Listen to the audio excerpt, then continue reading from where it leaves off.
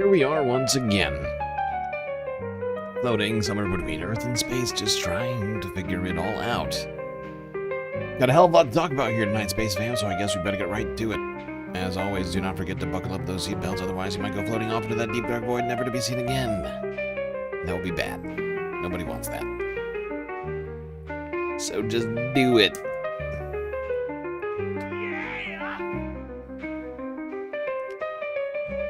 Anyways, happy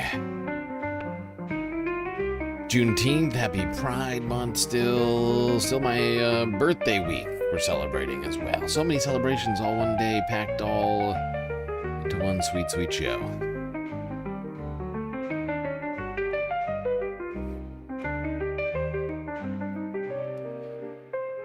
Well, a lot to talk about here, of course. We got Juneteenth.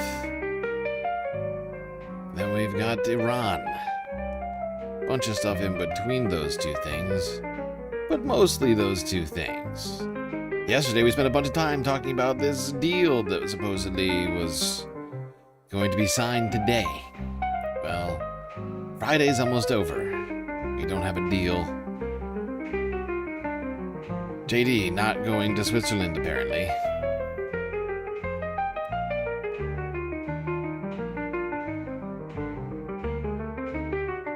Yeah, a lot to talk about. Anyway, I guess we better start here in the United States. I forgot to do shoutouts, didn't I?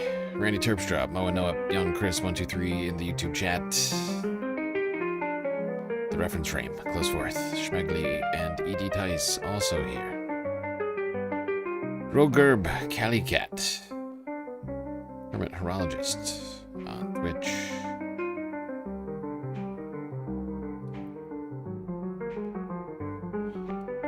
Yes, we are going to start off the show talking about Juneteenth. We watched this video yesterday, but somehow has become even more relevant in our discussions for tonight's show.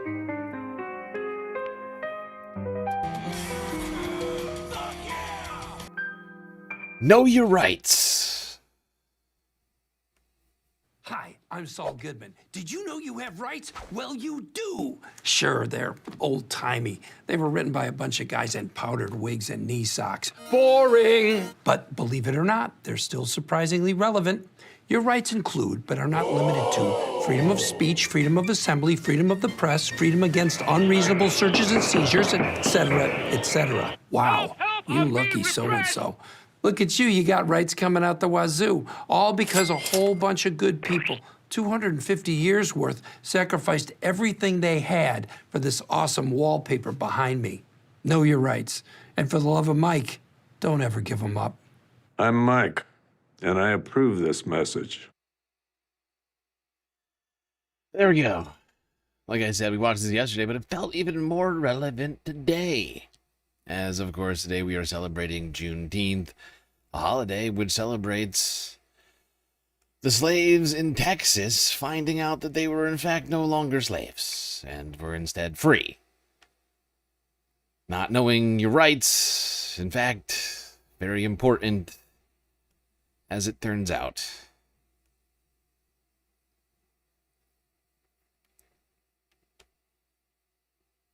See what I did there?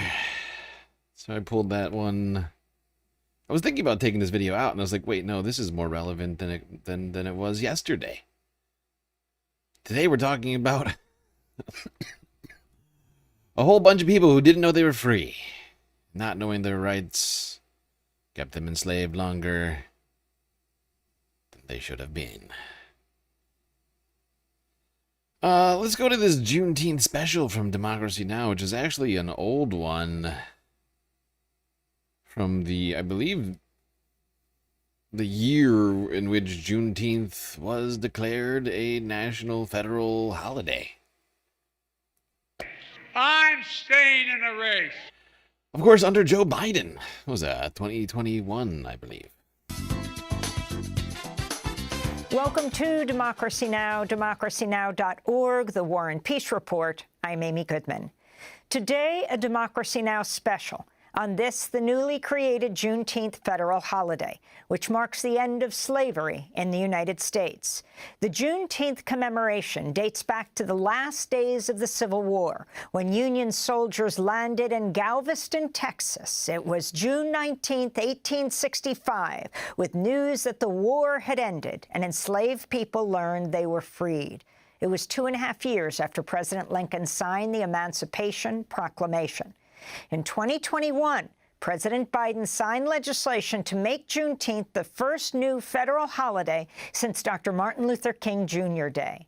The day after Biden signed the legislation, I spoke to the writer and poet Clint Smith, author of How the Word is Passed, a reckoning with the history of slavery across America. I began by asking him about traveling to Galveston, Texas, and his feelings on Juneteenth becoming a federal holiday. As you mentioned, I went to Galveston, Texas. I've been writing this book for 4 years, and I went 2 years ago, and it was marking the 40th anniversary of when Texas had made Juneteenth a state holiday, and it was the Al Edwards prayer breakfast. The late Al Edwards Sr.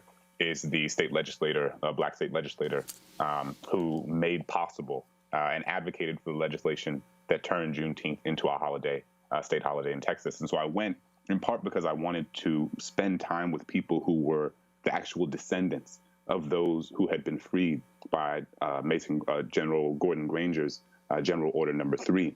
And it was a really remarkable moment because I was in this place, on this island, on this land, with people for whom Juneteenth was not an abstraction. It was not a performance. It was not merely a symbol. It was part of their tradition. It was part of their lineage. It was an heirloom that had been passed down and that had made their lives possible.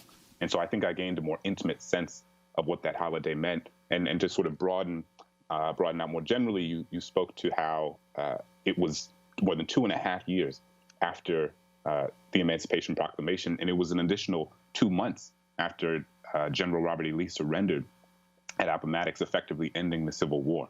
So it wasn't only 2 years after the Emancipation Proclamation; it was an additional 2 months after the Civil War was effectively over. And so for me, when I think of Juneteenth, part of what I think about is both andedness of it. That it is this moment in which we mourn the fact that freedom was kept from hundreds of thousands of enslaved people for years and for months after it had been attained by them.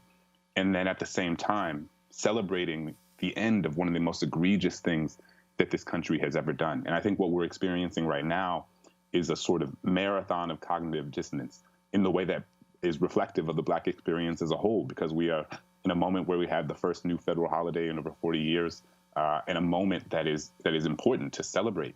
Yeah, and I think, it's one of those things that we can't, another one of those things that we cannot forget is that this is 2 years after the end of the Civil War, but for more than 100 years, Jim Crow and systemic oppression, segregation, and all of these other things that happened until, the civil rights era of the 60s, right? Like, I mean, you have a very long period of time where the same people freed during this moment still experienced less freedom than everyone else, right? Or certainly, white landowning men, right? And things, slowly progressed over this time, but there was a great number of fucking atrocities that occurred and things that we're currently experiencing today, right? Once again, with basically poll taxes coming back, something that was outlawed not long after this, actually. And we're living in a time where Black history is being erased, and basically the same people, the same insurrectionist, secessionists, racists, basically a whole group of, right, like the same people who in the early 20th century tried to vitalize the South and the Confederate myth and all of this stuff. I mean, it's all happening right now.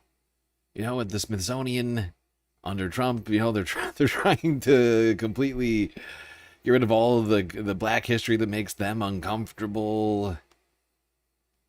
It's not a good time. It feels like we're revisiting a very dark time, dark history. The Juneteenth, and to celebrate the end of slavery and to have it recognized as a national holiday. And at the same time that is happening, we have a state-sanctioned effort across state legislatures across the country that is attempting to prevent teachers from teaching the very thing that helps young people understand the context from which Juneteenth emerges. And so I think that we recognize that as a symbol, Juneteenth. Yeah, and once again, this is 5 years ago, right? This is when CRT, Republicans found out about critical race theory, and they were having meltdowns. Over the, sociological concepts. And now we're just seeing, we are seeing the complete and total usurping of the government by those same people. We're having that moment of outrage over CRT that really never ended. And it's just sort of metastasized into what we have now as a government that is dismantling all of that kind of stuff in every place that they can find it, right? The second Trump came into office, that was like their number one goal: get rid of DEI and critical race theory. That was going to bring about unprecedented merit, as we were told.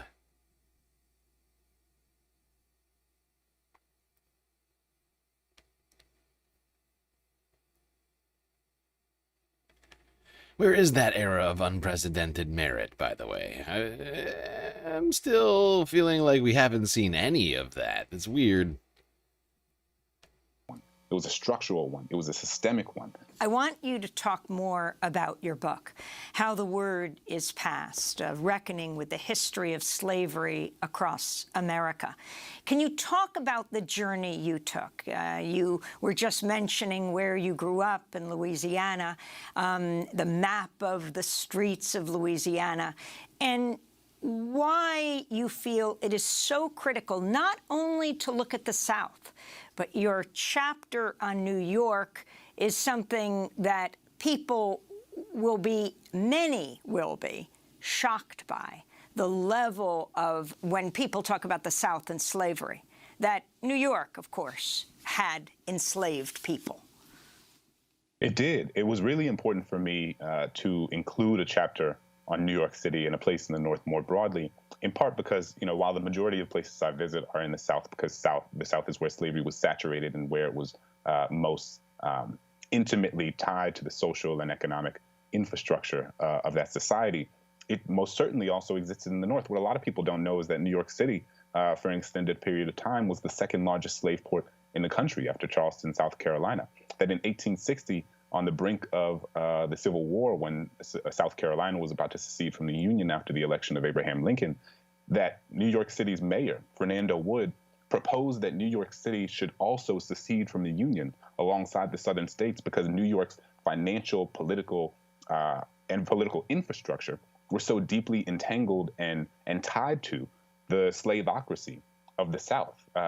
Also that the Statue of Liberty was originally conceived by Edouard de la Boulaye, a French abolitionist who conceived of the idea of the Statue of Liberty and giving it to the United States as a gift, that it was originally conceived as an idea to celebrate the end of the Civil War and to celebrate abolition. But over time, that meaning has been, even through the conception of the statue, right? The original conception of the statue actually had Lady Liberty breaking shackles, like a pair of broken shackles on her wrists to symbolize the end of slavery. And over time, it became very clear that that would not have the sort of wide mainstream support of people across the country. Obviously, this having been just not too long after the end of the Civil War, so there were still a lot of fresh wounds. And so they shifted the meaning of the statue to be more about a sort of inclusivity, more about the American experience, the American project, the American promise, the promise of democracy, and sort of obfuscated the original meaning to the point where even the design changed. And so they replaced the shackles with a tablet and the torch, and then put the shackles very subtly, sort of underneath her robe. And you can, but the only way you can see them, these broken chains, these broken links, are from a helicopter or from an airplane. And in many ways, I think that is a microcosm for how we hide the story of slavery across this country, that these chain links are hidden out of sight, out of view of most people, from under the robe of Lady Liberty, and how the story of slavery across this country is very, as we see now, very intentionally trying to be hidden and kept from so many people, so that we have a fundamentally inconsistent understanding of the way that slavery shaped our contemporary society today. Yep, it absolutely is a a microcosm and a artistic representation of, even if not intentional, as a result of the very thing, like, right, like the fact that it was seen as being too woke, or whatever you want to call it at the time, and deciding, oh, we got to hide that aspect of our history.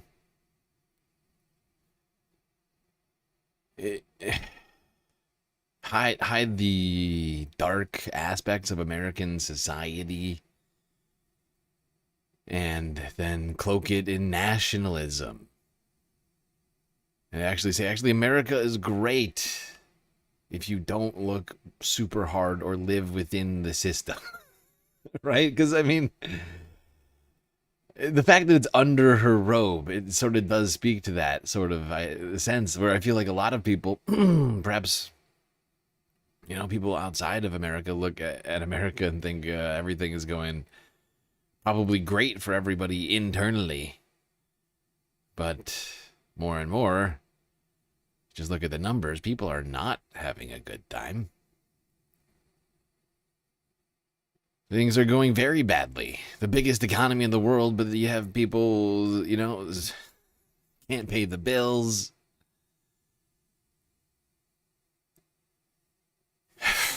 Ridiculous number of fucking homeless people. I don't even know what it's at right now. I don't know if we're keeping track of it anymore under the Trump administration. There's like 1 million last time I checked.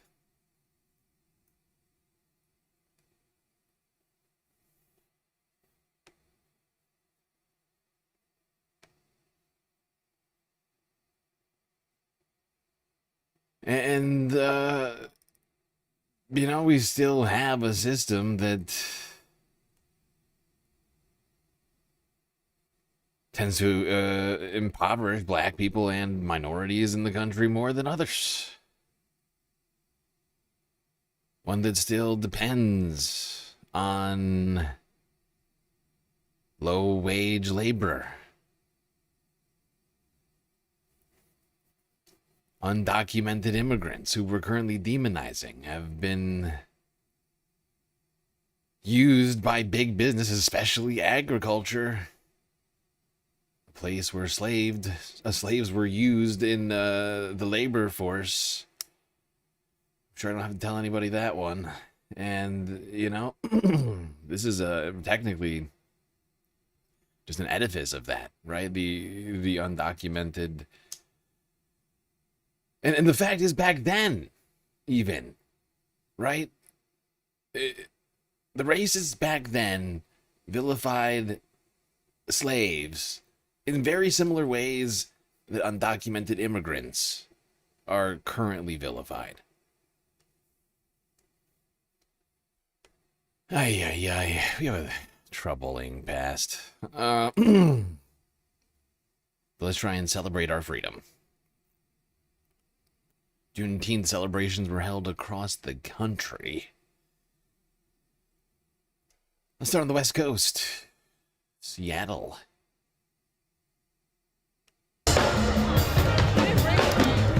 Music, culture, food, and fun.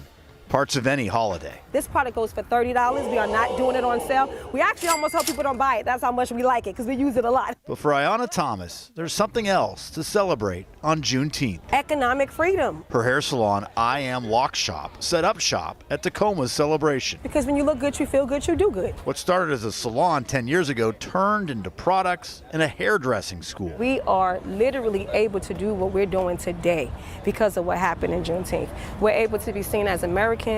We're able to be seen as people that actually have something of culture to offer that's worth it, that's of value. Happy Juneteenth! What we do is we spray our pans, then we pull our dough pies out. Alex Davis makes pizzas, but only as a side gig. I'm actually a pastor, and so we started this truck so that we can help youth get job experience. Actually, take the timer down to 5 minutes. 5 minutes? Yes, sir. He and his apprentices are working Juneteenth. Davis sees it as an opportunity to serve his community and more than just slices. Even though it's a focus on African Americans, it's for everybody. Everything we've done. Okay, the pizza's making me too hungry. We gotta move on to the next clip. Jesus. I should have eaten before the stream. By the way, I don't know if anybody noticed, but I updated the galactic deficit goal. We're about halfway there. I think we were over halfway now by just a few bucks. So that's positive development, although we're still further away from completing it than I'd like. Still got a little less than 2 weeks to complete it. And while I'm talking about this, I may as well start the galactic content goals on Twitch. YouTube doesn't get one because we're still demonetized.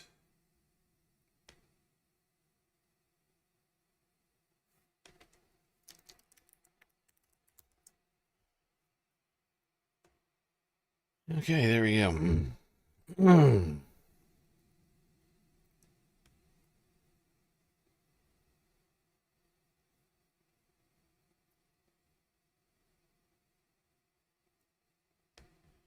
All right, let's go south down to LA, where more Juneteenth celebrations were underway earlier on Friday. Well, today is Juneteenth, a celebration of freedom, resilience, and the ongoing pursuit of equality. As communities across the U.S. come together to honor this important day, we're taking a closer look at its history and why it continues to resonate today. We're joined live in studio by Dr. Marquita Gamage. She's a professor of Africana Studies at CSUN. Thank you so much for being with us this morning, and happy Juneteenth. Of course. Thank you, and happy Juneteenth to you as well. Thank you. I love your outfit, all the accessories. You are ready this morning. You look celebratory. A lot of people still don't understand what this day is about. So let's start with the basics. What is Juneteenth celebrating? Yes, so Juneteenth marks the arrival of freedom, and it celebrates liberation, resilience, and Black humanity. It officially commemorates the day that freedom arrived on June 19, 1865 in Galveston, Texas. That's when enslaved Africans learned that they were free when Union troops arrived and shared the General Order Number 3, that slavery was no longer legal in those Confederate states. And we have to understand, back at the time, there's no cell phones. No. There's no way to get a message to people. So that's why it arrived so much later for people in Texas. Exactly. It took over 2 years because Union troops have to go from city to city making this declaration. And in fact, it was Black Union troops who first entered into Texas, some of the first ones who went into Texas sharing about the Emancipation Proclamation. Absolutely. So there's a lot to celebrate today. But of course, it's a new movement that it's become a holiday. Yes. How did it even become a holiday? Well, once they learned of their freedom, they began to reunite with their families and celebrate. And what we found was that Juneteenth has been celebrated for over 160 years. Oh, wow. Yes. And so today we're now celebrating the 6th year of it being an official national holiday. Right. But that was a lot of work. People like Opal Lee and many community-based and grassroots organizations have been advocating for Juneteenth to be an official holiday. Well, we're talking about Opal Lee and all this other stuff. We may as well just go right down to Houston, Texas.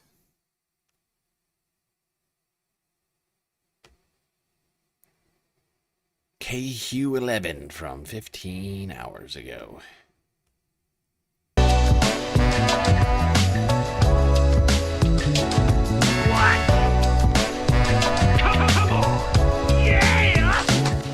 All right, today the annual celebration of freedom recognizing Juneteenth will take place at Emancipation Park. It was 161 years ago. Federal troops arrived in Galveston 2 years after the Emancipation Proclamation was actually signed to announce that all slaves were free. KHOU 11's Katira Winfrey is live at the park this morning. And Katira, this is a place where really culture and community such big parts of this celebration. Absolutely, Alona. June 19th or Juneteenth has been celebrated here at Emancipation Park since 1872. The formerly enslaved actually purchased this piece of land. So this celebration of freedom on this land holds a special significance. Now, people in Texas have been celebrating Juneteenth for generations, but it was only declared a national holiday in 2021.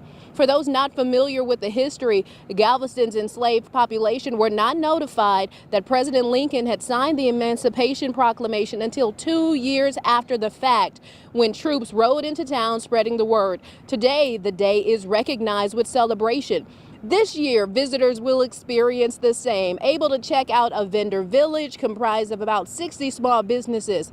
Take part in a domino tournament hosted by former NFL star Terrell Owens, along with taking in musical performances from local and nationally known artists like Scarface and Robert Glasper. Now, Owens and the Emancipation Park Conservancy CEO Corey Wilson came to our extended morning newscast to talk about today's event. Take a listen.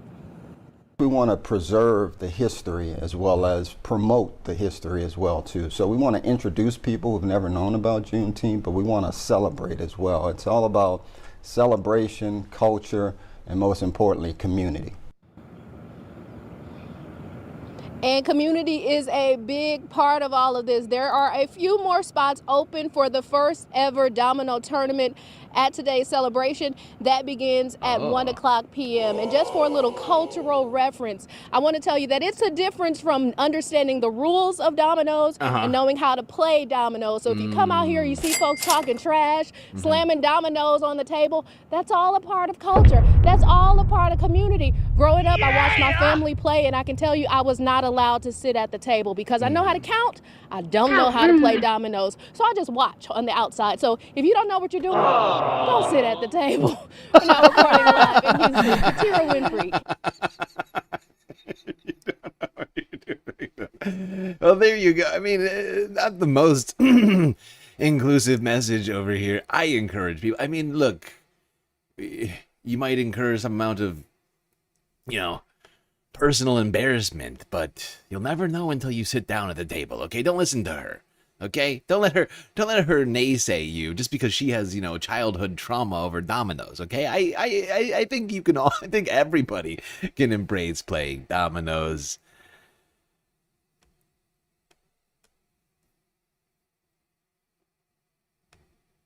That's just me.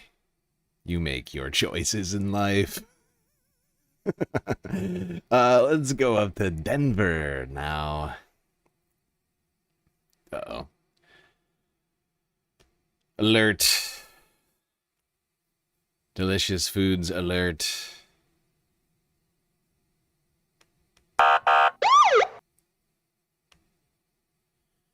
Juneteenth Eats, the history behind traditional foods eaten on the holiday. Denver 7.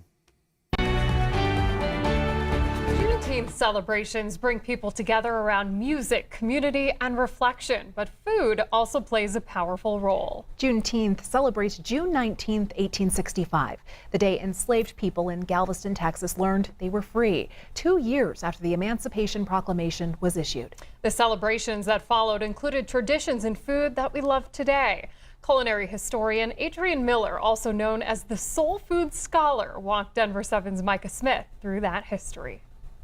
Today we are at the Blazing Chicken Shack and we're talking about Juneteenth. What do you think about just the idea of food, yet again, being such a central part of a celebration and a part of Black culture and the people, especially during this time of emancipation? Yeah, so their emancipation celebrations is what they're called. So Juneteenth is one of those. So the early celebrations were a mix of reverence, usually hosted by a church.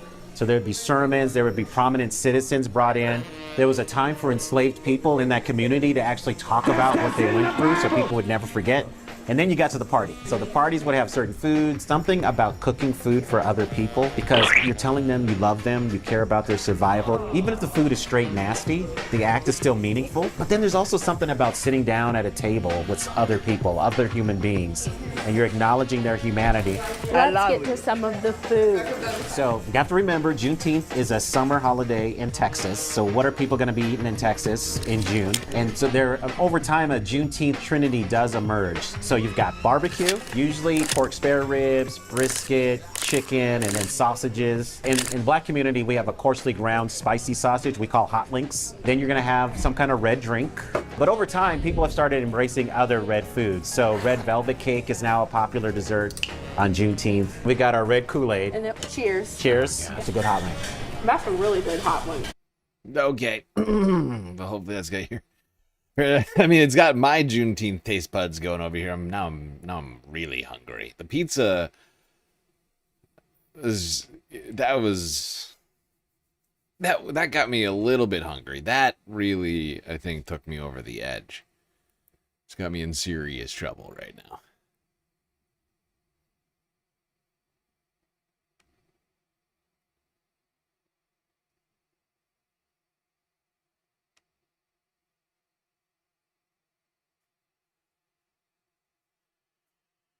Okay, let's keep this going. Not leaving Denver. Let's go to this interview with the first woman to run for Miss Black Rodeo USA.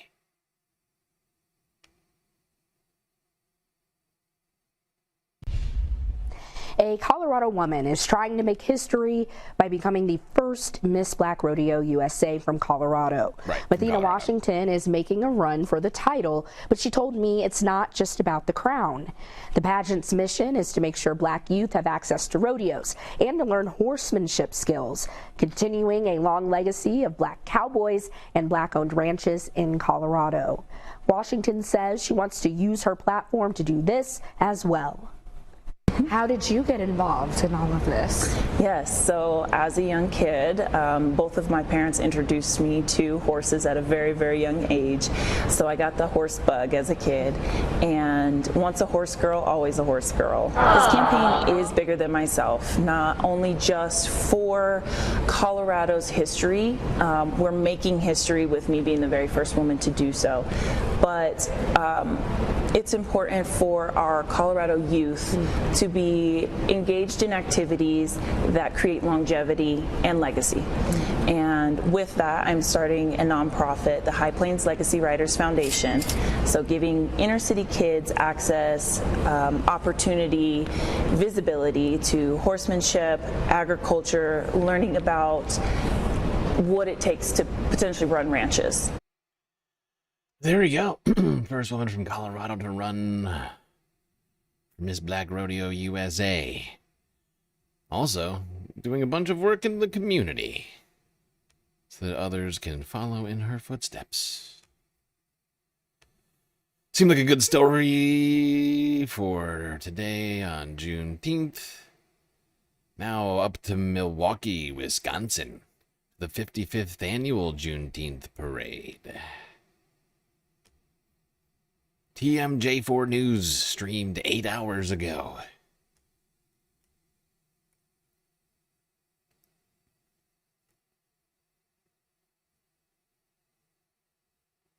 Hundreds of participants are now headed toward Five Corners, where they will cross onto historic King Drive and end on Burleigh, followed by opening ceremony shortly after on King. Okay, I'll skip ahead. Let's see the actual frickin' parade here. Oh my god. To public service. Absolutely. Mandela also a product of Milwaukee. But yes, through and through. Nelson and Mandela. grow up. HBCU. Absolutely. You know? We watched him grow up from a young man to taking the reins of many titles and doing his thing. That's what right. it's all about. And as we have the Corvettes coming through, let's talk a little bit, guys. What does Juneteenth mean to you personally? It's a day of celebration. It's a day of freedom. It's a day that we recognize that we are somebody. And it's a day of friendship, kinship, fellowship, sisterhood, brotherhood, and love. It's a time for us to come together, to stay together, and make this city what it's supposed to be. And Frank, you moved to Milwaukee after attending the University of Wisconsin Oshkosh. Yes. And yes. so I think, and you actually moved here, is it Barbados? Trinidad. Trinidad. Trinidad, get it right. Come on. Come on!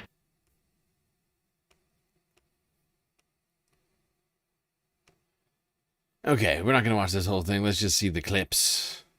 The highlights. WISN News here. I think it's got some for us.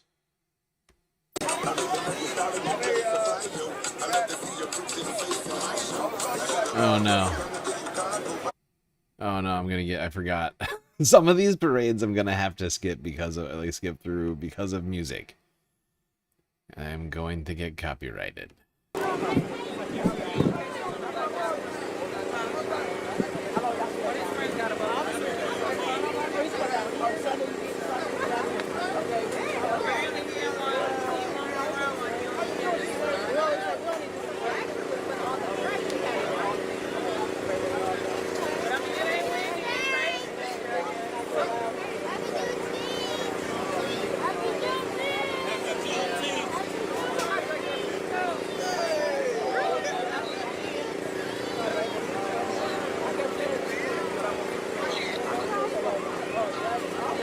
The Freemasons.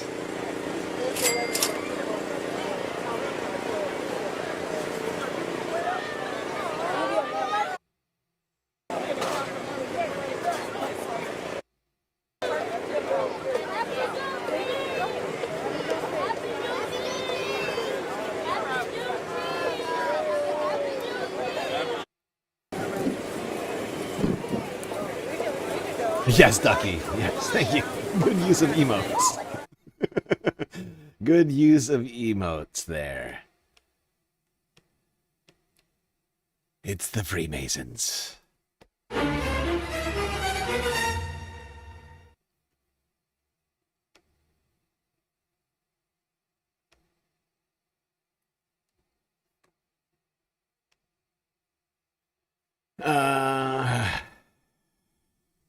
All right, let's go down to Chicago.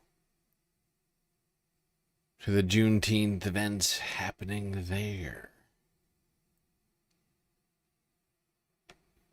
This walk for freedom done in the name of Opal Lee, also known as the grandmother for Juneteenth, was 2.5 miles long, representing the 2.5 years it took for the news of the Emancipation Proclamation to reach enslaved people in Texas. Happy Juneteenth! People still coming together and celebrating the freedom, not just of being an African American that was emancipated, but being an American that's able to live out the freedom that our country and our Constitution provide for. Deion Sims is quite literally marching in the footsteps of her grandmother, Opal Lee. Lee, who is 99, walked hundreds of miles across the country, urging lawmakers to recognize June 19th as a national day commemorating the end of slavery in the United States, while also bridging political divide. Juneteenth is a unifier.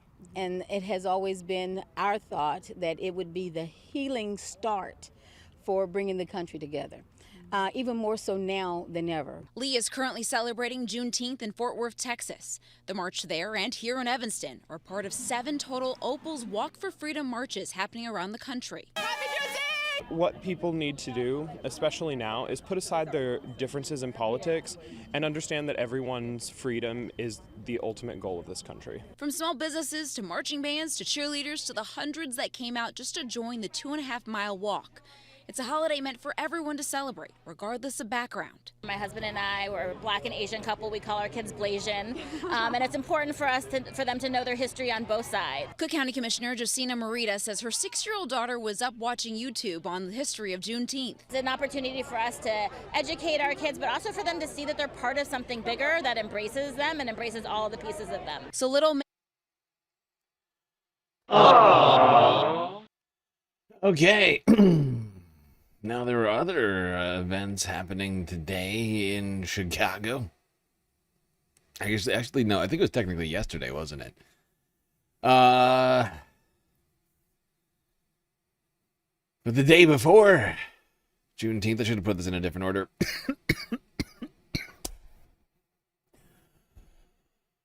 The Barack Obama Presidential Center in Chicago finally opened its doors with all sorts of people in attendance. Celebrities, politicians, people like that.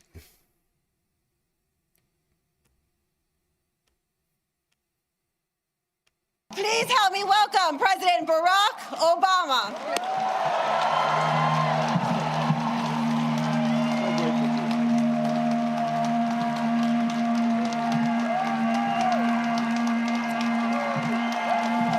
Hello, Chicago. Sweet home, Chicago. Please have a seat. Thank you, Puni, for that outstanding introduction. No, we are not going to listen to this whole thing. It's like half an hour long, and most of it is a bunch of centrist gobbledygook. Where he talks about how he basically I'm gonna be perfectly frank. Obama still thinks there's a fucking a fever in the goddamn Republican Party. Okay?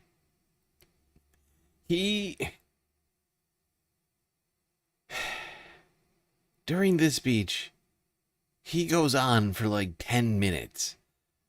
He doesn't quite use the phrase. Like, I think he knows that phrase is beat as fuck. But he basically says everything other than that that would lead you to believe the exact same thing. Basically suggesting that Republicans need to, like, get out of the state that they're currently in, and wake up and care about the Constitution. And it's like, dude, what fucking world are you living in, man?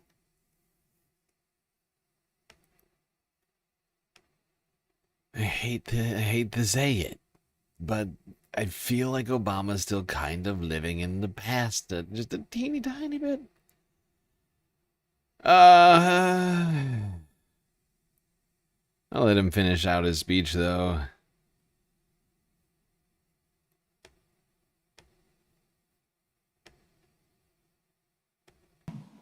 And on the rug, you'll read words from some of America's greatest leaders, including a quote that inspired that arch that you see right there at the south end of the plaza by Martin Puryear. The arc of the moral universe is long, but it bends towards justice. And it's a quote that was often invoked by Dr. Martin Luther King Jr., but it originally comes from a Boston minister's sermon more than 170 years ago. And at the time, the abolitionist cause seemed lost. The Compromise of 1850 had made harboring fugitive slaves a crime under federal law, even in those states that had abolished slavery. And in a case that garnered national attention, a young fugitive in Boston had been seized and tried and marched to the wharf by hundreds of armed officers, where he was summarily put on a ship bound for the South, where he would remain in shackles and chains. And it was a moment of profound uncertainty and despair. A moment the minister called darker than any New England had witnessed. We do not see, Reverend Theodore Parker observed, that justice is always done on earth. Many a knave is rich, sleek, and honored, while the just man is poor, hated, and in torment. Help! Help! I'm being repressed! I do not pretend, the preacher said, to understand the moral universe. The arc is a long one. My eye reaches but little ways. I cannot calculate the curve and complete the figure by the experience of sight. I can divine it by conscience.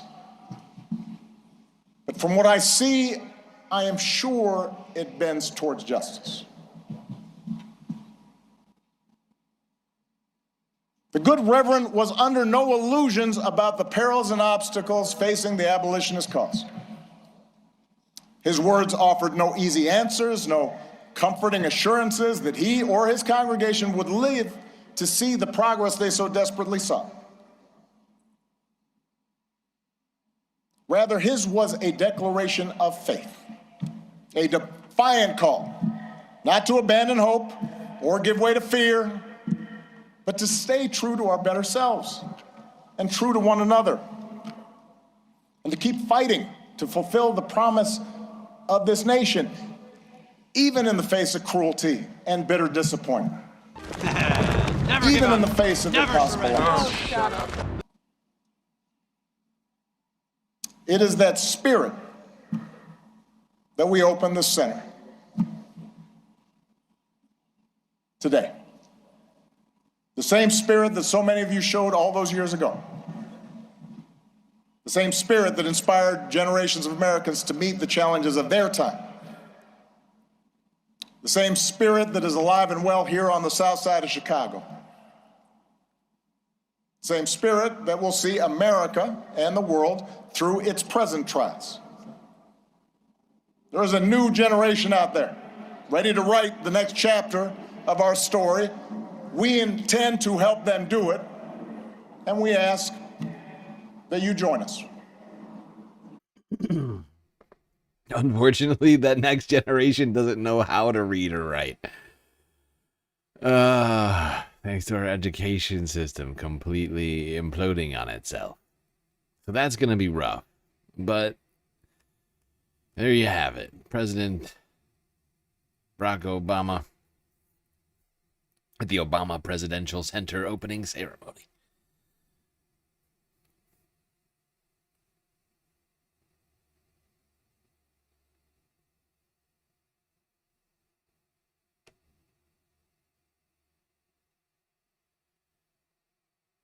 But lots of people attended this thing, if you didn't notice in the audience. As I mentioned, big celebrities, politicians, and regular folk. Stevie Wonder, even. Bruce Springsteen. Bono.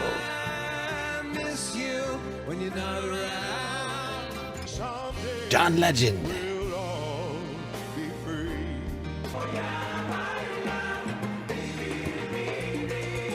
I don't need nothing. You are my everything. Oh, all of the artists and beautiful people here for the Obama Presidential Center opening ceremony.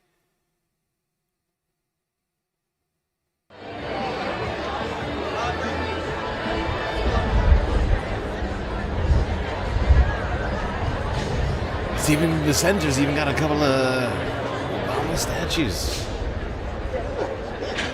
The president and the first lady. What does that sign say? Unconstrained convention by what is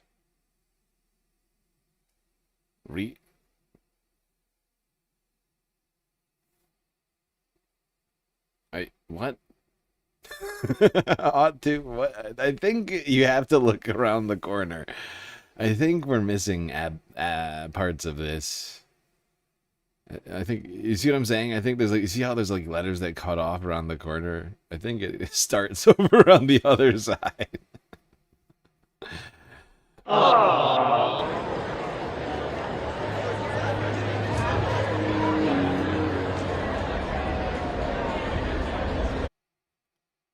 You can high five the statues. Oh, fancy. Oh, very fancy. I didn't know you could high five a statue. That's fairly innovative. All right, ABC 7 Chicago for the last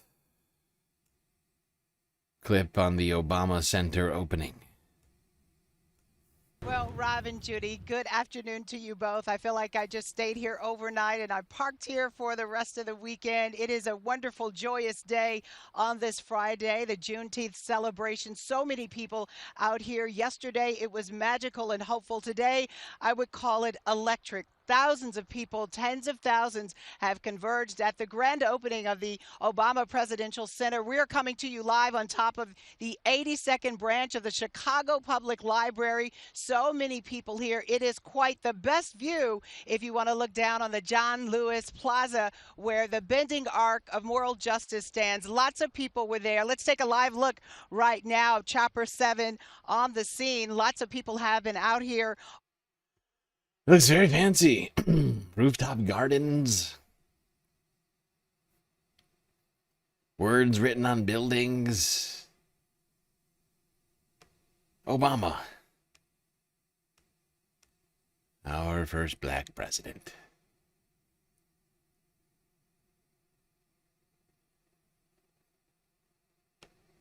Now to our first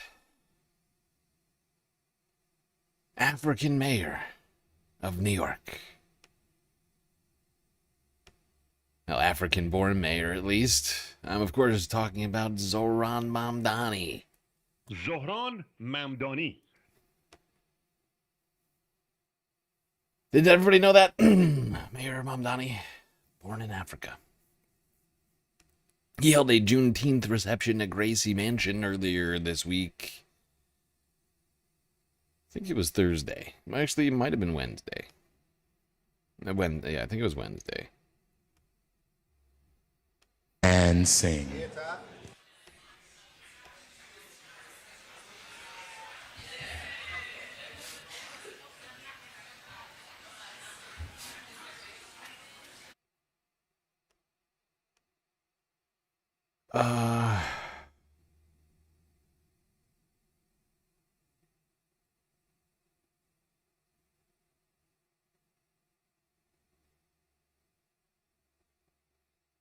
Oh, right. Okay, and actually, I'll let him go. Yeah.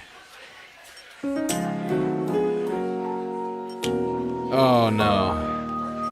I forgot. I think this might be... I don't know if this is copyrighted. I can't do this. Can't do it. Not gonna do it. Not gonna do it. Wouldn't be prudent at this juncture. I'm sorry, everybody, but one of the things under the low effort, inauthentic banner is too much copyrighted material. And as a result, I don't know, I'm having to make weird decisions these days about what we watch and or listen to. Let's give it up one more time for Tyron Stearns. Good evening, everyone, and welcome to Mayor Zohran Kwame Mamdani's Juneteenth celebration here at Gracie Mansion. My name is Chris Smith, and I serve as the faith liaison for the Mayor's Office of Mass Engagement, where we work to build meaningful partnerships with faith communities across New York City, connecting them to resources, uplifting their voices, and strengthening their impact in our neighborhoods. I'd like to shout out a few people from our admin that are here today. So if you're here, please wave your hand so those know that you're in the room. We have Martin Allister, Commissioner for New York City Department of Health and Mental Hygiene. We have Rebecca Jones-Gaston, Commissioner for Administrating for Children Services. Okay, we don't need to know about everybody who's here. I forgot that that's what this guy does. He just basically gives a rundown of everybody that's talking.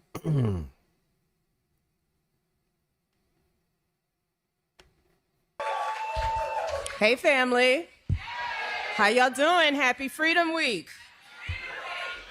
All right, I was honored to be invited today to speak as a precursor to our youth leader that will be speaking after me.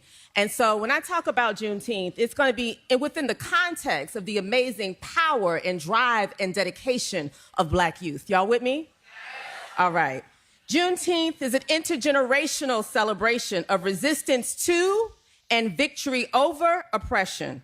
It's a story of never giving up, even in the face of delayed freedom.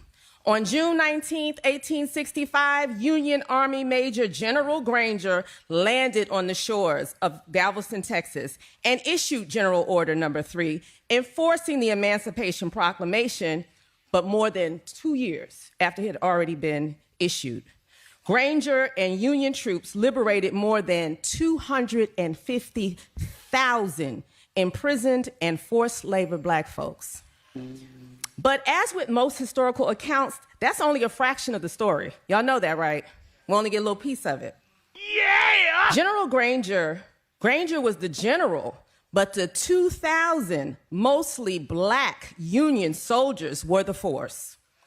They were the force behind the liberation of African people in Texas and the resistance to this remaining Confederate stronghold. They were the resistance physically and narratively. Can you imagine our ancestors seeing those troops land on those shores? Furthermore, teenagers and young men under 23 made up the majority of this force. I grew up knowing all about Juneteenth because I have deep roots in South Texas. My mother, Marie Francis, was born just miles away from Galveston in Wharton County, Texas, only 80 years after this historic event. She knew personally elders who were alive when the Black people of Texas were liberated from slavery. My grandparents, born in the 1920s, had even deeper connections with elders who remembered the day vividly. And they passed that story down to the next generation. This is not ancient history, y'all. Don't let them tell you this is ancient history. The story of Juneteenth is also often characterized as General Granger coming to Galveston. Sometimes it sounds like he came there by himself to inform Black Texans of an emancipation that they were unaware of, and then suddenly, poof, they were happy and free. My mother asserts, without hesitation, through direct oral history, that the Black people in Texas knew about emancipation. One, because they had been fighting for it for centuries, but also their ongoing imprisonment was not a function of their ignorance. It was a matter of power and enforcement. It wasn't the word that traveled slow. It was the enforcement of Black liberation that moved at the speed to deference to white supremacy and white privilege. When my mother migrated to Brooklyn, New York in the 1970s, she met my dad, got married, had 2 kids. I'm one of them. And she was astonished at how many New Yorkers new and generations old, thought that chattel slavery was an institution only of the American South. She was shocked, right, that this is what the thought was. As a social worker and educator, she made it a point to teach New Yorkers about 1827 and the act of the gradual abolition of slavery. While in the 70s, her proximity to individuals who experienced this inhumane and barbaric institution in the South may have been a bit closer by 40 years to what happened in New York and Texas have a shared history of delayed liberation. In fact, they say that emancipation was in 1799, but Africans in New York State weren't free until 1827. A full 28 years later. And we find that this story of delayed emancipation happened all over the nation. What's telling about this New York delay is that it robbed young Black people of their childhood and their youth. You see, in 1799, certain groups of people were emancipated, but children and youth had to remain in servitude to slave owners. The age was 25 for women and 27 for young men. Just was to extract their labor. So they were not only the people exploited during this time, they were also the liberatory forces of this era to abolish slavery. So finally, while we celebrate Juneteenth and the resistance to the Confederacy in the South and acknowledge Texas as the last state to end slavery as a practice, we know that we must not forget Mississippi, hold my beer. They didn't ratify till 1995. How many people in the room were alive in 1995? Okay, Mississippi said, hold my beer. That shit is out of control. But here is the lessons I want. Yeah, and I hate to interrupt her. She's cooking. But I just want to remind everybody that the Supreme Court just told states like Mississippi, who took until 1995 to ratify that amendment. And the Supreme Court's telling states like Alabama and other deep South states that have similar histories, go back to those Jim Crow era maps. They weren't that racist, actually. It's the maps that were created to solve those mistakes. Those are the racist maps. Go right back to that. And it's fucking crazy that this is what we are having to deal with right now in 2020 fucking 6. Believe of Juneteenth. Moving forward to our youth speaker. 1, 4 lessons. 1, never give up. 2, the South is everywhere, y'all. I believe it was Malcolm X that said, as long as you're south of the Canadian border, you're in the South. 3, black imprisonment and forced labor is not ancient history. And finally, our young people are not only often the targets of racialized terror and discrimination, but they have always been and continue to be on the front lines of liberation. Happy Juneteenth, y'all.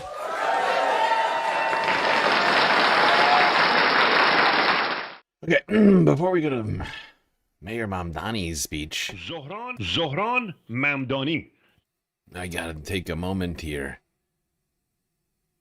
Pretty fucking crazy donation on PayPal. I'm still sort of wrapping my head around this. I don't know what led this individual to do the thing. I mean, I see it in the message. It still just sort of defies all logic. But we gotta do one of these.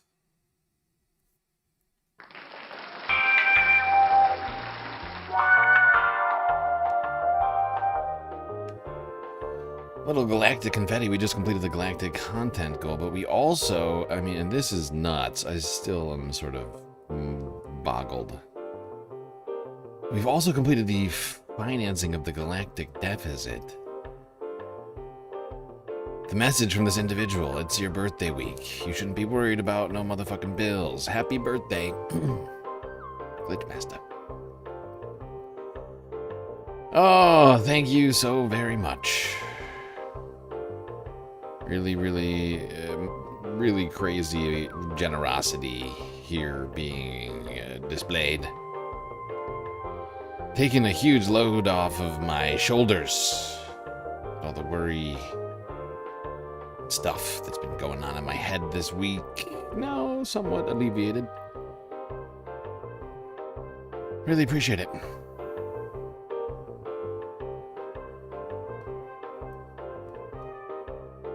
Thank you, Glitchmaster. I don't know. Did you hit the lottery or something? What's going on? Anyway, galactic content goal completed. Galactic financing of the deficit goal completed. No deficit, no content goal.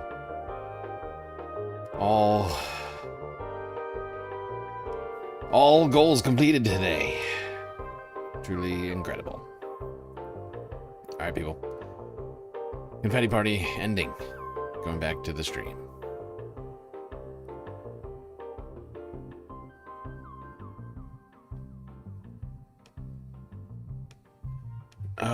Wait, actually... Yeah, we're gonna skip ahead to Mayor Mamdani. What he had to say.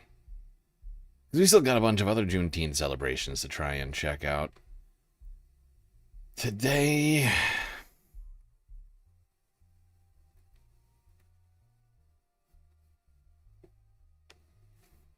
Zohran Mamdani.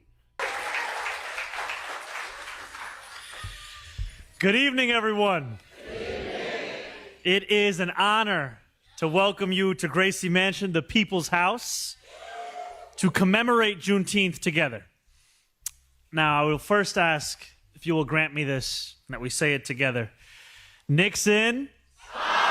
Nixon. I want to say thank you to the incredible artists, activists, and community leaders that are here with us today. And I'd like to begin by acknowledging Dr. Pace, because your sculpture, Triumph of the Human Spirit, in Foley Square has become a rallying point for so many who dare to imagine a better future.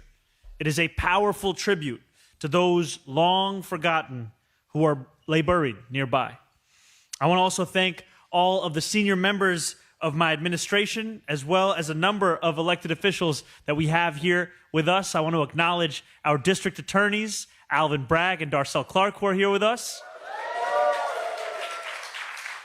New York State Assembly member Chantel Jackson, who is here with us. Tamika Mallory, who is here with us. Reverend Stephen Green and Lady Brea, who is here with us. Arva Rice from the New York Urban League. L. Joy Williams from the NAACP. Raymond Codrington from the Weeksville Heritage Center. And Alicia Garza from Black Lives Matter. There are so many more who are here, who have blazed a trail for this city and for this country and for this world. And I am so deeply appreciative of you taking the time to join us this evening. You know, on Juneteenth, as you've heard so many say, but as any elected official will tell you, we have to say it again ourselves. We commemorate the people of Galveston, Texas, learning of their freedom. As you heard, it was a full 2.5 years after the Emancipation Proclamation took effect on January 1st, 1863. Now, more than 250,000 formerly enslaved black Texans turned June 19th into a holiday of barbecues, of rodeos, of singing, of red punch. When black people were denied the right to gather in public places for the holiday, they were not deterred. They purchased private tracts of land and turned them into parks where they could gather together. I'm struck by the determined joy this holiday insists on, that even after freedom was delayed time and again, even after rights were withheld and opportunity was restricted, black Americans still found a way to stand together in solidarity, to create a day of celebration. As we approach the 250th anniversary of the signing of the Declaration of Independence, I am reminded that the story of American progress has never been a linear one. If nothing else, it has been a story of everyday people continuing to reach for our nation's highest ideals. No matter what adversity lies in the way, no matter how many with power and means strive to keep liberty just out of reach. That story is one that was told here in our city too, in meeting houses and on street corners and dockyards and on farmland. It is not lost on me that we stand together in a house that was built in part by enslaved labor. Nor do I forget that some of my predecessors centuries ago had enslaved people working for them themselves. Our city may have been relatively early to outlaw the practice of slavery, but we benefited from that practice too. It is estimated that approximately 80% of Southern cotton passed through New York City. And yet I am proud of our city's legacy as home to some of the most powerful voices in the abolitionist movement. David Ruggles, Louis Napoleon, Sojourner Truth, and so many more. New York City was the beating heart of so many daring operations for freedom, a crucial part of the Underground Railroad, a city where people risked their lives daily for others that they had never met. I think, too, of Weeksville. Decades before the Civil War, stevedore James Weeks bought land in Brooklyn and turned Weeksville into a safe haven for free black New Yorkers, sustained by their own shops, schools, nursing homes, orphanages, newspapers, and churches. And I think of the 4,000 black New Yorkers who were not drafted into the Union Army during the Civil War, who were in fact denied the right to serve, but demanded to take part in the fight for freedom anyway. Many lost their lives so that others might taste the dignity that they had to fight so hard to know. On Juneteenth, yes, we celebrate. And we are also reminded of how much more work remains to be done so that all may know dignity. You have all heard me speak of the affordability crisis affecting our city. And yes, it affects every single New Yorker. However, we all know that the impact of this crisis has not been borne evenly. As the old saying goes, when America catches a cold, Black America gets pneumonia. Over the past 2 decades, rising costs have pushed 200,000 Black New Yorkers out of our city.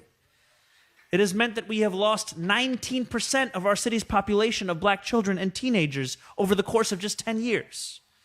And as City Hall works to enact an affordability agenda that lifts financial burdens off the backs of every New Yorker, as we deliver universal childcare, city-run grocery stores where food is actually affordable, hundreds of thousands of permanently rent-stabilized homes, we do so knowing that for far too long, neighborhoods that Black New Yorkers have helped to build, like Canarsie, the South Bronx, Howard Beach, and so many others, have had to choose between being last in line or not at all.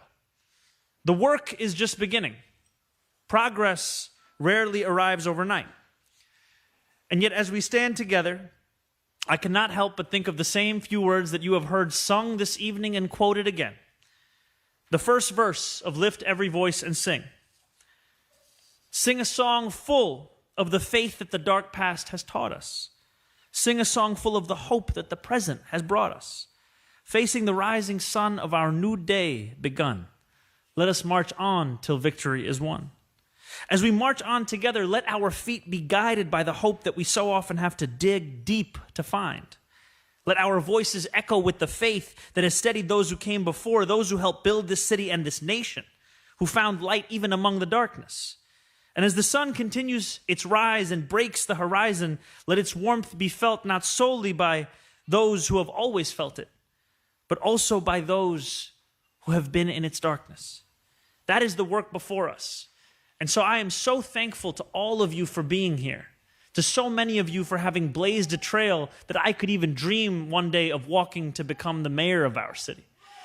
And as I think of this day and how it's often characterized as one of celebration, it must also be a day of recognition. A day recognizing all that is still to be done, because as this day celebrates freedom, I cannot help but think of the words of Martin Luther King Jr. decades ago, who asked, what good is having the right to sit at a lunch counter if you can't afford to buy a hamburger? So as we talk about freedom, as we celebrate freedom, we know that we still have to do the work to ensure that that freedom can be felt, that freedom can be used, that freedom can be a reality here in the most expensive city in the United States of America. So it is such a pleasure to be in this struggle with all of you, and I thank you for having led this for so long and for having allowed New Yorkers a chance to see what it can look like to live in a city where Black history isn't just something that has been written or is being written, but that it must also be a city where it can continue to be written. Thank you so much. Happy Juneteenth. Give us pizza or give us death. There you go. Mayor Mamdani speaking at the Juneteenth reception at Gracie Mansion.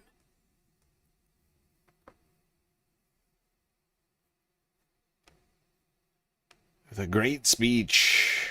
Great speech. A lot of strong points in there.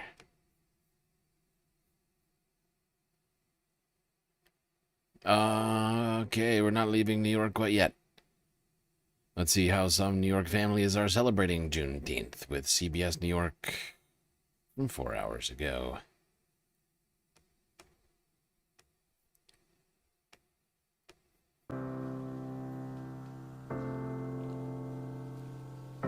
Juneteenth is not merely a celebration of laws being enforced. It is also a celebration of the joy, the determination, the resilience of Black Americans despite centuries of freedom delayed, of rights withheld, of opportunity restricted.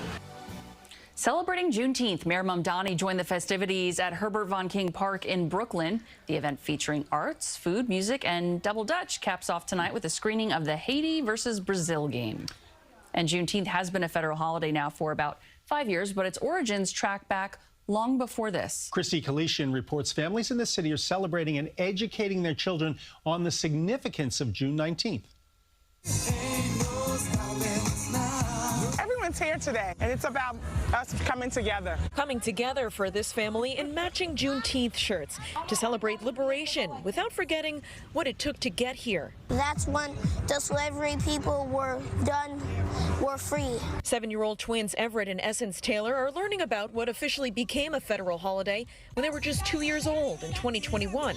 But Juneteenth dates back to 1865, when many of the last enslaved people in Confederate territory in Texas learned that they were free. 2.5 years after the Emancipation Proclamation had already declared them legally free. It's more than just the Declaration of Independence. This is when everybody had rights. They didn't tell stories of people who look like me. Keisha Morris is president of the New York City Federation of Black Cowboys, preserving history about Black cowboys through education. People of all ages and races also learned about Black history through the arts at Rockefeller Park in Battery Park City on Friday. We celebrate other people's culture, and it's great that the community, the world, the nation gets to celebrate Black history. While many say it's about time Juneteenth is recognized as a federal holiday, they add that there's still a lot of work left to be done. We need to check in with each other more. It's great that more people are learning, and hopefully more people continue to learn. Okay. More Juneteenth celebrations happening across the country. We've gone from one coast to the next. Now let's make our way down the eastern seaboard to Philadelphia.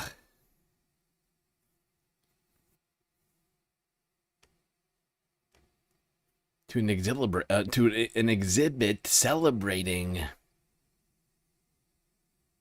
a costumer / designer who's helped in shaping iconic images in Black cinema.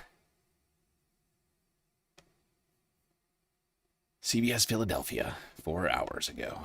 The Juneteenth Jubilee Block Party just wrapped up at the African American Museum in Philadelphia. The event included musical performances and plenty of family fun. CBS Philadelphia's Natasha Brown back with us now. She's out there enjoying the festivities. What's up, Tosh? What's going on, DV? Yes, it's been quite the day of celebration here at the African American Museum. We have seen thousands of people just enjoying the day today. Many folks just coming out to enjoy the block party, but also visitors got the chance to explore the museum as well. And right now, there's a special exhibit that's underway inside, and it celebrates Black culture and creativity, featuring the work of legendary costume designer Ruth E. Carter. Our Waukesha Bailey got a look inside the exhibit and spoke with the woman behind some of the most iconic scenes in film history. Take a look. Wow. Imagine walking through Spike Lee classics like School Days, Do the Right Thing, and another favorite, Malcolm X. You get to see the Detroit Red, and you get to see Malcolm X, so you see the way the costumes accentuate those personalities. Assistant curator Dr. Michael Wilson of the African American Museum in Philadelphia has brought in more than 80 costumes as part of the exhibit Afrofuturism in Costume Design, showcasing the work of two-time Oscar-winning costume designer Ruth E. Carter. From Spike Lee films to Black Panther and Sinners, the exhibit celebrates the artist who helped shape some of the most iconic images in Black cinema. Her exhibition creates so many avenues to talk about different aspects of culture and of history in artistic design. Well, this is a traveling exhibit, but here in Philadelphia, this is the first stop that is showcasing the iconic Sinners costume. So naturally, I had to speak with the designer herself, the legendary Ruth E. Carter, about what it takes to make some of the most memorable costumes in Hollywood. I'm telling the unique story of people who built this country. Those stories are in the details of her work, spanning more than 3 decades, including Selma, Amistad, The Butler, and Sinners. But oh man, those shoes are wild. Wait. of people who built this country. Those stories. The aquarium shoes. Look. Oh, God, with plants and aquarium gravel included. And the details of her work spanning more than 3 decades, including Selma, Amistad, The Butler, and Sinners. But one of her most challenging designs came from Black Panther. Where you see the slick black skin of the Black Panther suit. I wanted it to be really thin, and I wanted you to see the vibranium, the silver vibranium muscles underneath it. But it didn't quite work for late actor Chadwick Boseman. Every time he was on set and he did his karate kicks or his punches, he would blow his pants. And that was pretty embarrassing. You can see Carter's designs up close until September, as the museum... Okay.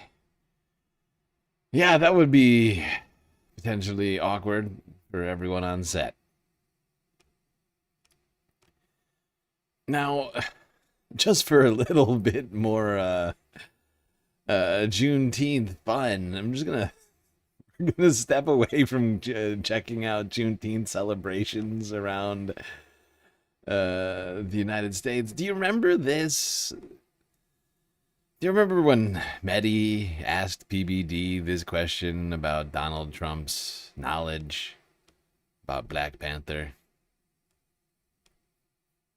I would love someone to stand up and say, Mr. President, when will you be going to Wakanda? Yeah, do you remember that? Because I keep wondering, especially today, I've been thinking about it a lot. I feel like somebody's got to get in there just for Juneteenth. Some reporter somewhere's got to get Trump to answer the question, when will you be going to Wakanda, sir?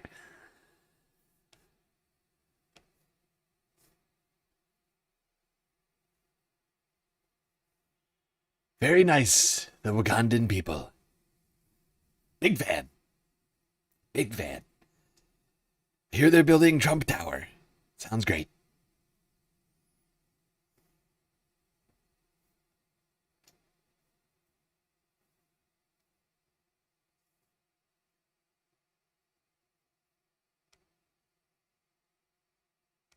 All right, let's go down to Baltimore, where Juneteenth celebrations were underway earlier on Friday. Thank you very much, Greg. Well, Americans across the country today gather to celebrate Juneteenth, with some festivities continuing into the weekend. So the holiday marks June 19th, 1865, when slaves in Texas first learned that they were free. Now, historians are right to point out that the Emancipation Proclamation actually ended slavery 2.5 years earlier. That is true. But word traveled slowly in those days, and more importantly, the Union had no way to enforce the law in states that were still fighting against it. So Juneteenth celebrates the day, the end of the Civil War, the last enslaved people in the U.S. learned that they were free. And today, the East Baltimore Historical Society is hosting its 3rd annual Juneteenth Day of Remembrance. Okay, well, there you go, people in Baltimore. Really, I think in basically every state in the nation there were Juneteenth celebrations, including in D.C., which is technically not a state.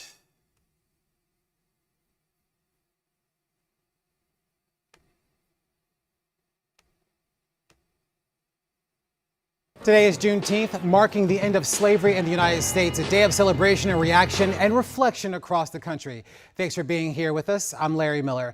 So, Opal's Walk for Freedom and the Ward 7 Juneteenth Parade just started about a Oh, I thought he was going to go through. half hour ago at Washington Heights Baptist Church, moving along Branch Avenue toward Randall Circle and Fort DuPont Park. Let's get to Melissa Kim, who's joining us live right now in Southeast DC. She is en route. Melissa, let us know what you're seeing. No doubt lots of people out there celebrating the holiday. Hi, Larry. Yes, we are along the parade route right now. I want to introduce you to the Ridge Road Butterfly Girls and Cheer program here. They are our latest stop. right now, again, taking part in the Opal's Walk for Freedom Parade. Now, just to give you some historical context, it's one of 10 walks happening around the country right now in honor of Dr. Opal Lee, who was instrumental in making Juneteenth a federal holiday. She'll actually turn 100 years old this year. And so on Juneteenth, participants in the walk all over the country, they walk 2.5 miles. That signifies the 2.5 years that it took for the news of emancipation to reach enslaved people in Texas. But we've... Well, there you go. People around the D.C. area all marching. And even down in Florida, Juneteenth celebrations held over the weekend. CBS Miami. Today is Juneteenth, and across the country and right here in South Florida, Americans are gathering to celebrate with festivities that'll go right through the weekend. So take a look at your screen here. We've got a list of events that are planned in our area here. Some of them happening in Miramar, also in Tamarack. So Juneteenth marks June 19th, 1865. That's when slaves in Texas were told they were free. Okay,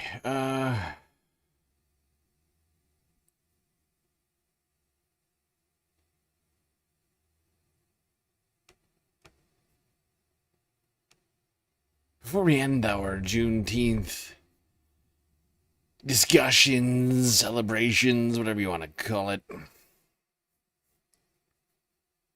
should go to one last place. Back to New York. To the Majority Report with Sam Cedar.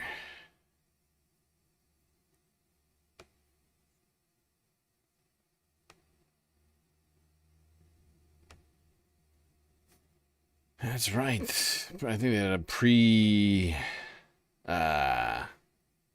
pre-taped Juneteenth special. Eddie Glaude talking about the relevance of Juneteenth in the shadow of our nation's anniversaries.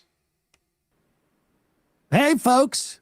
Today's episode is brought to you by my favorite company and product. Okay, hold on. We're skipping the Save Day. But for you, we have an amazing Juneteenth gift. There we go. An interview with the distinguished professor of African American Studies at Princeton University, author of 9 books, the writer of A Native Son on Substack, and the author of his latest, America USA, How Race Shadows the Nation's Anniversaries. Eddie Glaude Jr. will be with us today for the interview. And that's going to be it. But it is a super casual Friday. Yes, it is. So casual that we are not in the office. This is, I mean, you say it's a federal holiday. It's one of the federal holidays we respect. Like, we don't take President's Day off, for example. No, we don't take President's Day. Do we not? No. Oh, well, maybe we'll read it. But, you know, in the past, we've done shows on June 19th, and we've had some great guests. And you can check out, I would encourage you to just go back on June 19th in the past, I don't know, 5 or 6 years. We've had great guests who've talked about where the holiday came from. This, of course, in 1865, the last place in the country to know about the Emancipation Proclamation, which was signed 2 years earlier, was in Galveston, Texas. And it became a celebration in Texas and then spread across the country over the past couple of centuries, or I should say. Yeah, like 160 years or something like that. Hold on, I'm going to skip ahead a little bit to this interview, just for time's sake. You can find same day appointments because they open up when people cancel. Shit. Want to thank ZocDoc for ZocDoc. Come back. I'll be talking to Eddie Glaude Jr., professor of African American Studies at Princeton University, publisher of A Native Son on Substack, and author of America USA, How Race Shadows the Nation's Anniversaries.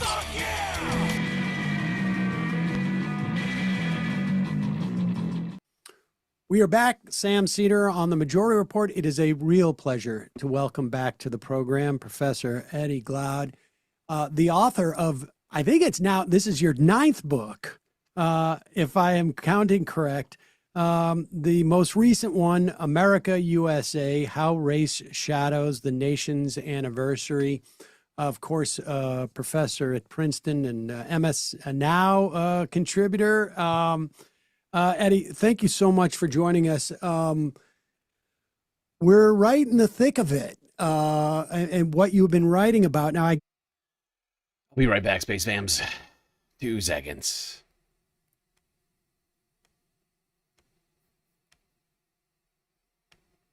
Start. I know many of the interviews you've had have started with those first lines of the book, and they're poignant. You wrote, "I do not love this country, never have." As a starting point, before we get into the notion of anniversaries and what we learn from it, explain that, I guess. I mean, look, I don't think it's that in some circles, and I don't think for this audience, it's a hugely controversial thing to say, but certainly for the parts of America that you're speaking to, it is, and to varying degrees, I would imagine. Yeah, it's a provocation, a deliberate one. And I thought I had to say it, Sam, for the folks who feel like they can't. But it works on 3 different registers. One, I'm signaling a disagreement with James Baldwin.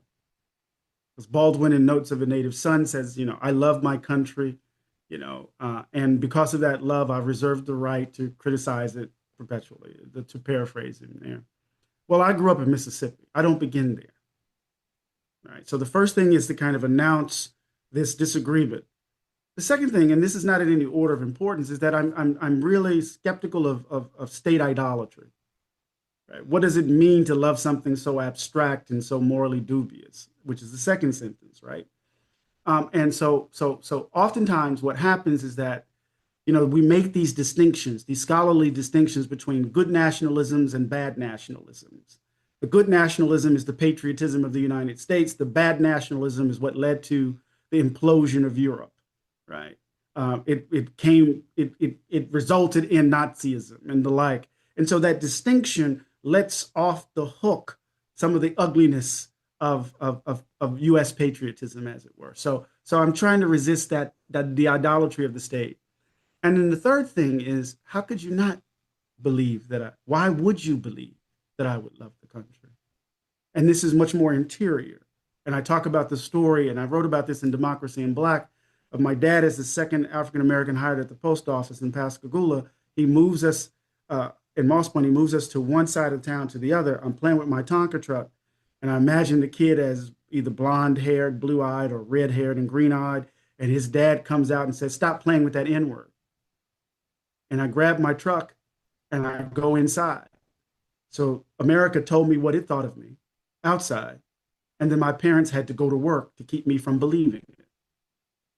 So why would you expect me to love it? What does that say about you? And so that sentence is really aimed at trying to recalibrate how we think about love and country, not love of country, but love and country. And the I guess there, in terms of that nationalism, it's a slippery slope. Yeah, absolutely. And, this is the expectation, that is sort of, and the fact is America has oppressed a lot of different people that now happen to live within its borders or under its, rules, that are told that they should love the country as much as white America. But the math just doesn't math because the experiences are quite different. And I get too often, like the idea of that abstraction can be appropriated in some very, very bad ways, and in ways that just are, motocross on the White House lawn, and basically the Roman Colosseum on the White House lawn can be appropriated in service of the notion of patriotism. Absolutely, absolutely. I wish somebody would have played on very loud speakers, blaring the music during the UFC fight on the White House lawn. Men in tights. Because this is manly men kind of thing happening here. So absolutely, Every single person on this planet is gay. there's a certain. How can I put this, Sam? And I've said it before. A certain kind of American patriotism sounds like a rebel yell to me. To my ear, it invokes whomever. Why are you wrapping yourself in the flag in this way? What are you doing? What are you? Because oftentimes it's aimed at demarcating who's, us and them. Right. Inside, outside.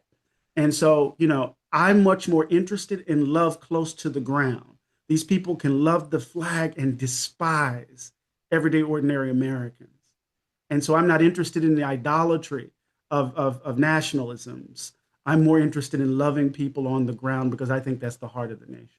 It just reminds me as we're speaking, like having living in New York City prior to 9/11 and after 9/11. I mean, the virulent disdain of New York City from various parts of the country, and frankly, like an ilk of people who then just simply use New York in service of their patriotism. I think it was like, was it John Rocker coming up from the Braves, I think, and heading up to play the Mets, and was like, I would never go into one of those subways with and it just listed off of black people, immigrants, gay people, and it is fascinating how someone can love the flag or these symbols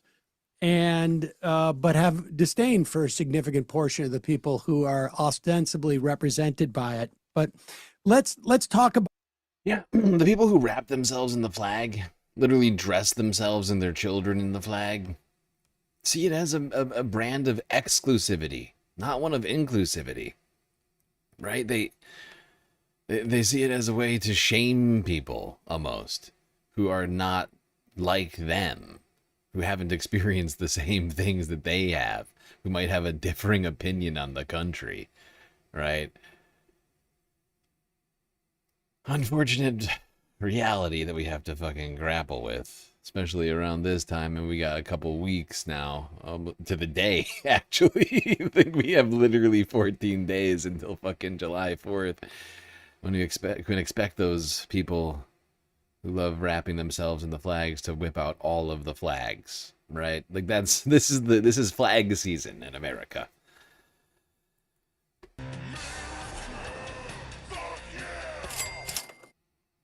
Category of white ethnics. And that's going to be really important for how we understand 1976 and the bicentennial. Was that? I mean, there's two things that people should be aware of. One, that by 1920, I think there were something like 6 million card-carrying members of the Klan. You're talking about 6% of the population who were like proud of their Klanness. The hood came in for a reason at different times, because you were ostensibly supposed to be like, we got to be quiet about this. But they're card-carrying members. Do you think the inclusion, like what was behind that sort of, because at that time they're talking like we got to return to our Nordic roots, like super white, northern white Europeans. What was it that broadened that inclusion? Was it just time and just people calm down? Was it the need for people to fight in the war, for that matter? Or was it also just sort of some calculation that we're going to need to have more of these folks over here if we want to maintain the other from black people? I mean, because there was a time towards the end of Reconstruction, where South and North Carolina white politicians were trying to get poor white Appalachians to sort of become more racist, to dislodge this black political power, and they couldn't quite do it. So that's why they ended up with the violence. Was there a concern like we're going to need some more troops essentially on our side? Absolutely. There's this worry, you read Stoddard's book, there's this worry among eugenicists and the like that the white race is going to disappear because of the black and brown world. There is this, it's in this period, the 19-teens, right, and the 1920s, that we see not only eugenicists from the earlier period, but we see the roots of great replacement theory driving a lot of things. And what's interesting is that from Woodrow Wilson to Teddy Roosevelt to Woodrow Wilson to Calvin Coolidge, all of them are speaking to this nativism, trying desperately to hold off this what they see as the discriminatory practices vis-a-vis, right, a certain portion of Europe, the Italian and the Irish. And they're calling for a kind of egalitarianism, a kind of openness. And they're referencing it during these celebrations, but it has nothing to do with black people. It has everything to do with these European immigrants that they're trying to, in so many ways. I mean, it is effectively great replacement theory, right? It was, or at least it was a solution to the concept of the early onset great replacement theory, right? It was a way to try and loop in more people into the white identity, to try and shore up numbers, essentially.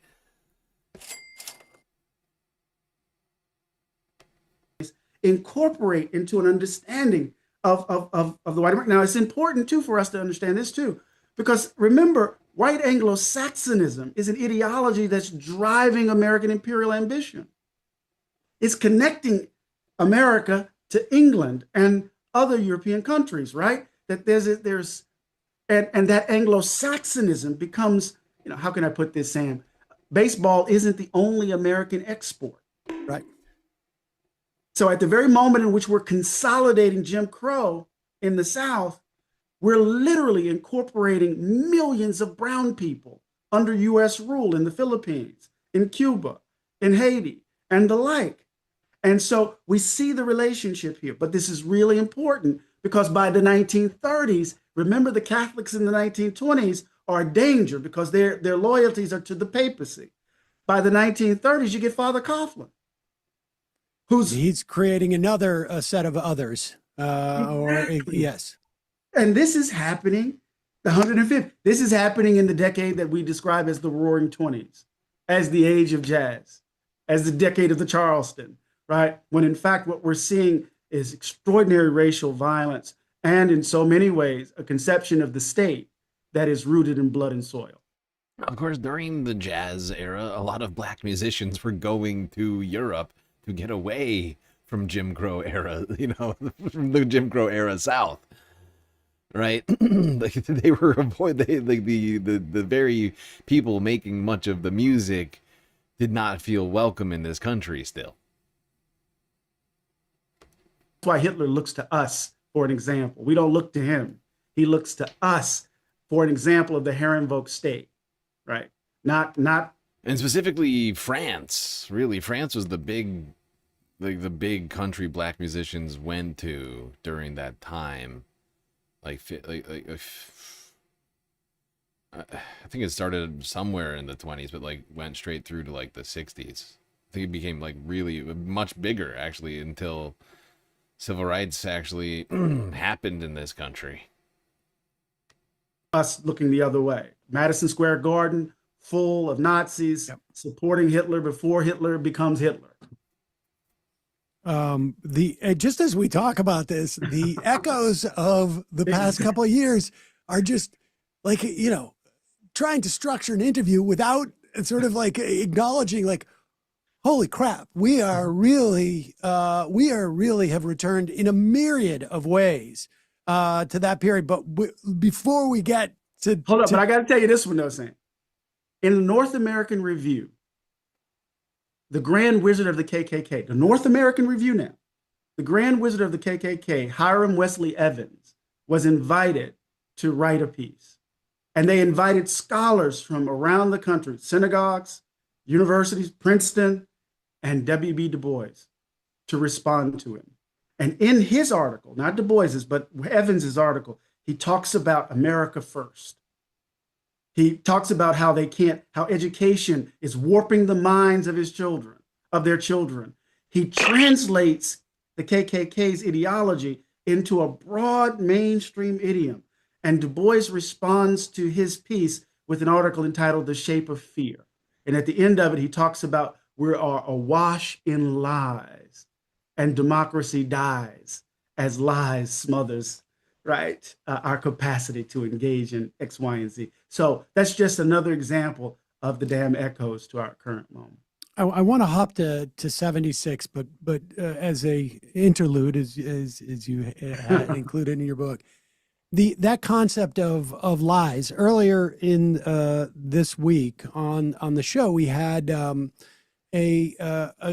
guy on who trains activists and goes in and helps activist organizations deal with their internal issues and become more strategic and whatnot. And he was talking about, truthfulness being the fundamental thing that in all of these cases people have to practice. Truthfulness about their themselves as individuals, as to what their agenda is, truthfulness about their abilities as an organization and what they can do, truthful to those causes that they need to say, like, we can't help you because to be effective, we need to do this. And your book reminded me that dynamic of the failure to be truthful with ourselves is the fundamental problem that we have in escaping as we go through these 50-year segments of the country. There's not enough that's different, frankly. And that notion that you talk about in your book about truth being like our inability to sort of look in the mirror on our birthday and it's like, I got no crow's feet, I got no gray hair, I'm looking great, like everything's fine. That seems to be like I know that just, it struck me because we had been on that this week, and that is in all of these anniversaries, what is quintessential is that we're hiding from the truth and using these other things as a distraction, almost of ourselves. Yeah, I know we got to get to 1976, but this is such an important point because our evasion of the mirror, our evasion of telling the truth, is rooted in our refusal to grow up. The country is stuck in adolescence. It refuses to be responsible. It refuses to hold itself to account. And, how can I put this? That adult that refuses to grow up, the one who thinks that, it's a kid. Yep. They're always on the borderline of being monstrous. So, you can bomb Iran and close the Strait of Hormuz and then tell the world to fix it. Right? You end up electing a cowboy as your president who fundamentally changes everything, and then you elect a reality television show, B-list actor, C-list actor. And so I think the refusal to tell ourselves the truth is rooted in our insistence that we're innocent, and it makes the country monstrous at times. Yeah. Let's go to 76, but I want to sort of like put a come back to that notion because just to remind myself when we say we're a country that refuses to grow up, we're talking about an abstraction that's not growing up. And so I want to, when we get to 2025, we can talk about, or 2026, we can talk about sort of that fundamental difference. But let's talk about 1976. because it was fun for me to read your memories of that, because I was 9, we're about the same age, and I remember the bicentennial train came through, and it obviously I was a more naive as a 9-year-old, but there was a lot of marketing of that in a way that I don't even see today. Maybe that was because it was 200 years as opposed to 250, but a lot of people aren't going to be around for 300. So you would imagine, but there doesn't seem to be the same. It's almost as if it's the opposite. Instead of people sort of like commercializing the anniversary, it's almost just like the anniversary is an excuse to provide commerce. Yeah. So remember, the bicentennial bears a particular kind of burden because all hell is broken loose in the 1960s and early 70s. So much so in 1970, the Panther Party, along with other movement organizers, convened a constitutional convention to write another constitution at Temple University. Nothing came of it, but that gives you a sense of the depth of skepticism. You got Watergate, you got Saigon, Vietnam, you have Black Power, you have Black women's movement, the women's movement, liberation movement, the LGBTQ, gay liberation movement. The country is coming apart at the seams. And so the bicentennial bears the burden of positing a kind of consensus. And this is the first major milestone anniversary with television. Right. So you don't have to gather in Philadelphia. You don't have to gather in Philadelphia. And so, I remember as a kid trying to figure out what the hell the Mormon Tabernacle Choir was singing, and Bob Hope Special and all of that stuff. I got a picture of me in red, white, and blue pants and stuff. But, it's a moment that is really overrun by corporate interest because it's very much decentralized. Even though there are these moments like the train, the Freedom Train, the ships that come into New York and the like, but it's really happening at the local level. And so, but the idea, which is really important, Lonnie Bunch, the secretary of the Smithsonian, told me this. He said, in so many ways, the bicentennial was really focused on white ethnics. It was the kind of embrace of this vast Ellis Island story to kind of bring about unity. Because in the book, I'm trying to argue, wherever you see this insistence on consistency, it's in response on consensus. It's in response to the experience of deep division.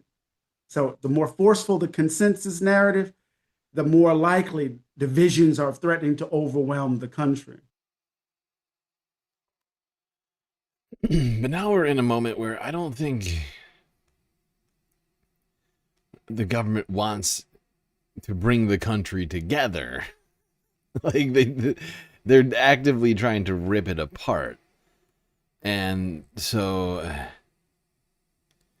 I think like Sam said, I think we're going to get that sort of narrative building around 250. If anything, it's going to be a celebration of the supreme leader of Donald Trump, as we've already seen the sort of the prelude to that last Sunday, or this Sunday. I guess it's still not, the week isn't over yet. You don't think anybody hears President Trump and replies Donald Trump the actor? The actor, President Donald Trump? That guy? That creep? Are you still talking about Jeffrey Epstein? This guy's been talked about for years. It's like Jeffrey Epstein, the financier. Nobody remembers Trump as the apprentice guy anymore.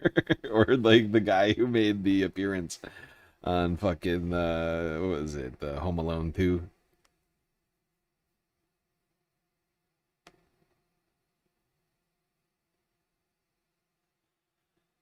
Well, we made it 2 hours through the show.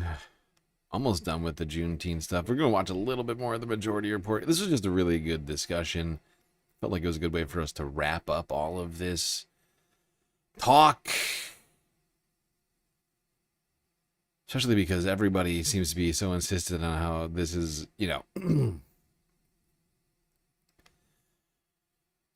Especially like I noticed like the local CBS outlets seemed like insistent that this was like proof that America is like perfectly free or something.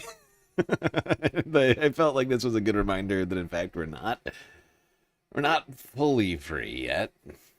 Still some problems we got going on. Various times, obviously, in the wake of the Civil War, but consistently throughout our history, the idea that there is freedom is a commodity that white people control, and we see it now with attacks on people who write about Palestine. These people they don't deserve what theoretically has been our universal rights that we're obligated to provide people by the Constitution. The idea of denaturalization, the idea of Hegseth going in, pulling no promotions for black people, no promotions for women. All this theoretically anti-DEI stuff is really just a purification. We just got to make things more white. Absolutely. That's why we can say we're in the midst of two things. You know, redemption and lost cause are not the same thing. Redemption is the violent overthrow of Reconstruction. It involved the disenfranchisement of black folk, political coups, coercive violence, and the like. The Mississippi Plan became the blueprint. Oh, no. No, I'm here. Oh, okay. I'm just wondering what happened. Nope. The Mississippi Plan became the blueprint. The blueprint for I don't know what happened. Just happened. I'm sorry. No worries. I mean, we were talking about the essentially the difference between redemption and the lost cause. Yeah. And the lost cause was good. So the Mississippi Plan became the blueprint for redemption, but the lost cause was a different kind of violence. It was epistemic violence. It was a violence directed at what we know, how we come to know, what we see. This is the Dunning School out of Columbia University, writing the stories of Reconstruction. Why am I bringing it up? Because we see aspects of redemption now with the gutting of the Voting Rights Act, the redrawing of districts and the like. But so there's a second redemption happening, but there's also a second lost cause. There's an all-out assault, right, on how we know, what we see, right, how we tell our story. So the assault on DEI, the assault on affirmative action, the assault on federal contracts, all the things that we're seeing as they rip out the infrastructure of the civil rights movement, let's call that the second redemption. But the way in which you're going to restore truth and sanity to history, American history, the way in which you're taking off, removing signs, attacking the Smithsonian, that's the second lost cause. And so we're in this moment right now. Exactly. Exactly. We're in the second lost cause. It truly feels like it. It's a good word for it. Because they're basically just trying to trot back. And they're like, we're going to put up all the Confederate statues and take down all the black history at the Smithsonian. Like, it's like, we're going to get rid of all the LGBTQ people in the military. It's like a fever dream. It's like a right-wing fever dream. Speaking of right-wing fever dreams. Let's take a look at this monstrosity that's apparently become a thing on the internet. I don't even know how to describe it. This is like I think almost like what fucking PragerU kind of would like to do, or like a Daily Wire with like the lady ballers. But it's just like AI slop content for people with mental health problems. I'm sorry, I mean for Republicans. You have a mental health problem.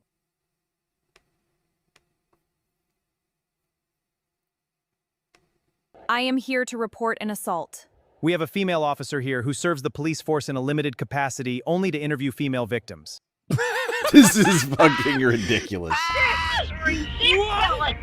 What is this revolutionary liberal? Why are you pro AI now? You're wasting water and polluting the environment, by the way. Oh, Hassan, how dare you do that by watching this clip? You're polluting the environment. Imaginary white Christian nationalist society. A butterfly. Careful there, sport.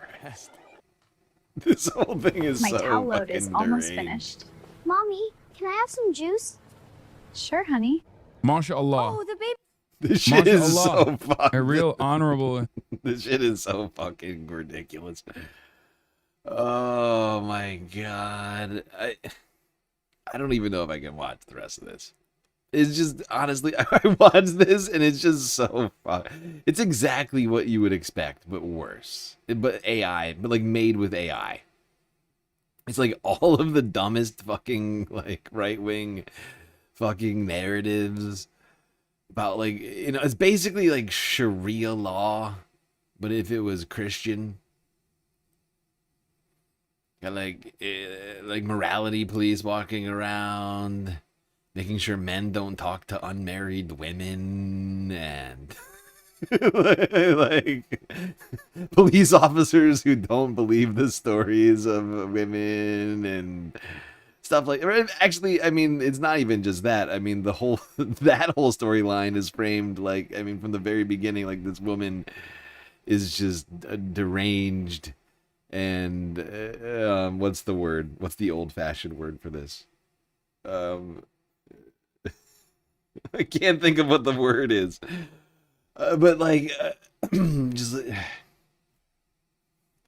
like they frame this entire story like this one woman like goes like to the police for what's clearly not an assault, but is made into this woman, like she's basically a woman who believes she's assaulted even though she clearly wasn't assaulted, and they make this whole fucking ridiculous storyline around it, essentially I think trying to what's the word, downplay women's like experiences, right? And or basically like to basically say like, oh, like women are just like always lying about their about being assaulted by men. So like it's simultaneously like they have morality police preventing men from talking to women, but also men don't assault women. It's a weird vibe, I gotta say. It's hysterical. Yes, hysterical is the word. Yes, they tried to paint her as hysterical. Thank you. That's the word I was looking for. They basically just tried to paint her as a hysterical woman who is making up assaults, going to the police.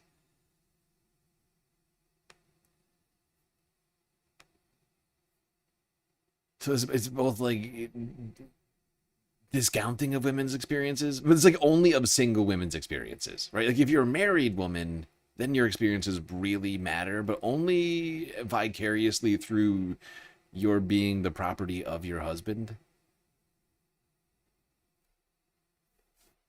But they do matter because it's like they're happening to him, right? Like when anything bad happens to you, it's like the bad things are happening to your husband in the in that world. I mean, that's literally the world that they've created, which is, I think in a lot of ways exactly the world that they want.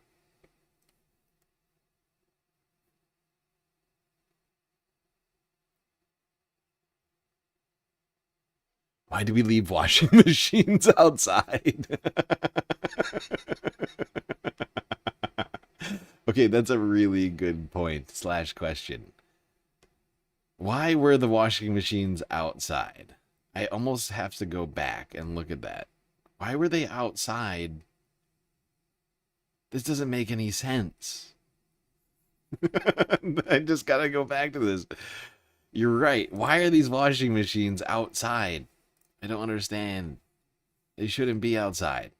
They're clearly, I mean, they're exposed to the elements. Those things are gonna rust basically immediately, if not sooner. Immediately, if not sooner. That's just wasteful. You're just asking for problems with those machines.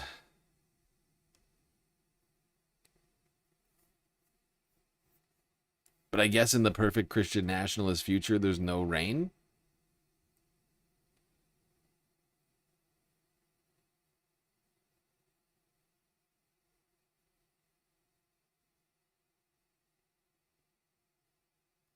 Lots of people have their washing machines outside in Arizona. Is that true? Is that true? Are people in Arizona putting their washing machines outside? I've never heard of this phenomenon.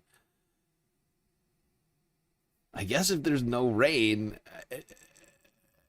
is it a problem? I don't know. I don't know. I've never considered it.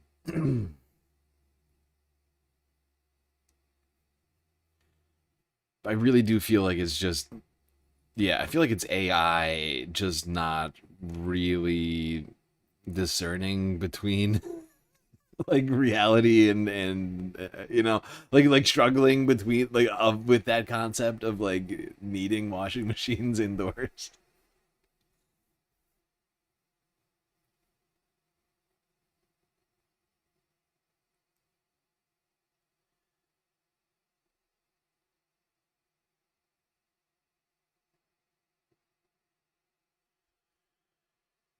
Okay, but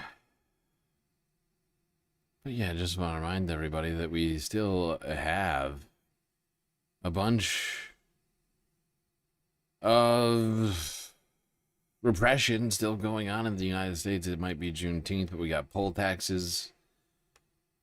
We got secret police roaming around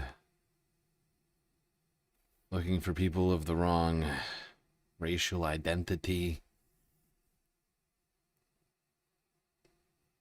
Oh, shit, I almost forgot. I almost forgot to end the goals on Twitch.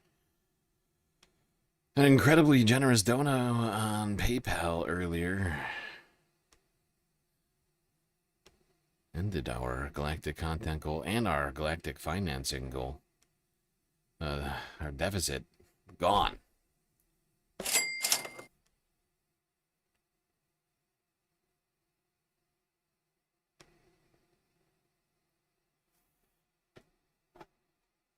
Good opportunity for people to use Throne, perhaps, instead.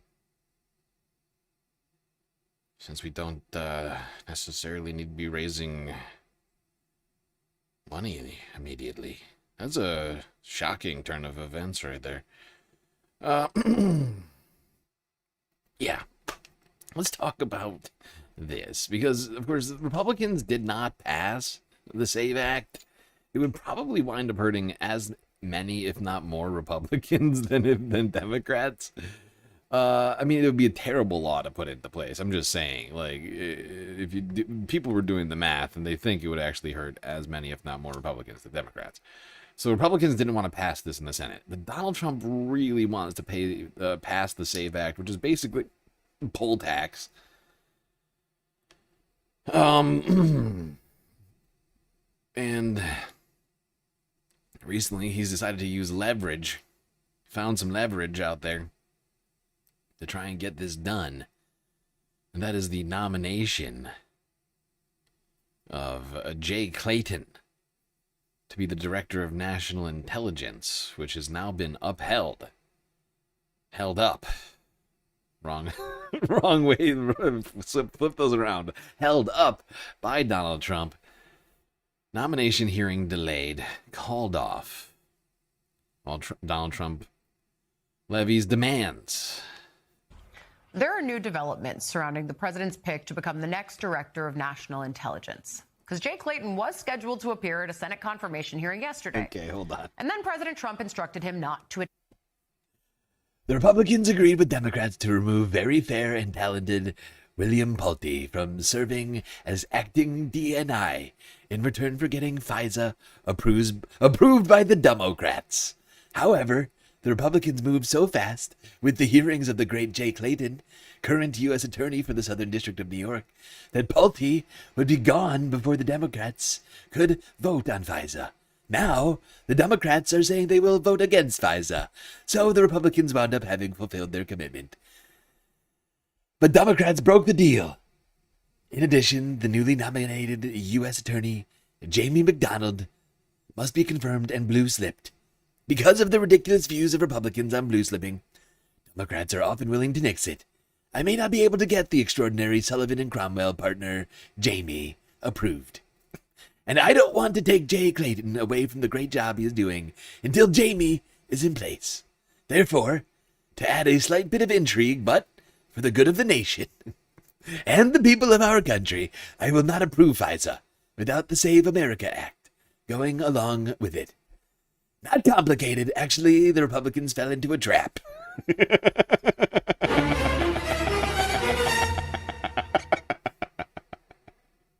Actually, Republicans fell into a trap. Very stupid Republicans. Regarding the approval of our great patriot, Jay Clayton, we are canceling the Senate hearing, re-DNI, today. And will not be going forward until Jamie McDonald is approved to be U.S. Attorney. In the meantime, Bill Pulte will remain as acting DNI. Thank you for your attention to this matter. President Donald J. Trump. 3:54 a.m. June 17th.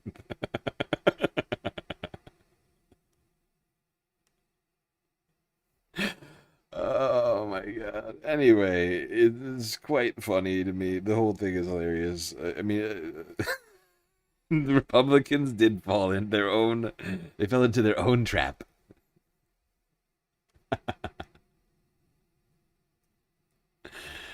Oh god.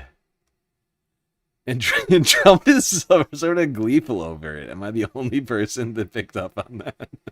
He seems to be having fun with it, and I'm honestly down for it because A, I don't think Republicans are going to pass it because they're going to lose seats because of it, because a bunch of women have changed their names and don't, right, like, don't have the name, like their birth certificate or whatever doesn't match necessarily their fucking driver's license and or passport.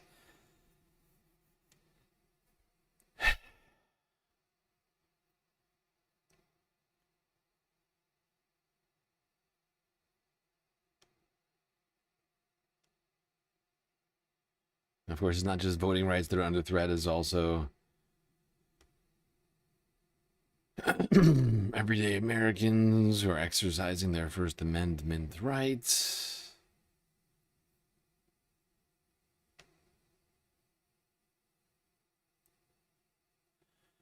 Protesters, journalists under threat. People who are trying to stick up for / document the experiences of people in the detention of ICE. Right now, outside of Delaney Hall and other detention facilities across this country where we have been on the ground for the last year, monitoring the way that ICE is inflicting so much harm on this country, ICE agents are actually pushing protesters into traffic. Here is just a selection of what we have managed to gather from outside of Delaney Hall in Newark, New Jersey. ICE is pushing back while there are trucks right behind the protesters.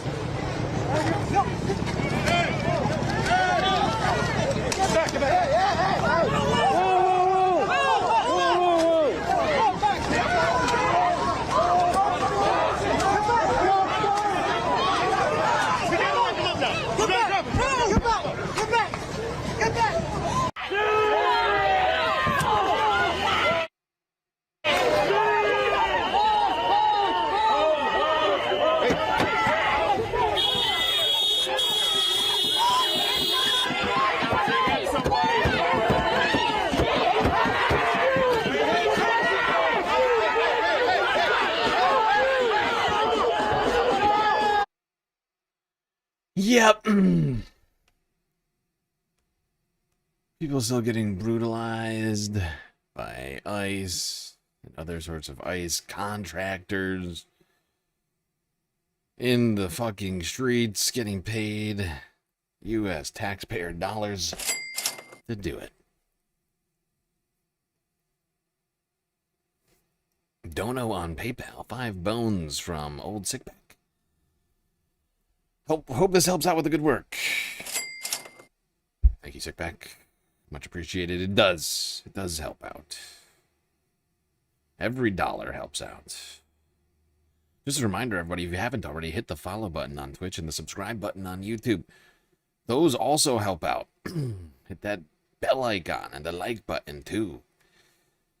maybe consider contributing in one of the many ways we have available to you. We got Twitch, we got Cash App, we got PayPal. Of course, we got Throne, where I have added a whole bunch of new things people can help in funding. Things like drinks. Everybody knows how much green tea, just tea in general, that I drink around here. Snacks. Other random stuff. Help me in my life. If you prefer to know exactly what your money goes to. But of course, the very best way to get the most base benefits for your Earth dollars, it's still Patreon.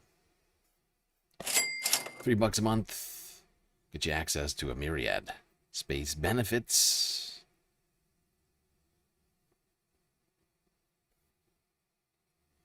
And just a reminder to any new patrons, you do have to tell me what you want your shout out name to be added to the galactic shout out list. Without your say so, I'm not just gonna throw your name up there. It might be your real name. I don't know. I don't want to dox you unnecessarily, cause you some sort of a grief in real life. And therefore, I wait until I receive responses from new patrons. Some of you have not responded. This is the point I'm trying to make right now. If it's not clear, I'm trying to make the point that some of you are not doing that, not responding to the galactic questionnaires on Patreon, and therefore not receiving all of your benefits. Also, there's at least one person who I have not yet put up their avatar on the break screens. For that, I apologize. But you're also, I think, the person who hasn't told me yet what you want to be listed as on the shout-out. Or I missed it. One of the two. It's been a little bit of a weird, things have been a little bit weird recent weeks, months. Dealing with everything that's been going on here. I've been a little overwhelmed.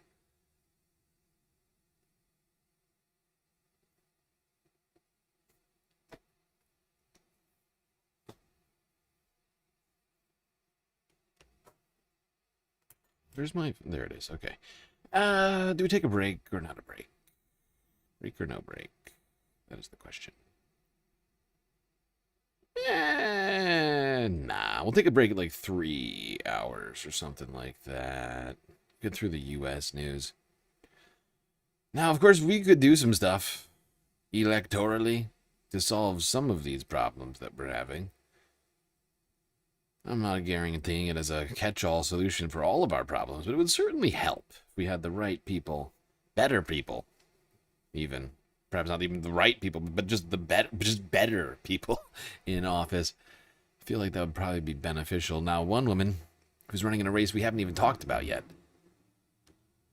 In the great state of Colorado. Looking to be Congresswoman representative in the House. That person is Meloni Quiros. She went on to the majority report. Sorry, the majority report with the Boish earlier this week. We are joined once again by Meloni Quiros, candidate for Colorado's 1st Congressional District. Meloni, welcome back to the show. Thanks so much for having me. So happy to have you. The third time's the charm. I'm not sure we've ever had a candidate on 3 times, but this is how strongly I feel about your candidacy in Colorado's 1st, which is Denver-ish in Colorado. Over the weekend, though, our friend Hassan Piker was supposed to head to Denver to host a rally with you, State Senator Julie Gonzalez, who is challenging Hickenlooper, the senator, in a primary, but there were a bunch of venue cancellations mysteriously. Yeah. Let's just start there. What happened? How did the first venue cancel on you? And how much was Hassan's presence kind of central to that? Yeah. The first venue cancellation was about a week before the rally was supposed to be, and they cited HVAC concerns, which was really curious because, they said they were canceling all their events through the weekend, and they were definitely still hosting events this past weekend. The second venue canceled for us on, I think it was 2 or 3 days before the rally was supposed to happen, and they cited significant community pressure. And then the final venue canceled on us literally the morning of the rally as our team was pulling up to bring in all of the supplies and the equipment. And so, and for the same reason, they were getting messages and a lot of pressure from, other people in the establishment, other people in like the landlord corporate space that were saying, really outrageous things about what we were doing with our rally. Apparently there was some accusation of it being a neo-Nazi rally, which was just ludicrous. And incredibly dangerous and harmful. And it was really frustrating. Wow. Seems like there's an entire group of people doing everything they can. Doesn't matter if they lie, but as long as they get done what they want to get done, they'll do it. I mean, my God. A campaign to prevent this candidate from just doing democracy, basically. from having campaign events. I mean, it's fucking ridiculous. And we're just not going to stand for this.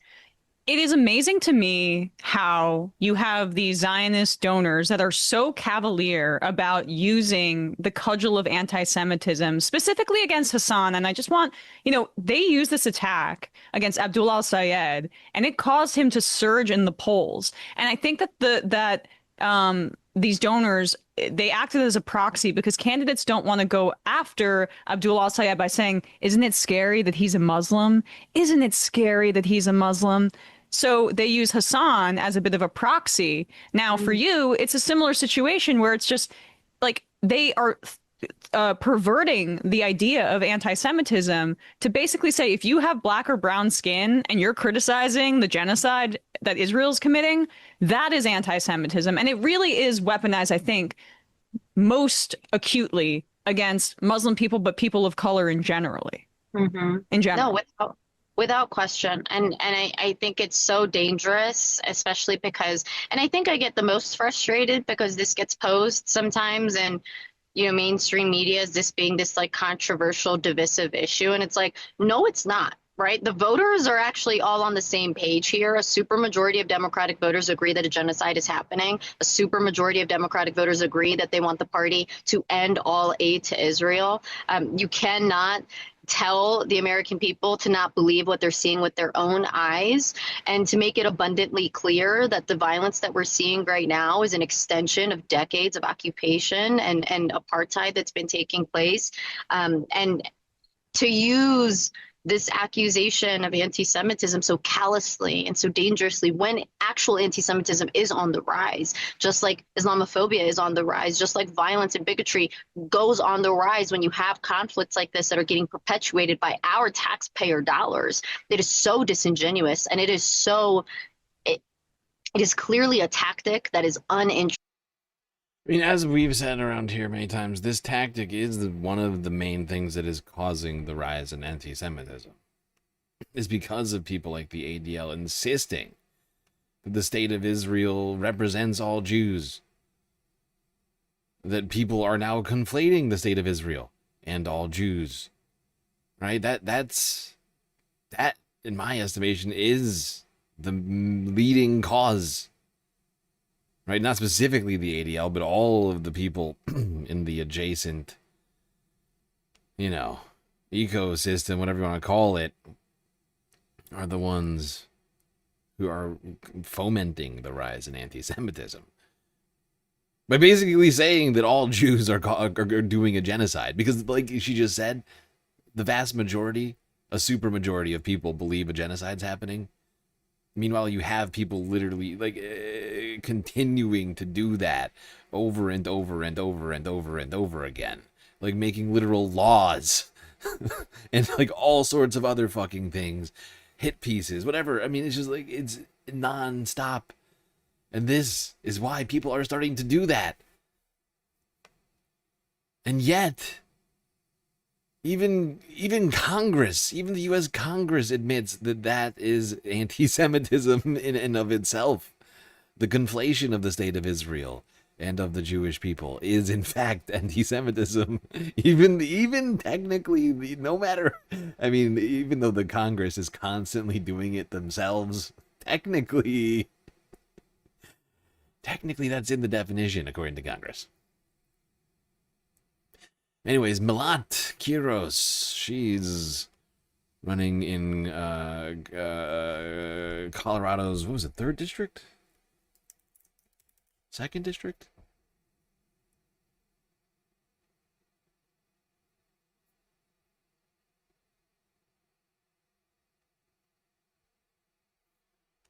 First district. Jesus Christ.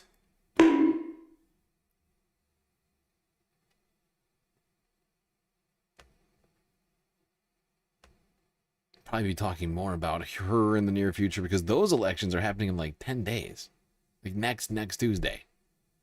Oh my God, it's Saturday already. I still didn't clip the New York, Maryland, or Utah. Did we even do Utah? Oh my God, I'm fucking up.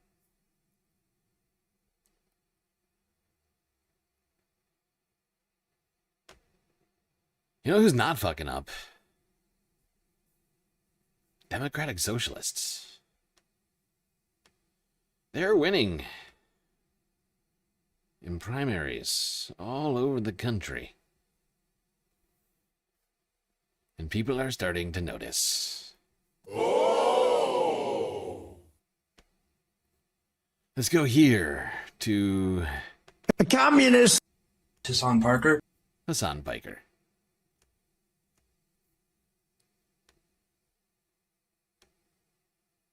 Democratic Socialist, that's how she identifies herself. Janice Lewis George holds a commanding lead in the Democratic primary for D.C. mayor. She's up nearly 20. I love how the very beginning of the clip is just Hassan coming up from like a giant mouthful of food. Lewis George holds a commanding lead in the Democratic primary for D.C. mayor. She's up nearly 20 points with 68% of the vote in. D.C., this is the first time it's done so, uses ranked choice voting, which would only come into play if no candidate receives a majority of first-place votes.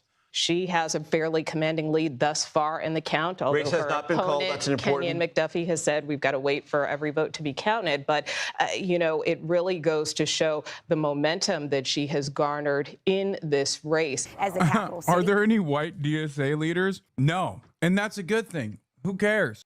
It is really funny that everyone's always like, DSA so white, DSA so white. But it's like, dude, literally numbers on the board.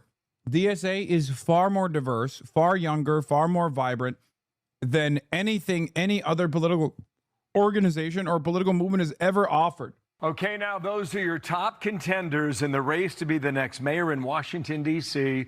Votes are still being counted, but the woman on the left, Democratic Socialist Janice Lewis George, has a lead. Some suggest it's a commanding lead, but we can't call it yet. Is the nation's capital about to get its own Zohran Mamdani? John Ashbrook, co-host of the Ruthless Podcast. Mamdani. John, good day to you. Hello. Let me share with you some of her ideas that could be coming to Washington's way. End cooperation with ICE. Oppose the extension of a youth curfew, free buses, expand the rent stabilization, create car-free areas, city-owned grocery stores, universal child care. I could go on and on, but you already know all this. Does she win? And if so, what can we portend between her relationship and Donald Trump? Well, Bill, it certainly looks like she's headed for victory. I mean, as you said, they're still counting the votes, but it seems like she has a commanding lead here.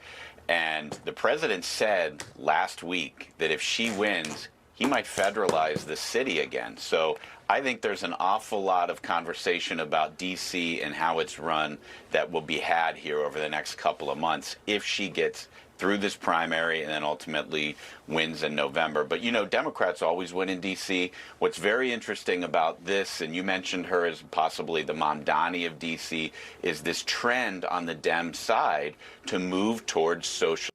Interesting. Oh, this guy looked like he's about to cry because a black woman might be getting power. I mean, we're talking about D.C. The previous mayor was also a black woman. It's D.C. What's interesting here is that this is not just any black woman. This is a Democratic socialist. As you mentioned, a lot of them are the blue cities, but then that takes the Democratic Party more in the leftward direction. And so.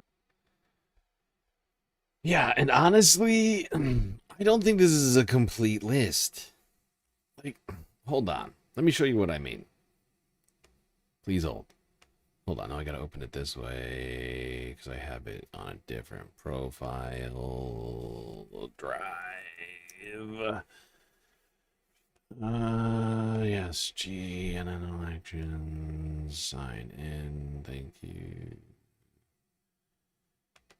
Where is it? Open. There we go. I mean, if you look here, like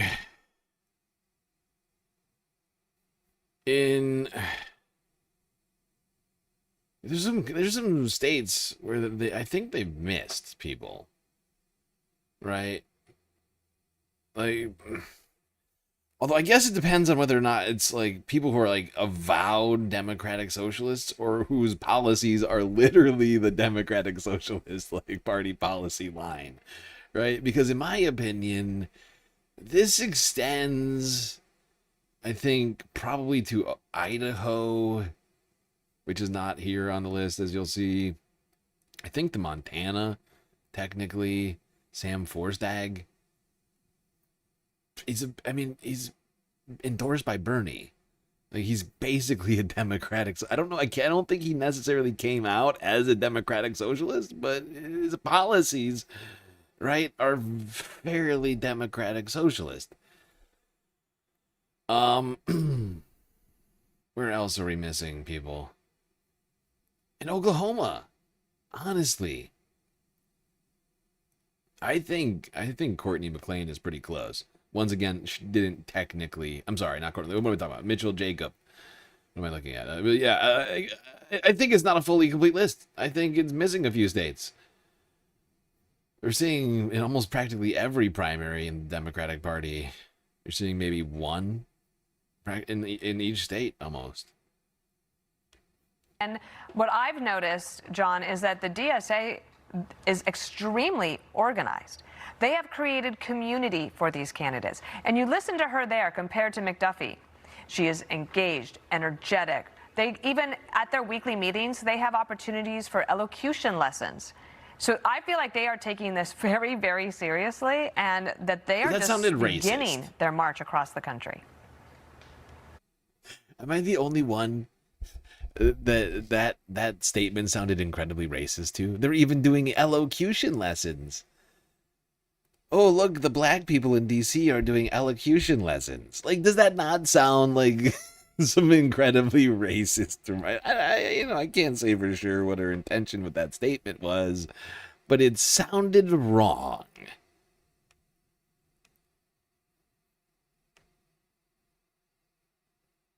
Sounded wrong. But anyways, what's her name? Janice? Yeah, Janice taking it down. The DC mayor's race.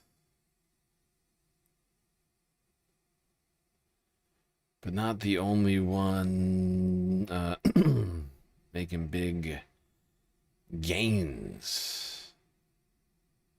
We've been seeing all sorts of, Democratic Socialists crushing it in the elections.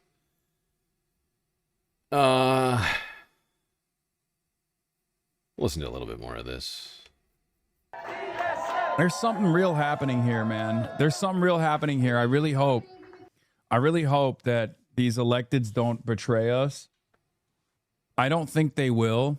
And over the years, I have seen what is possible. Never in my last 10 years would I have ever thought that there would be this much motion, dude.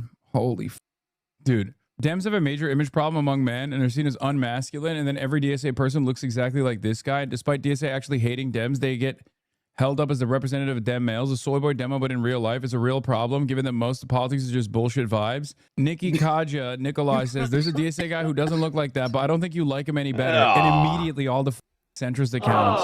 He also looks like this. And don't forget bro tip. And then a post from 2013. I mean, he is perfidious.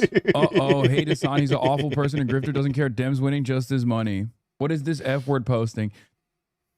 Wow, the picture totally doctored and filtered, bro. Nicholas, or who is this? Yeah, this guy. He should post a video of him with his shirt off. Undoctored and unfiltered. You can already tell it would be worse. It would look worse than Hassan's. Actually, and if he wants, I mean, I guess he can doctor it and filter it. I'm still pretty sure it would look worse. You can just tell. It's got a frumpy body.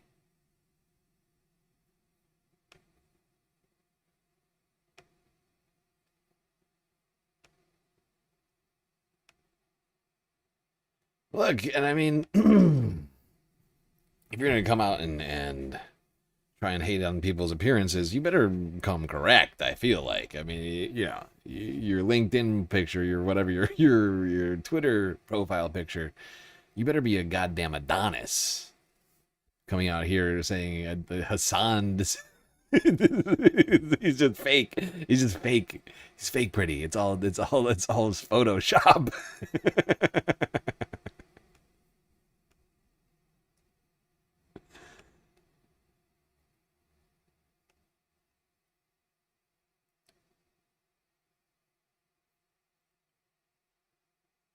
Wait, that's too far. I went too far.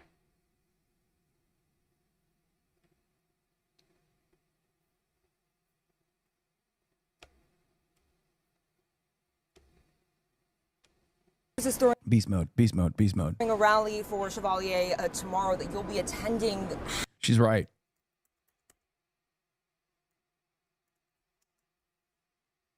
Indoor. Fire for past comments that she's made, calling to abolish the police, criticizing the military, calling President Obama evil, calling President Biden a rapist and a war criminal. She used profane language when describing other top Democrats. She criticized interracial relationships, and she even took aim at Senator Bernie Sanders for, quote, liberal Zionism. Sanders is throwing beast mode, beast mode, beast mode. A rally for Chevalier tomorrow that you'll be attending. She's right, by the way. I mean, look, I love Burn Dog.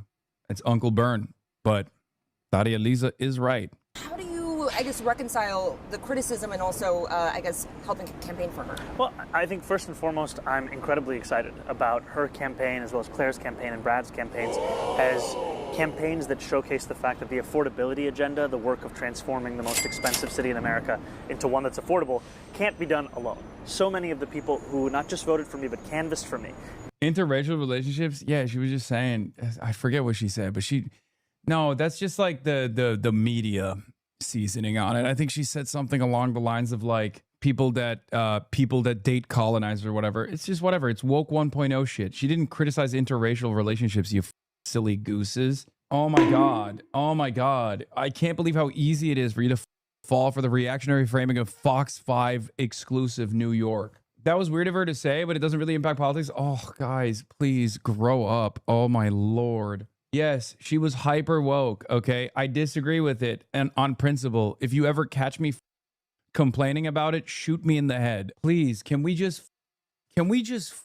grow up, please? Can we grow up? Is that all right? Why do we take every tweet? First of all, think about the shit that you have tweeted. It's woke shit posting, okay? She was shit posting. Think about every goddamn thing that you've ever tweeted. Imagine now that they're like, you have a multi-billion-dollar Hasbro operation that's like combing through it to find the most cynical way to frame every single thing that you've ever said, that you've blasted off in the ether. No, she's not Dr. Umar, okay? She's making a joke. Everyone needs to dial back their fragility a million, okay? Chatter, who said that shit, would be leading a figure in the PSL split. Oh my God, please don't even talk about the PSL shit. Please, oh my God, Did so Lord. with the hope of fulfilling this agenda and the knowledge that it would require partners at every level of government. These are the partners that would help to do that work. And when it comes to Daria Lisa, you know, she recently was asked this question herself. I don't even think she should have apologized, but, you know, I'm not going to hold it past her. I love her. I think she's awesome. You know, she can do no wrong in my books. Okay. She is going to be a great agent of change, a great vehicle for a positive change that we need in this country. So I don't really give a shit that she apologized for certain things that she had said. I hope it doesn't impact her candidacy at all. She's a black woman. She's in a tough spot when that's put on her. I know. That's why the Chi Ose take is the best. Woke one was crazy. That's it. That's all you got to say. It's so funny because Chi has this quality where he obviously has a lot of radical politics, but then also people like this love him as well. You know what I mean? Like, it's very, very interesting. Yeshiva University rabbi urged all students to register and vote against Daria Lisa. 60 years across the street on 181st by Bennett. The most important rabbi at Yeshiva University never gets political. Today, he broke that rule, urging thousands of his students to register and vote. Representative Espaillat. That's how important this election is. Register now. Vote June 23rd. Shabbat Shalom. Is the office of our Congressman, Adriano Espaillat, who has been representing our group for about 20 years now. Every week there are demonstrations in front of his office by Palestinians and pro-Palestinians, and he doesn't give in to them. He supports our causes. He supports the cause of Israel. There's an important election, a primary election that's coming up this June 23rd. It's already June 5th. Oh God, he does not give in to the Palestinians and people who care about Palestinians. No, he continues to support the genocidal state of Israel. Oh, if that's not enough, what do you call it? Motivation for you all to get out there and vote. If you're in New York's 13th, that is. I don't know what is.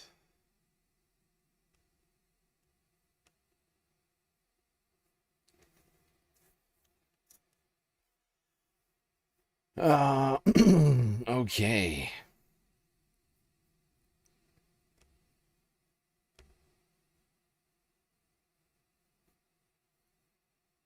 Well, let's go to the very best numbers guy that we've got. Harry Emden. Harry, tell us. Holy Toledo. The Democratic Socialists seem to be doing considerably better than they used to be, and they have the chance to knock off, in fact, Democratic incumbents in Congress. And part of the reason for that, why we're seeing these Democratic Socialists having such good chances or outright winning nominations, is take a look here. Net favorability among Dems. Democratic Socialists of America, look at that. A plus 17-point net favorability rating among Democrats. That is actually better. That is better than how congressional Democrats are viewed by Democrats at just plus 4 points. So no wonder. It's not just better, it's 4 times better. Harry, that for the numbers lovers around here, it's 4 times better. 400% better.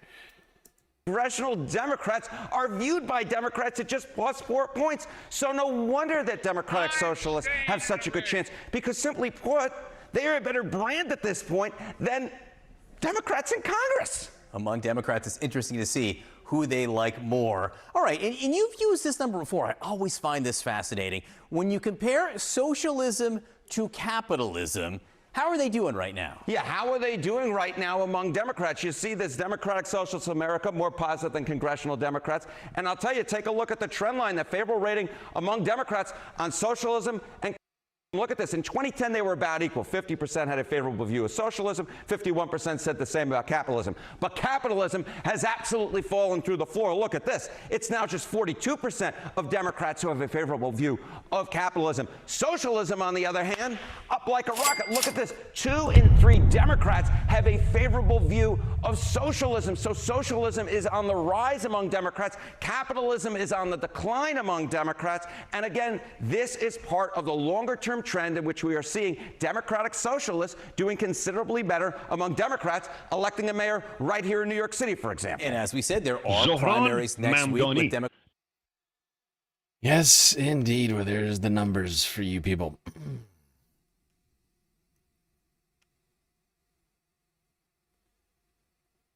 There is the numbers. Now let's go to the people having a meltdown over the numbers. The CNN talking heads.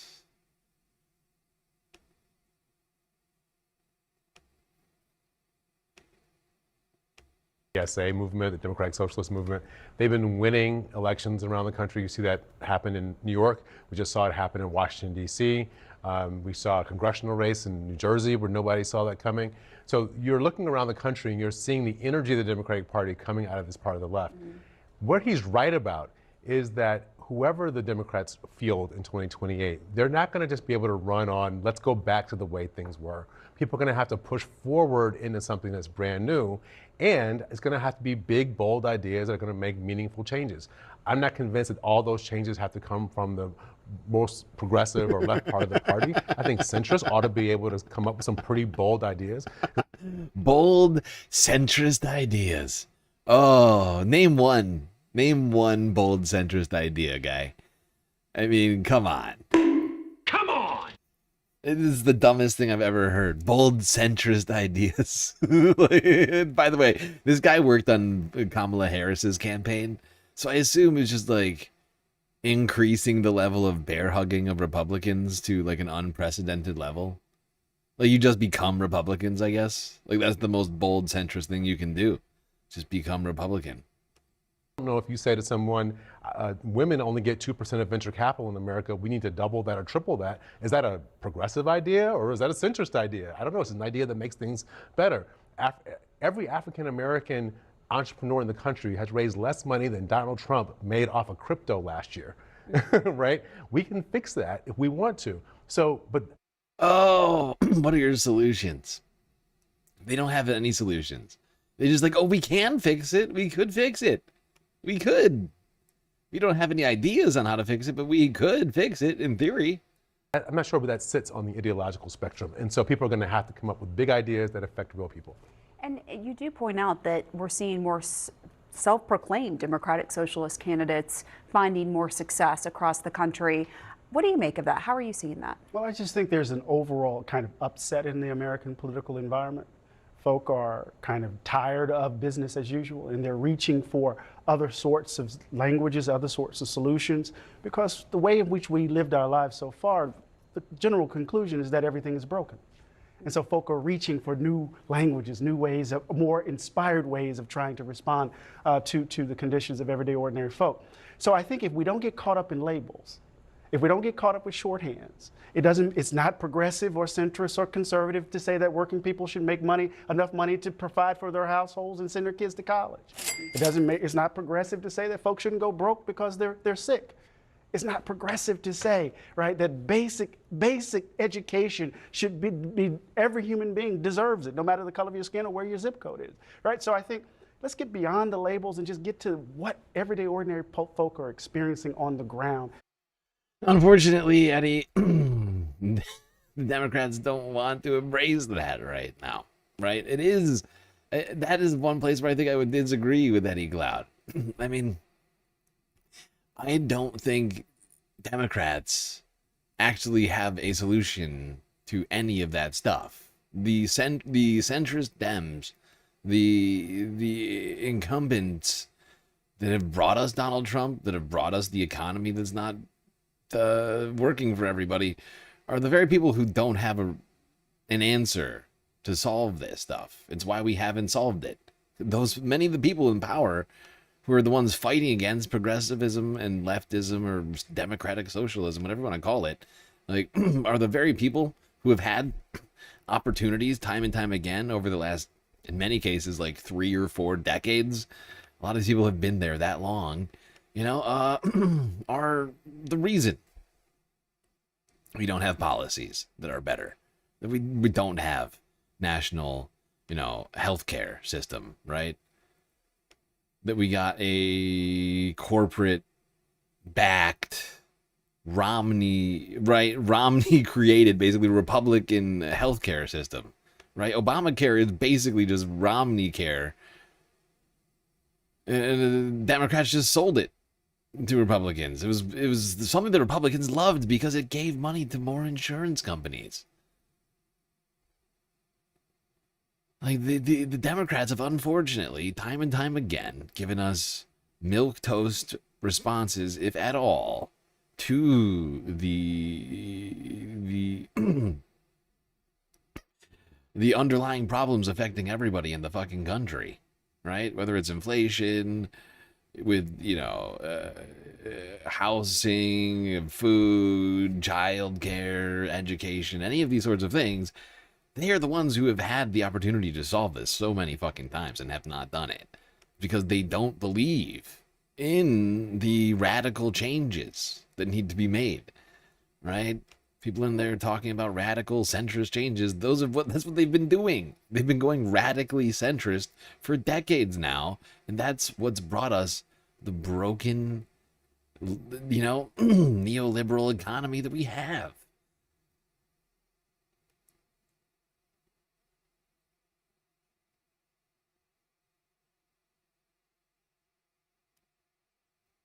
We're talking LLM right now in the chat.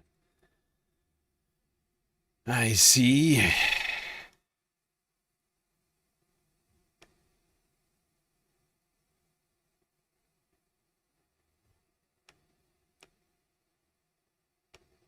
Now, as the world becomes more and more unequal, I think a lot of people are embracing things like democratic socialism, realizing that they're never going to become, I don't know, a fucking trillionaire like Elon Musk.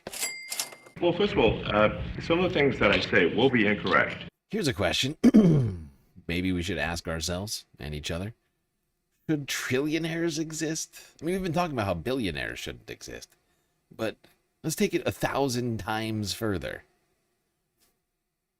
Should trillionaires exist? Elon Musk just became a trillionaire. Should trillionaires exist? Sure. No. He was already the world's richest man, but now Elon Musk can claim a new title, world's first trillionaire. 1 trillion has 12 zeros. It's $1 million. And if you spent $1 million every hour, every day, it would still take you more than a century to spend it. This is the chainsaw for bureaucracy. Chainsaw! Elon Musk just became a trillionaire. What are your thoughts on that? More power to him. I was down in Brownsville, about a month or so ago, and I was at SpaceX, and it's pretty incredible what they're doing down there. So, more power to him. Really, with the IPO of SpaceX? Yeah. Well, good for him. We do some business with SpaceX, so, them and Blue Origin are competing, so what can you do? It's a lot of money. You know how much that is? It's enough to stack dollar bills from here to the moon. Elon Musk just became a trillionaire. Should trillionaires exist? I believe if you got to the trillionaire level, maybe you deserve to be there, maybe. But is it morally correct to stay a trillionaire? I'm not sure. I haven't given much thought, so I can't give you a conclusive answer on that right now. Elon Musk just became the world's first. I can't give you a conclusive answer on that right now. You fucking moron. There's a lot of really special idiots at this event. All these people who were here for Trump's birthday bash on Sunday. And most of the people here were very dumb. But even these idiots, many of them seem to think $1 trillion might be too much. And they are idiots, I'm afraid. Trillionaire. What are your thoughts on that? I mean, he's a man, He's a man. Yeah. He does a great job, so. He's a man, he does a great job. Respect him. Respect? Yeah. Yep. And how much is $1 trillion? How many millions is $1 trillion? That's a lot. It's just a lot. Do you know how many millions it is? I would say like what? I love how he looks at his. You got 10,000 millions? You can tell he definitely can't do the math, and he just looks over at his son, who's looking up to God.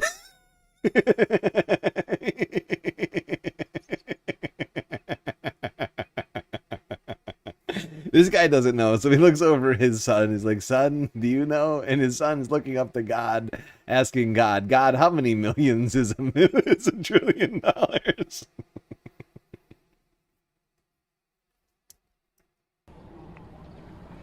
We know good calculate.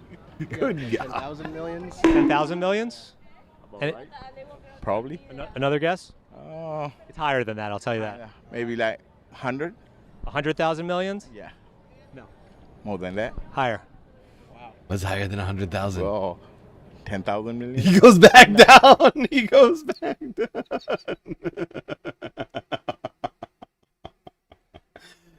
Oh, God. Education system has really failed people. He went back down. My guy says no, higher. He goes down from 100,000 to 10,000. Jesus Christ. A million millions is a $1 trillion. There. Yeah. A lot of zero. You mentioned Elon Musk. What do you think about him becoming a trillionaire? Well, that's a thing that a lot of people don't understand, is that he doesn't have $1 trillion in his bank account. You know what I love about this guy? It's that... $1 trillion. There. Yeah. A lot of zero. You mentioned Elon Musk. What do you think about him becoming a trillionaire?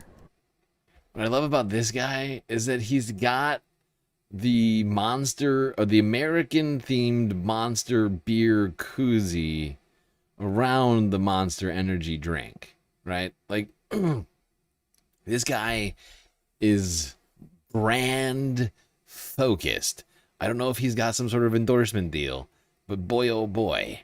I mean, like, first off, why the hell do you need a koozie for an energy drink? Somebody explain that one to me? There's a bunch of guys just like this at this thing. Just like extra special idiots with -3 thoughts in their brain. Who don't seem to understand the concept of name a thing. All the billionaires have like their part in all those problems in the world, but I think it's. So do you think billionaires maybe shouldn't exist? No, I think, I mean, since there's money in the world, like very rich people have always existed, you know. Do you know how many millions a trillion is? How many are trillionaires? Yeah. Surely he's not the only one. And if No, how many millions are in a trillion? how many millions? Like 1,000? A million. Woof. There's some really, really dumb people out here who just don't even understand the concept of $1 trillion. That's part of the problem. Is people are too fucking dumb. They just don't even know how much a billion or a trillion is. It's just a big number that they'll never see, right? They'll never see that number because they can't even conceive of the fucking number and nobody's handing it to them, right? This is the great American hope right here. This dude is a parody of himself. Look at him. He's got the flag bandana, the flag shorts, and then the shirt. The ill-fitting shirt. And the dumb fucking smile on his face. Millions. Do you know how many millions a trillion is? I do. I tried to explain it to my kids that way. Yeah, it's a million millions. Yeah, That's right. Is that too much money to have? Oh, of course. For the, yeah, you know, you have a big family. I mean, he can spend, kids spend. Big family could spend $1 trillion. The kids could spend buying what? Countries? He can. I mean, you know. And then Now, all right, what would you say to Donald Trump if you were talking to him right now? I mean, Donald Trump's doing okay. Yeah. You know, What do you like and what are your criticisms? so I like his talk, but the middle lower class is still fucked. I like his talk. No. He says words that my brain likes, but then it doesn't come to fruition. There's so many fucking morons in this country. I don't know what we're going to do about it. Like, we really do have to do something about it. Because it's out of control. We're becoming the dumbest country on the planet.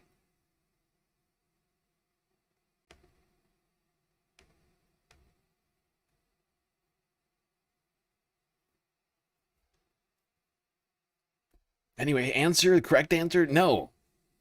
Trillionaires shouldn't exist. Billionaires shouldn't even exist. Half of these guys can't even explain what $1 billion even looks like. So why should a trillionaire fucking exist? It's ridiculous.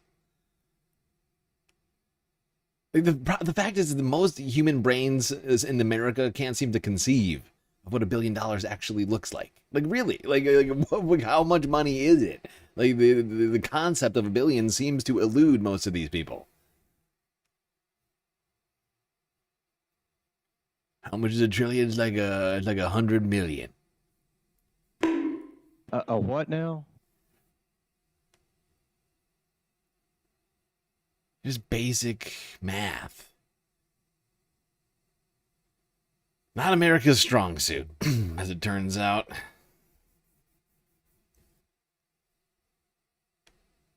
Nor is painting stuff. I'm not sure what our strong suit is, but it turns out painting stuff also not it. Well, it's not just algae causing problems at the Lincoln Memorial reflecting pool. Blue material from the pool's bottom appears to be peeling and floating to the surface. If you have a pool, you know this is trouble. The contractor behind the renovation says it's unclear what the material is. But it's unclear what the material is. President Trump ordered the renovations in April. The project was expected to cost... Trump's pool guy. It's unclear what the material is. That's American flag blue and about the same proximate thickness as a single coat of paint. Now to new problems with the reflecting pool in Washington. This after a nearly $15 million renovation touted by President Donald Trump. First, algae blooms plagued the pool, as you see here, turning it to a murky green color. And now the new blue paint, the coating there, it's starting to peel away. Okay. ABC's John Carl was on the National Mall getting a first-hand look. If you take a look, not only has the green of the algae come back, but look at that American flag blue in the paint. It's actually starting to peel. Peel it out, yes. The company that did the work. That was so satisfying. Like, when someone finally decided to do this. When I saw this earlier today, I was like, yo, we gotta watch this. I know we've been talking about this fucking pool catastrophe for days. We've been on fucking algae watch all week. But, yo, this was bold and exactly the level of journalism that I need people to be doing out here. Because when you lift it out of the water, you can see quite clearly that it is, in fact, American flag blue. And I don't think that's the algae that's growing in sheets. To peel. It's coming up. The company that did the work was awarded a no-bid contract worth nearly $15 million, despite having no experience doing any federal The greening contracts. of the pool. Project was It really is getting greener and greener and greener, isn't it? It's shifted. We've been watching it, not even slowly, over a week, over a week's time. It's happened so fast. That's part of what's so funny about it, is that it lasted for a week. They spent $15 million on the pool looking blue for Trump's birthday, and not even Trump's birthday didn't even last that long. It was already this color green by Saturday. Oh boy.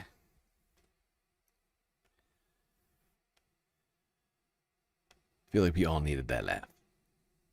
It's the opposite of training, though. They created a swamp. They drained the swamp so that they could beautify it, right? And emblazon it in glory. The glory, the swamp of glory. Fuck yeah! Speaking of the swamp, let's go here to a hangar at Joint Base Andrews, Maryland.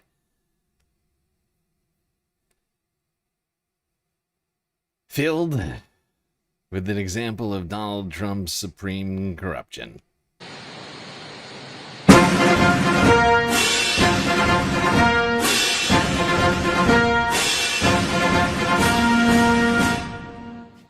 Ladies and gentlemen, the 45th and 47th President of the United States, Donald J. Trump. And then they play I'm proud to be an American for like 10 minutes. All right, not quite, like 5 minutes. 5 minutes of being proud to be an American, and Trump standing there in front of this $500 million monstrosity, which he was gifted by a foreign government. Illegal.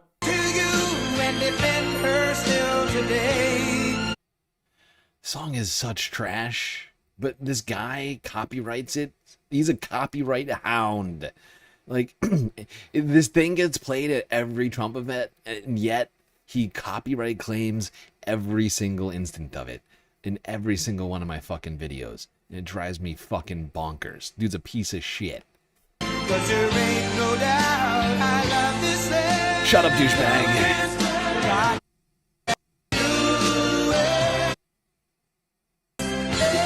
Your song is trash. I hope you're hearing this right now.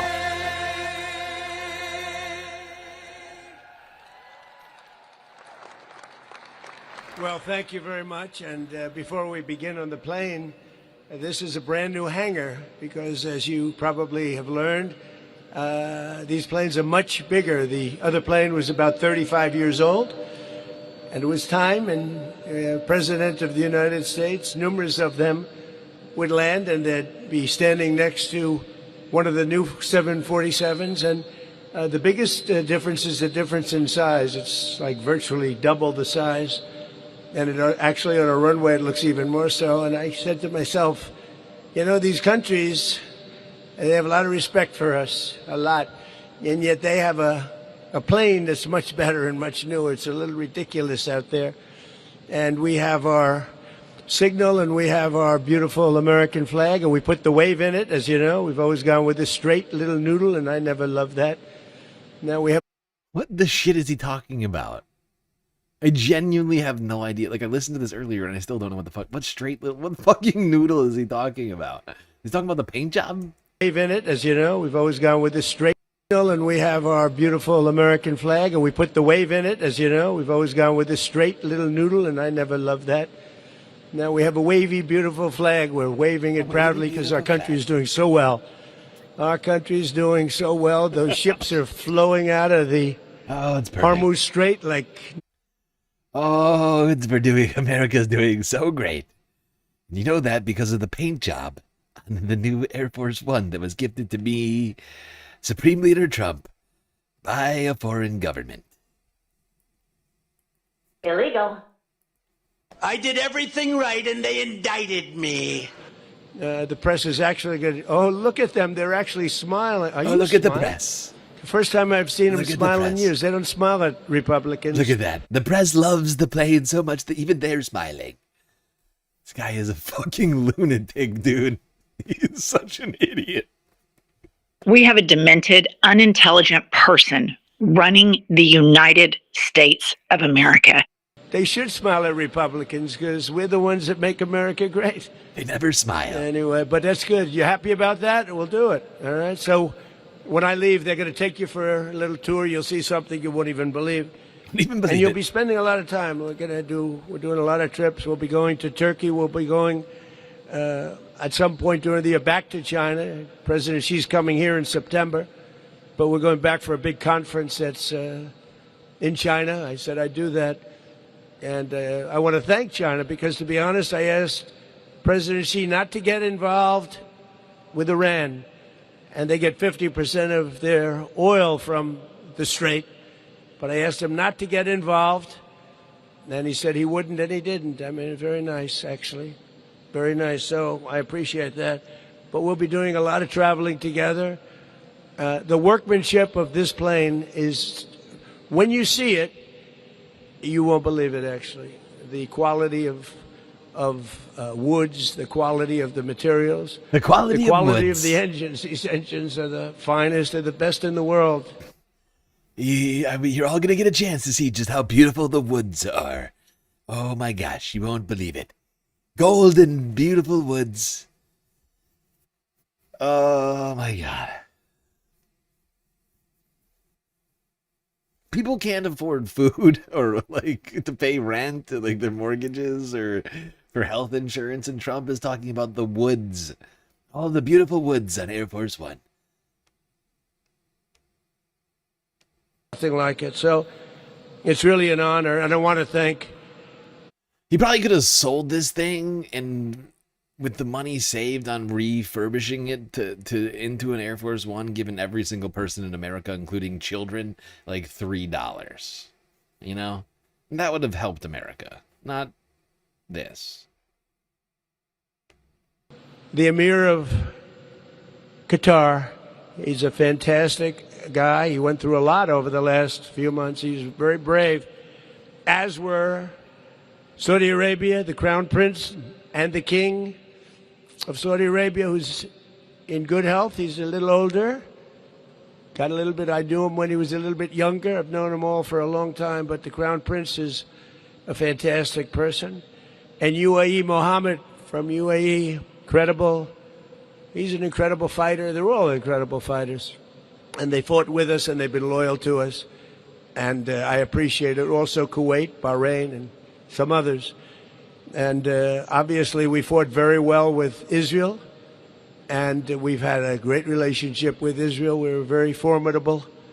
And Bibi Netanyahu, he's a warrior prime minister. And he should be acknowledged as that. They should give him credit. Give him really credit. did. We had a very good relationship. Everybody give BB credit for how great of a warrior he is doing that genocide. Oh, that genocide and all those ethnic cleansings he's doing. He's such a great job. Okay. I can't remember where the other part, because honestly, it's a 30-minute long speech. 5 minutes of it is about the fucking plane. And the rest of it is just him talking about how great everything is going, even though nothing he talks about is actually going well in the real world.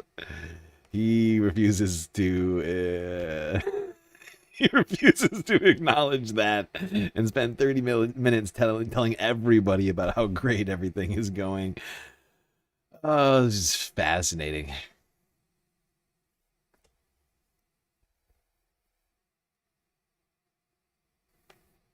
Just fascinating. Okay. Well, we made it 3 hours into the stream. I think we're about halfway through all the content that I have planned for us tonight. So I figure now is a good time for us to take a quick galactic intermission. Do not fret, though, space fams. Of course, we'll be right back after these brief messages.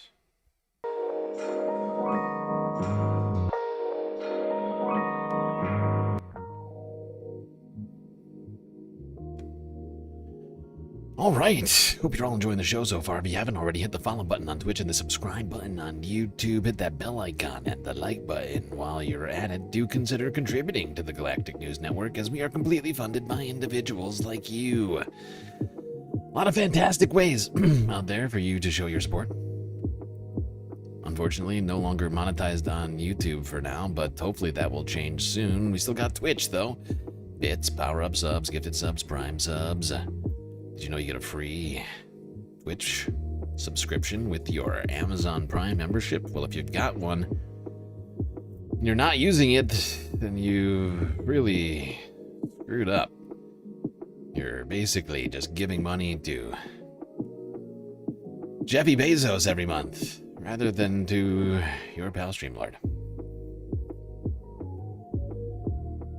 We got Cash App and PayPal if you'd like to donate directly to the stream. We also have Throne, which is a great way to do donations. That's right. Have you seen Throne? We got a link on our Twitch and YouTube description bios sections. You can make sure that I stay hydrated and fed. I got, like, you know, other stuff like candles to make my apartment and the space station smell pretty. Get me out of my, like, 5 very, very worn down undershirts into some new ones, perhaps. Or some bike maintenance stuff for that e-bike that everybody helped crowdfund earlier. Also, I added 2 things for the stream specifically. An on-air light to help me with all those times that I wind up muting myself. And a new mic stand, because the one that I'm using right now is completely fucked. It makes it super hard for me to position myself around the desk. That's right, you can know exactly what your money is going to donating on Throne, but of course the very best way to get the most space benefits for your Earth dollars still remains Patreon. Alright everybody, enjoy the break, grab yourselves a drink, maybe a snack, and I will be right back.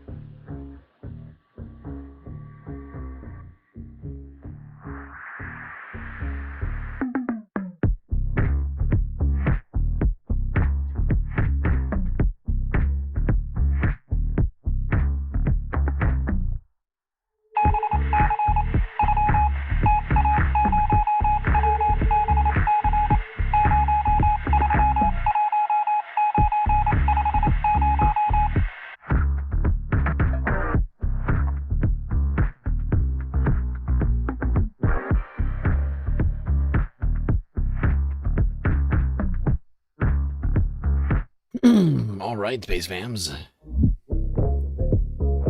The break is over, and the show is about to begin once again. So you better get back in those seats, otherwise you're gonna miss it.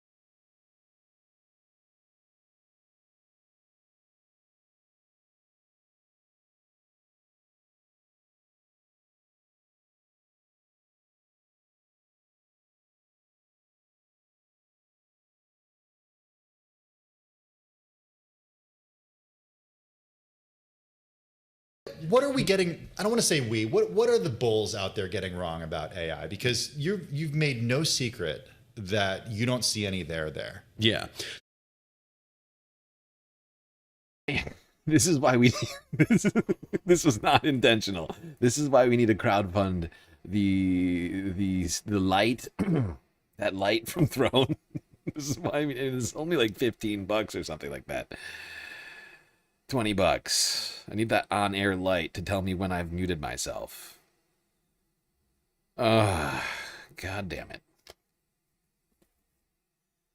I'm back. Okay, what I was saying is that I've been planning on talking about this guy for a little while now. This is Ed Zitron. This was actually an appearance that he made on Bloomberg 2 weeks ago. He actually appeared on Majority Report, I think Wednesday. So I've been holding off on talking about this until they posted a clip of their interview, which was posted earlier today. But we're going to start off with this one from Bloomberg podcast, where Ed Zitron is talking about how he does not believe that companies like Anthropic and OpenAI should be allowed to even IPO, which is, of course, an initial public offering. This is in the wake, of course, of a number of other large Fortune 500 companies dipping their toes into the AI water, right? Microsoft, Google, Facebook, most companies these days in the tech space are trying to get AI exposure. Then you've got AI-specific companies like OpenAI, Anthropic, Grok was just vicariously IPO'd through SpaceX last Friday. But Ed thinks that these companies that make no money shouldn't be on the stock market at all. What are we getting? I don't want to say we. What are the bulls out there getting wrong about AI? Because you've made no secret that you don't see any there. Yeah. So I think people are conflating a semiconductor rally with an underlying successful business, which doesn't really exist. Anthropic's current revenue growth, which is deeply questionable in the fact that they leaked profitability, manipulated by Elon Musk, of course, their growth is coming because people cannot measure how much an AI task actually costs. And a couple months ago, Anthropic started charging their enterprise customers the actual token rates. What this has led to is suddenly businesses are going, oh, how much money are we spending? I think it was Uber's COO, Andrew McDonald, said that they're having trouble justifying the AI spend based on the actual return, that one can actually measure it. So you've got a thing where you can't measure the costs and you can't measure the return on investment. What do you call that? You call it a thing without an ROI.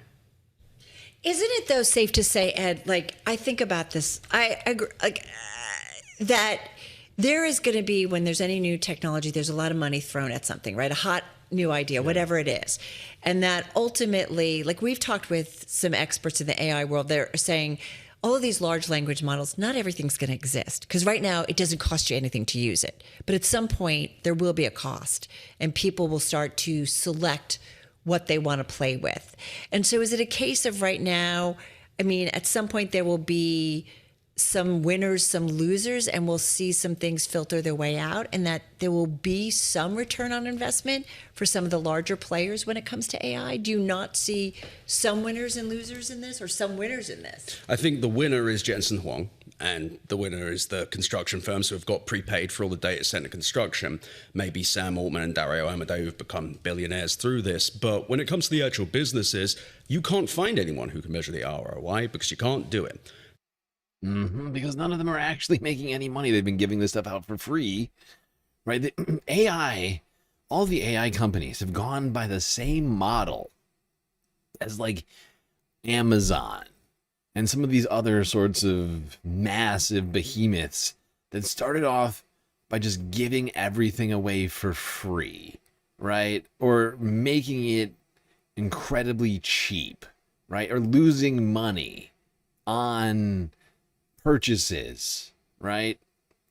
Like finding ways to continue running the company while running at a loss, right? Amazon was not making money until the 21st century. Like I think like when they first posted profit, it was like 2010 or something like that. Maybe before that. No, it might have been later than that. Hold on.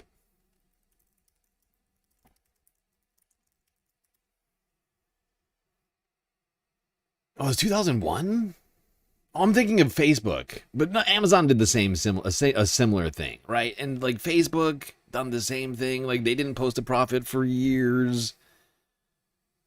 It's 2012 or something like that when they first went profitable, right? But they were around for years operating at a loss, right?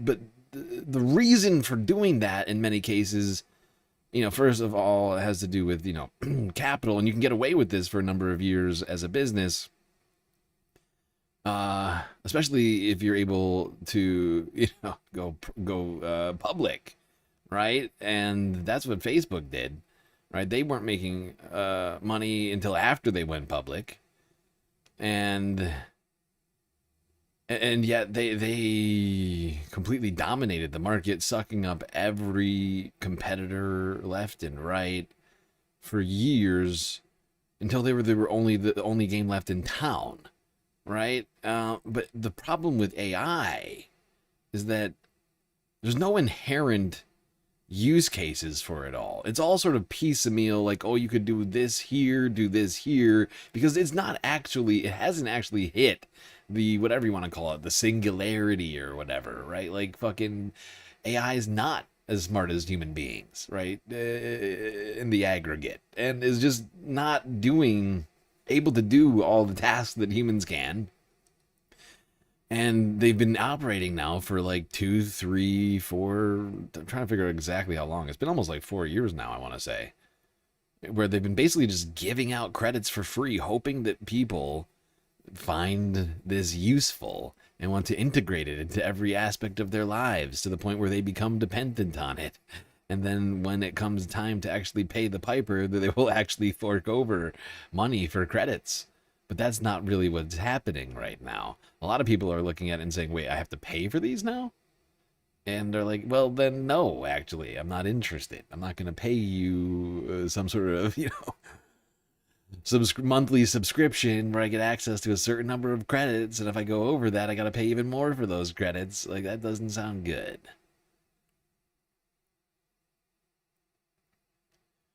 That sounds like a phone plan before we had the internet.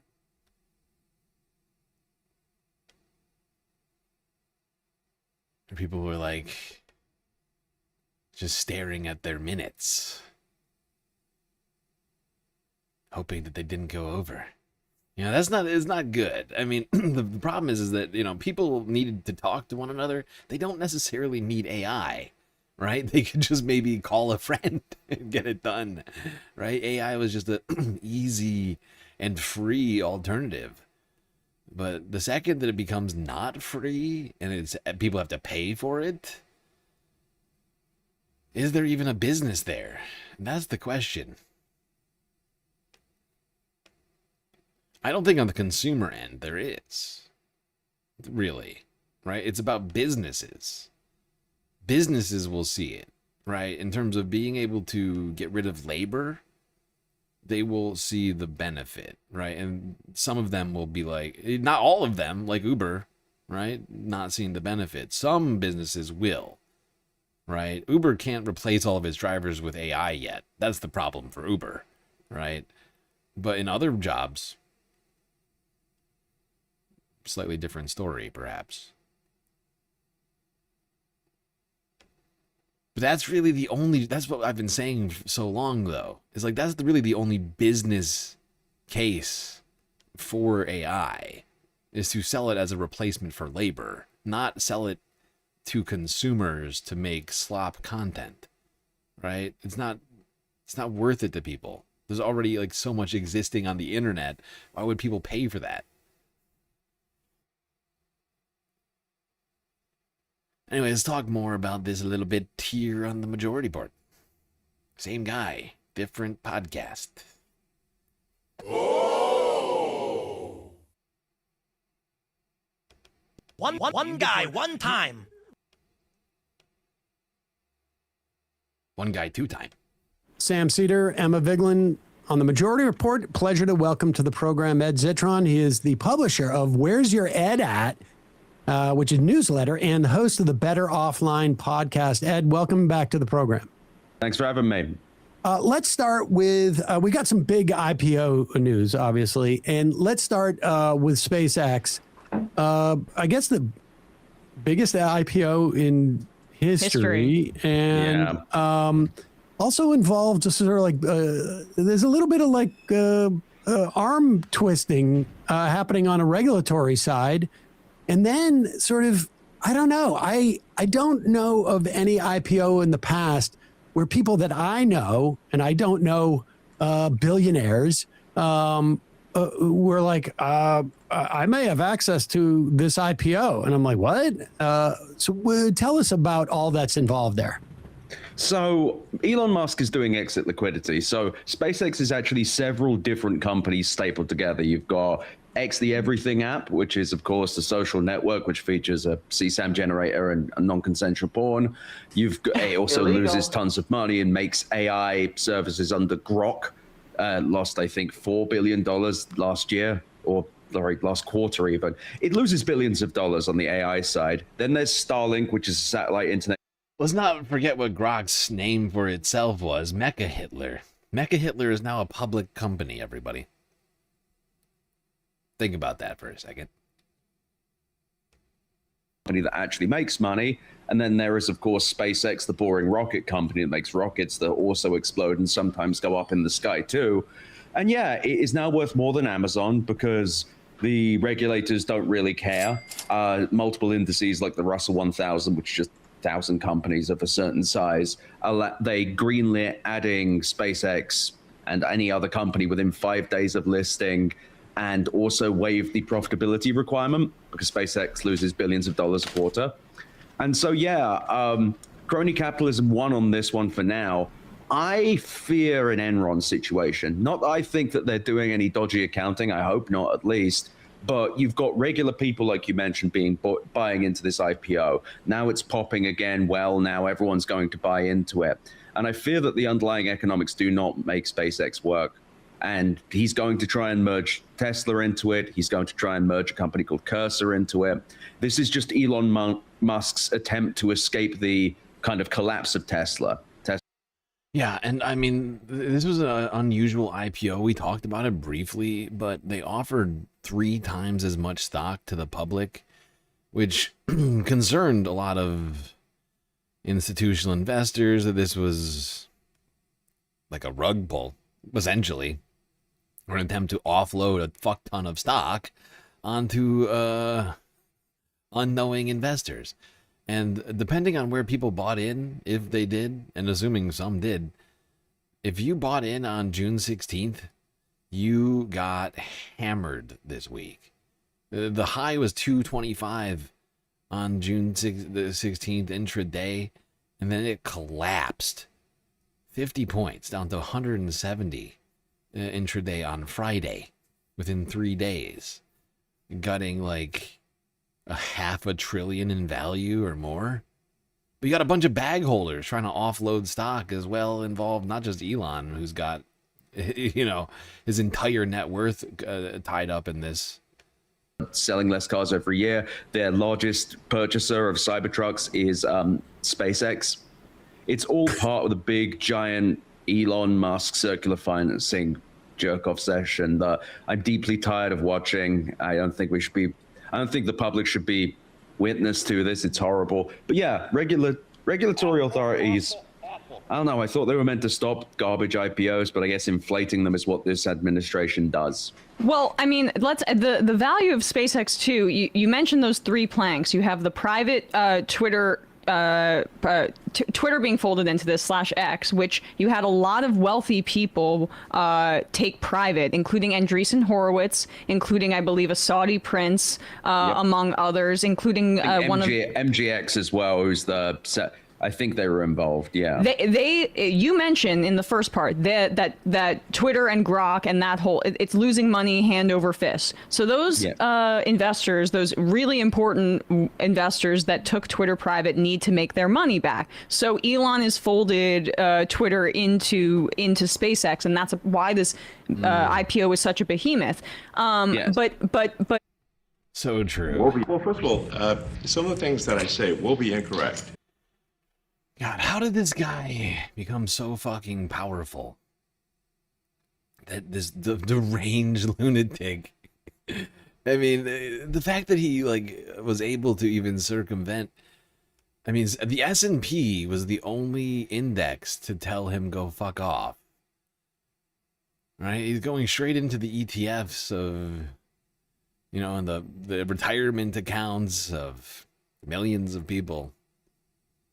Some of whom I'm sure do not know that they're now invested in this monstrosity. That is going to potentially, I mean, it is so large. If it plummets, it's going to drag the fucking stock market down and the retirement holdings of who knows how many people. I mean, there's $2.5 trillion piled into this fucking thing. I mean, you look across the AI space, it is a fucking disaster waiting to happen, right? If you count SpaceX, which you should, right? You look at SpaceX currently, whatever, $2.5 trillion. Nvidia, $5 trillion. $5 trillion in Nvidia right now. It's utterly fucking insane. It's utter insanity. Remember, does anybody remember the amount of money that we needed to fix or how much back in the Great Recession? Remember, it was in the trillions. Remember how much money they were talking about needing to solve all this? I believe it was like 10 or 11 trillion. The number shifted a bunch around that time. Nobody was quite sure how much it was going to take. With those two companies just listed, Nvidia and SpaceX, that almost reaches that number on its own. Granted, we're not talking about housing, we're talking about tech stocks. But the entire economy is like quadrupled down on these companies, all bringing about some sort of like utopian future. What's also alarming, and on the regulatory side, if you could talk about this, Ed, how right now one of the major indexes, I'm forgetting if it's S&P or I have it written down here actually. It's the Russell 1000. Okay, gotcha. One of the major indexes is saying that they're indicating that they're going to loosen their rules to allow SpaceX to be a part of the index, which would. It was actually the Russell 1000 and the NASDAQ, if I'm not mistaken. They both loosened their rules to allow SpaceX in. S&P was the only one not to. And the Dow? I think the Dow might have also said no. Really harm, if it is to pop, the retirement funds of so many people who invest in indexes, which are supposed to be a very safe vehicle for your investment. Can you talk about that part of it? Yeah, that's kind of what I was previously mentioning with the Russell 1000. So they already agreed to that. I think they did in the NASDAQ. The S&P 500 did not waive their requirements, thankfully. But yeah, exactly. What is meant to be a really boring, stable investment in like the Russell 1000 or what have you is now going to be plagued with whatever meme stock SpaceX becomes. And I worry for the future of this company. They're going to do a bunch of financial engineering to keep it inflated, but Elon Musk attached an unprofitable AI company to two others, and if he combines with Tesla, three others, I guess. And I think they were losing $1 billion a month or something, maybe more. Yeah, and Twitter isn't exactly, we don't know exactly how much money Twitter is making right now, but we do know for certain that advertisers were leaving X in droves after he took over the platform. I don't know how many of them have returned, but I think many of us have been talking about, or at least I've had the sense that X is no longer if it ever was, is no longer a profitable platform. It's a husk of what Twitter used to be. I think a lot of advertisers are just sort of not interested in going into that space still. So it's not even clear to me that Twitter is profitable. Because Ed is seemingly, it's a little hard to parse what he's saying here, but I think he's suggesting that X is one of his profitable companies, but that is actually not clear to me. Like I'm not sold on that actually being a profitable part of his portfolio. And since it's a private company, they don't have to report profits publicly, so we have no way of knowing for sure what's actually going on over there. Now they're renting out that capacity to Anthropic, but it isn't clear how long that'll go on for. It's just a complete mess, and retail investors are going to be the ones that are harmed if it all goes wrong. Is it fair to describe this as sort of a Ponzi scheme? I mean, it seems like by putting all of these companies together, they just will keep shifting where the losses are happening. I think Ed disagrees with that, and I think Sam's got the right concept, but this is actually the wrong word, right? It's not a Ponzi scheme, it's a shell game. It's a shell game, right? He's playing corporate fuckery, right? Bunch of, legalistic avenues basically that he's taking. Things that aren't technically crimes, but are super like on their face are super shady, but we have in our law, we have like, it's like, oh, you can do that, but like it's still like on its face, if outside of the law, right? It's still super shady, right? It's he's hiding losses, or he's trying to hide losses in sort of convoluted ways that I think to some degree are going to start coming to their face now, right? Are going to start coming to light because he's making them public. But it's because he has no other alternative.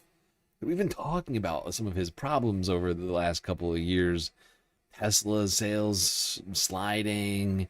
He doesn't have a whole bunch of revenue streams to be able to pay back the initial investors from Twitter, right? He had to go to the UAE and get a bunch of money from people to buy Twitter, now X, right? He didn't buy that with his own money. He took a loan. And those people hold Twitter stock, which has now been converted to SpaceX stock. And like it's very convoluted, like with some of the things that he's done here, but it's all, I think, technically above board.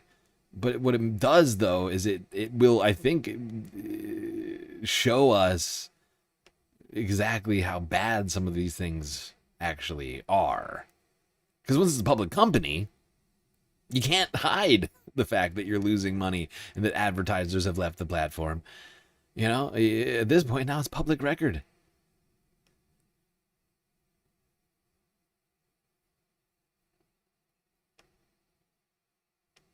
Over, or at least for a bit. And it seems to me that the other part that's driving this, or maybe just, you know, hand in hand, is you have such wealth disparity. So you have so few people sitting on so much money. Like hoarders, and they want to get it out of the house. And there's this compulsion that that was sort of born out of the past 20 years, where you invest, you know, getting 2x on your investment is substandard. You need to get 10, 100x, 1,000x, whatever it is. And so you have these people with money that it is completely irrelevant to them if it is put into an investment outside of it, the pursuit of growth. And it's driving this sort of, I guess, what Greenspan would have called 22 years ago in the real estate market, an irrational exuberance about these tech plays. With that said, OpenAI apparently is also planning an IPO this year. Mm-hmm. I noticed they moved from not profit to profit, which just as a side note, I was contacted by a reporter from The Atlantic some time ago saying that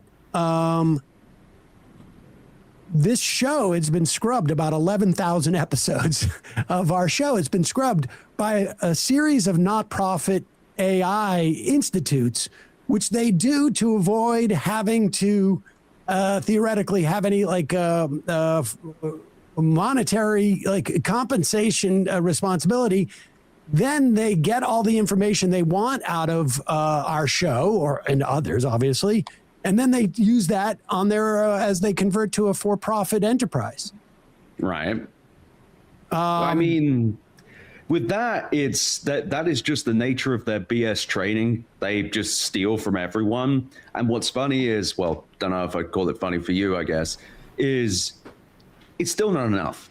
They still don't have enough. Even if they took every show on the internet, every document on the internet, everything, they don't have enough because there's no proof that there's actually enough data. They fed basically the entire internet into these things and they still kind of suck. They still hallucinate because hallucination, so authoritatively stating something that isn't true or just doing something different than what they were asked, those are mathematically certain now. OpenAI themselves said it. So it's this kind of losing game where they just burn as much money as possible in the hopes that something will change, but nothing changes, which makes them burn even more money. It's like a classic degenerate gambler situation. Not sooner. You've gotten your hand on, I guess, a financial audit of OpenAI. There was a couple of things where you wrote like, I'm just going to leave this here and allow others to make. Give us an overview as to what you found that others might look askance upon. So last year, OpenAI spent about $34 billion to make about $13 billion. And they ended the year with about $22 billion in cash. They lost about $21 billion. Now, they do some accounting below the line hocus pocus to move numbers around. So just to be clear, they spent $34 billion to lose 22. That's not a great investment, historically speaking. Try and pretend it's not that bad, but that's how much they lost. And what's crazy about this is they spent $5.73 billion just on sales and marketing, which is complete lunacy. They spent $19.18 billion on research and development costs, which is also crazy. But what's funny about that is these numbers do not neatly line up with what's being reported about how many people work there. So I can't speak to it. I truly do not know. The documents I've seen did not state, but they could be putting engineer salaries in research and development. I've seen companies do that before. Fact of the matter is, OpenAI lost $21 billion in 2025. $21 billion, that's an insane amount of money.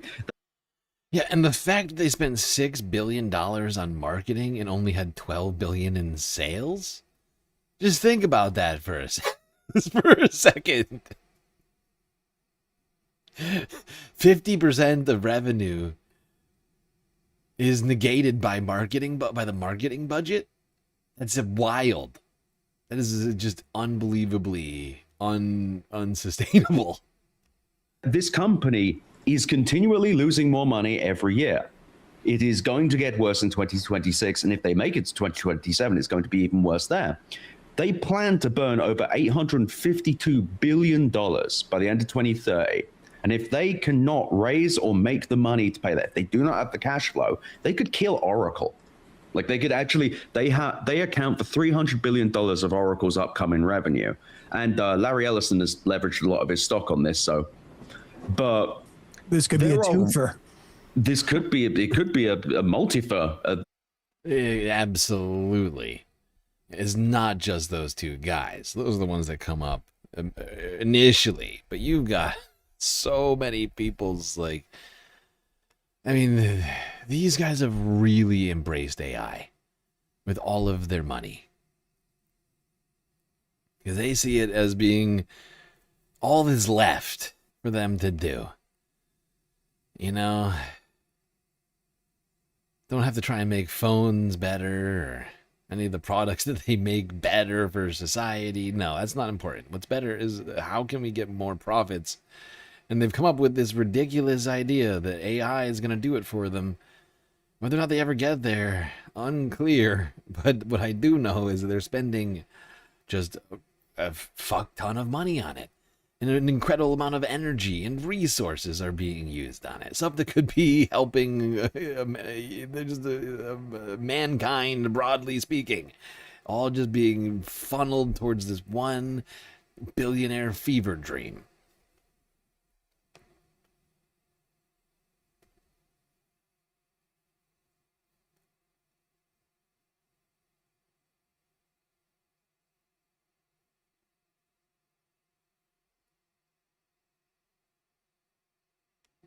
I smell food. I smell delicious food and it's making me hungry. Ah, God. Okay, We've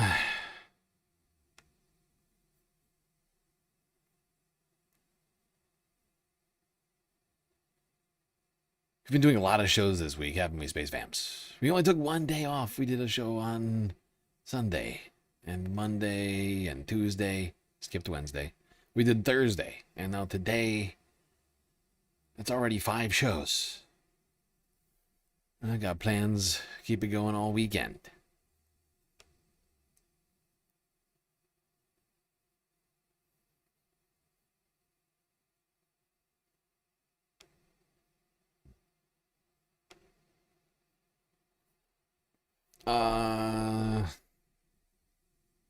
Should we do environmental news right now? Let's just take a quick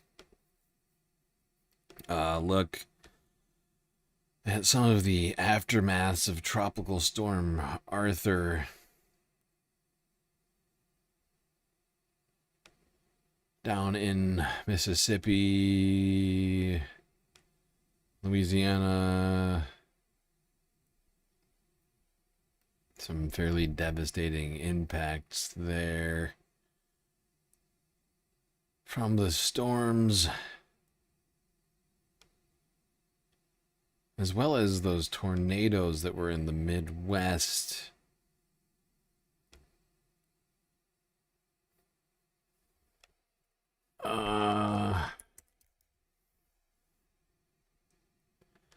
Yeah, let's start in Illinois, actually, and then we'll go south. This is from yesterday. I'm sorry, well, Thursday. Effingham, Illinois.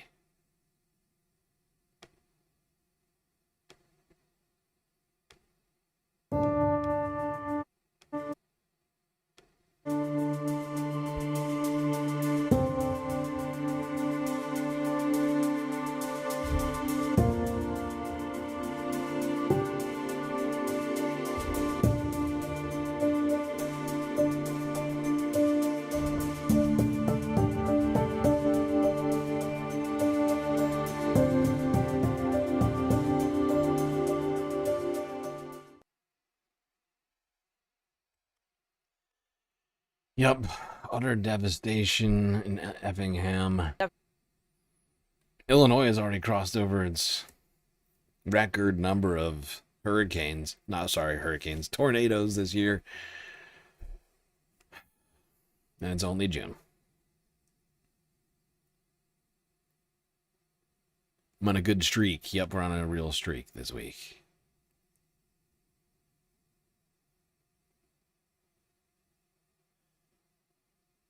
All right.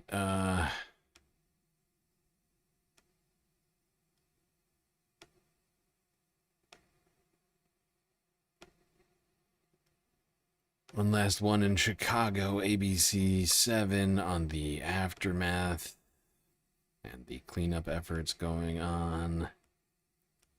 Mike Braun has declared a state of disaster emergency for 63 Indiana counties following recent tornadoes and storms. Among them, Lake County, where a tornado damaged homes and businesses in Maryville. Porter, LaPorte, Jasper, and Newton are also included in the disaster declaration. The governor says this will ensure that state resources are mobilized quickly to help families. Wow, some serious fucking devastation here in Illinois.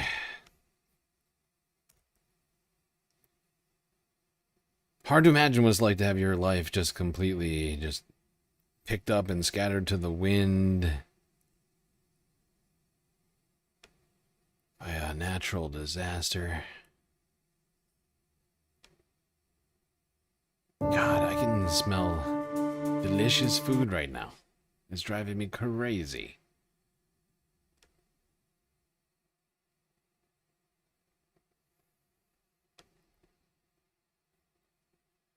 How is delicious food wafting its way into my space station? This is really killing me. Oh, God. All right, let's go down to Louisiana. Scenes on this farm were quite shocking. One farmer trying to save his pigs. Waist deep water. Unbelievable. Go ahead, go. Just make it to the high bank. Free range hogs. Come on, wrong way. You don't want to go that way. Come on. Come on. Go. Come on. Come on. Come on. Unfortunately, this guy learns quickly that pigs are not dogs, and those pigs do not come because they're pigs. They're unfortunately too stupid to figure out what to do. Hopefully they managed to get to high ground.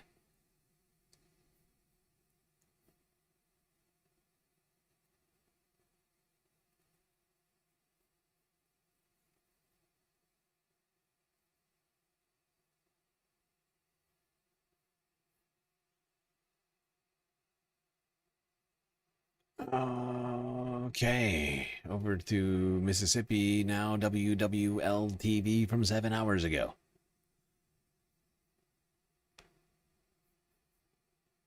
Jesus, look at this fucking stairway. Oh my God. All the water from this reservoir pond just completely eroded around the stairway. So now it's a stairway to nothing. Oh.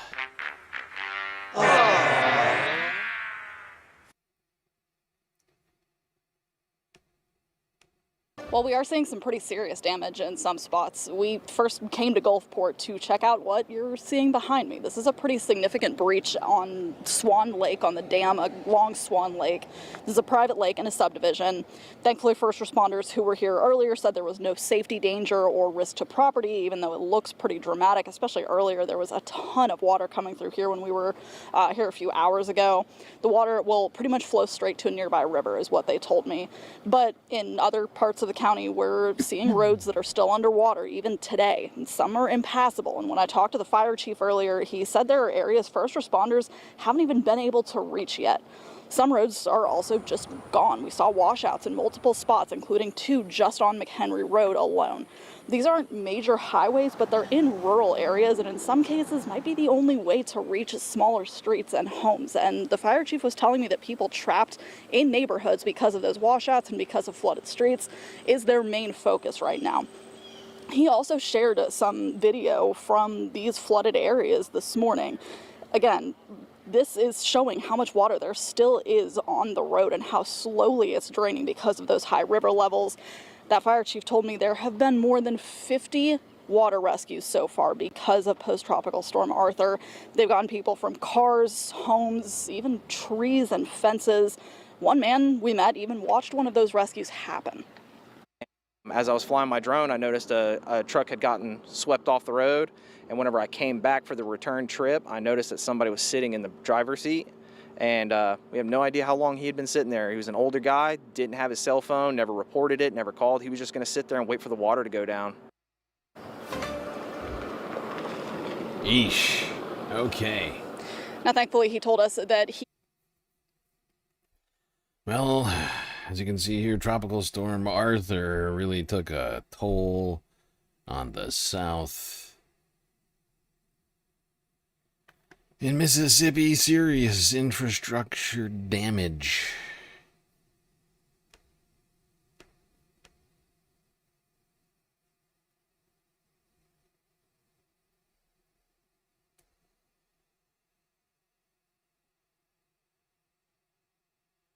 All right, one more environmental news clip all the way in Europe, where major cities on the continent are sweltering amidst another horrible heat wave. Reuters, 9 hours ago.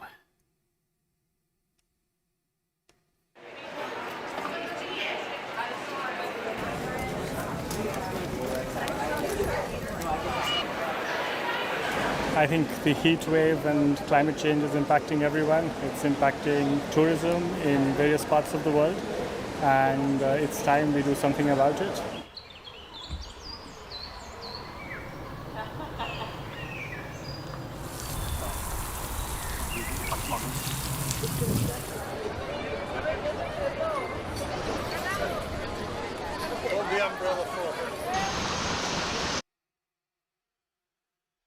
Sweltering heat in many European cities.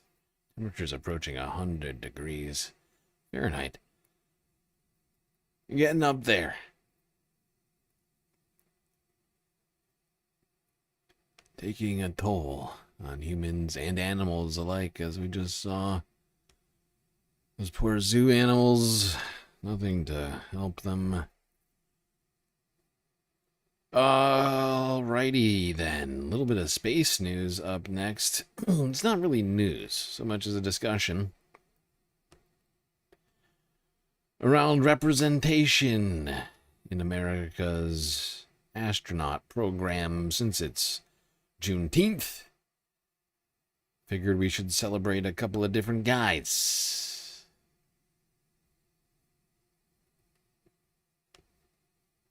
One guy, one time. Actually, two guys, two times. Start here with the first African-American man allowed into America's astronaut program, Ed Dwight Jr.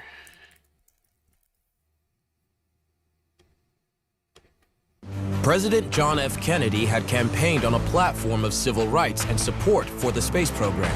Seeing the huge upside of recruiting a black astronaut, the White House gives the Pentagon past all of those courses, flying colors, was eventually allowed into the NASA astronaut program. However, he never managed to get to space. No, the first black man to actually make it into space on the NASA program would not make it out into space for another... Jesus, I'm trying to think, 20 years? 30? Hold on. Let me just look back at this. When was it that he actually... In 61, he received that letter from Kennedy, right? And the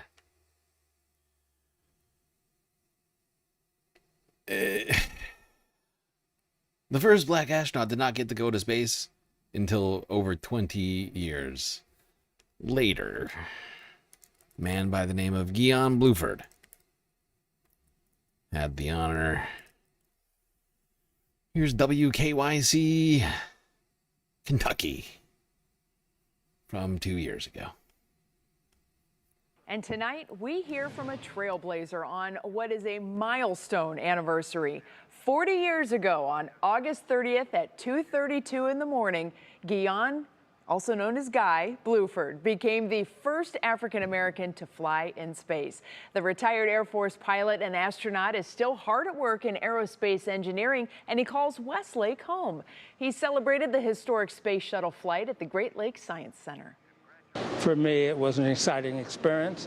I still look back upon it with a great deal of pride. Dr. Guion Bluford was selected by NASA when many minorities didn't see themselves reflected in the astronaut corps. He became a mission specialist for the 8th flight of the space shuttle and the first black man in space. So I take a great deal of pride in opening that window and giving other black astronauts the encouragement and support for them to fly in space. Yeah. And Bluford left Earth from Kennedy Space Center, 1983. 22 years after Kennedy wrote that letter to Captain Dwight Jr.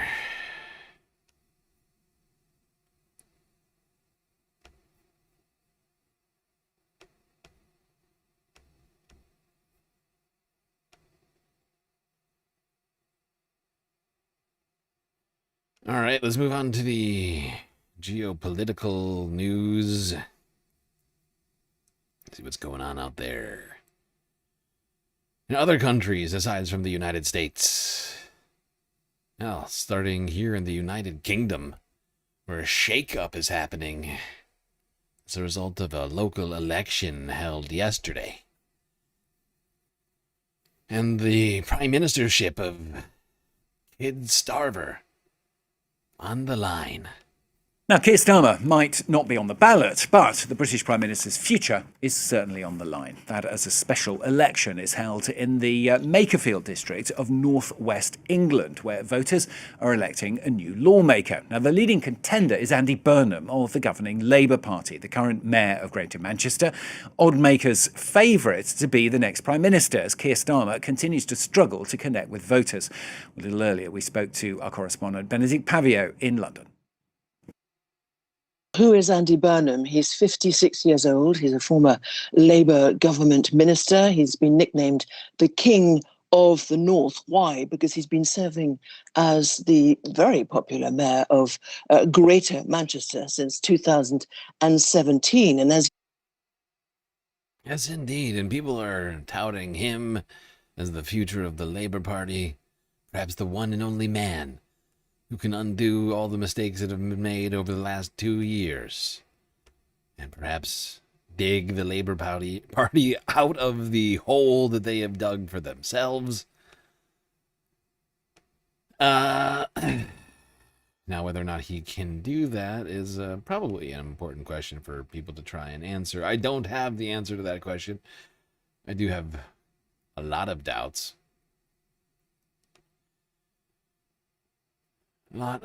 However, Andy Burnham did win in this Makerfield local election yesterday.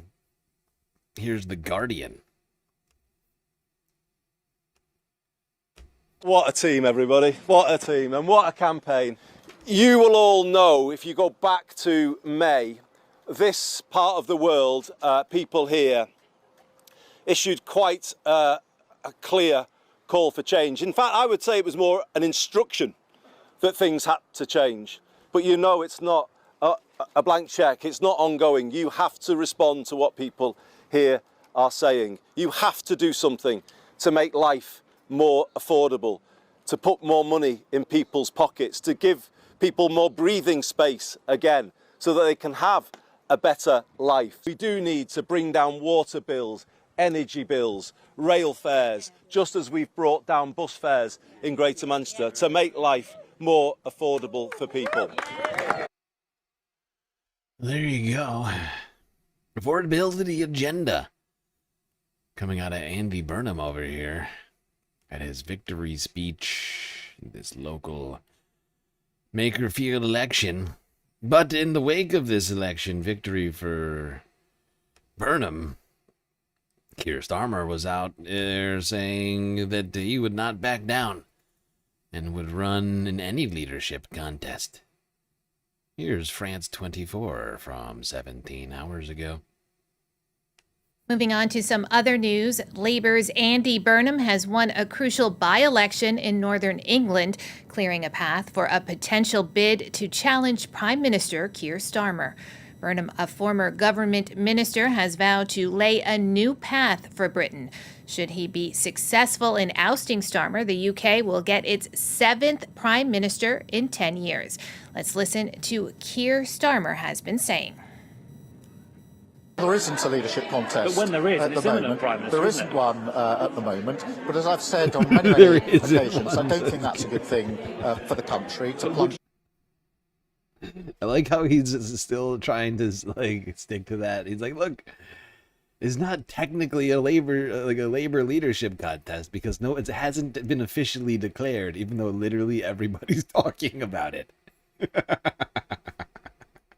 Now, I don't want reality. I mean, I guess you can deny reality for some time, but that leadership thing is gonna happen at some point, you would think. It seems like it's just a matter of time, really. Sort of a given. But leave it to Starmer to fight off the inevitable. Into chaos. I would also add that now that Andy has won, which is really important, really good, he's a huge asset to us, then now will inevitably be a Manchester mayoralty by-election starting straight away. So it's important that we pull together for that. But if there is a contest, just to be clear with you, then yes, I will run, I will stand, and I've said repeatedly, I'm not going to walk away from that. Earlier, we spoke to our London correspondent. Yes. He's not gonna walk away from it. No. Keir Starmer, he's not done. even though everybody else thinks he should be done.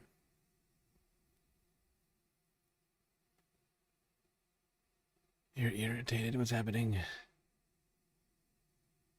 What's happening?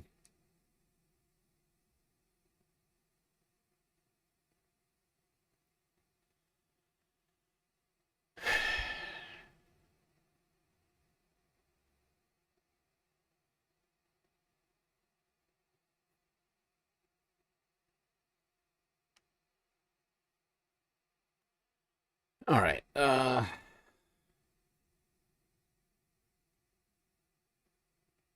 I'm like, I've been really blasting through clips lately. Although I guess I skipped a few, but those are just really, God, those are just old clips. There's like 4 of them. I don't know how, but we're already up to talking about Iran. Oh wait, we got Ebola. All right, we'll talk Ebola. Then we're gonna have to move on to Iran. I've just been making crazy time lately. I have no idea what's up with that. I have been trying to use less of the clips lately, to some degree, because I'm trying to deal with all this copyright claim stuff. The less of the clips I use, the less I'm likely to get hit by any sort of copyright shit. Boy, everybody's sleepy on Friday tonight, huh? What's up with that? It's not even that late.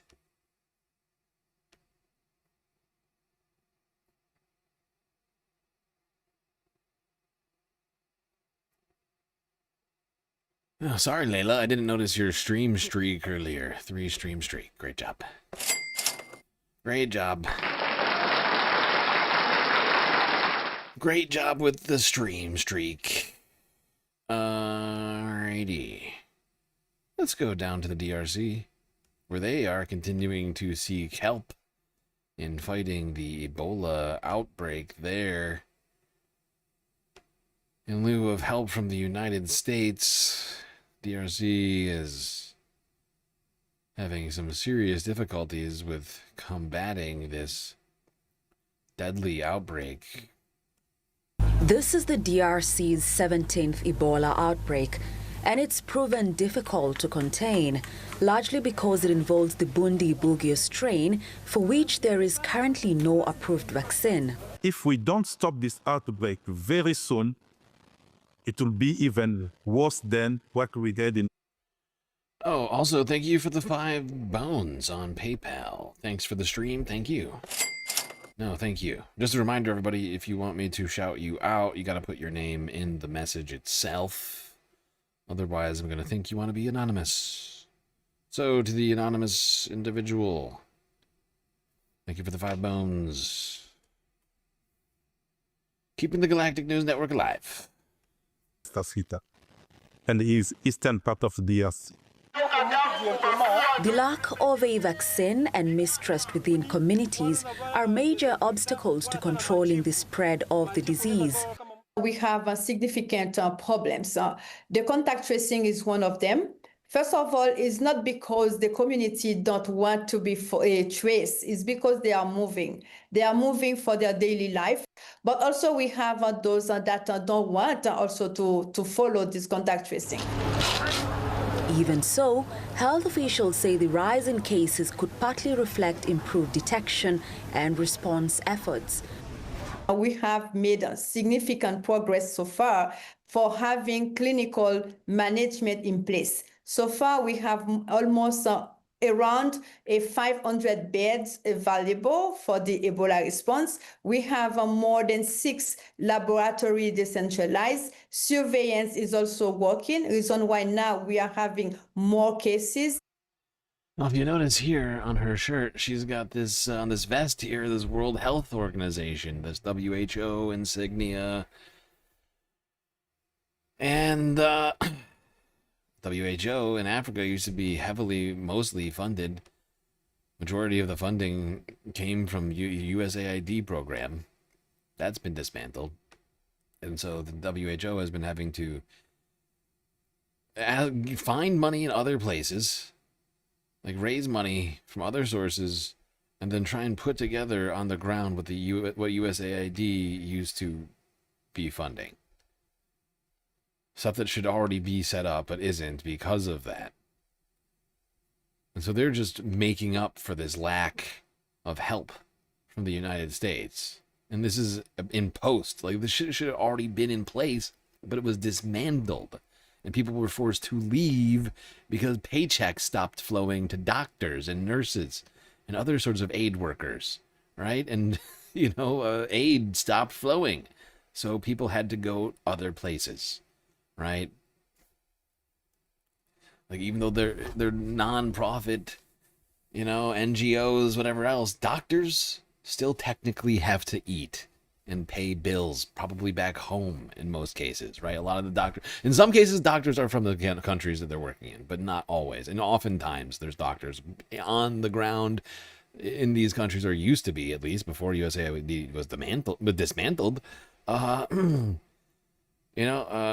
Foreign doctors, aid workers, Doctors Without Borders, stuff like that.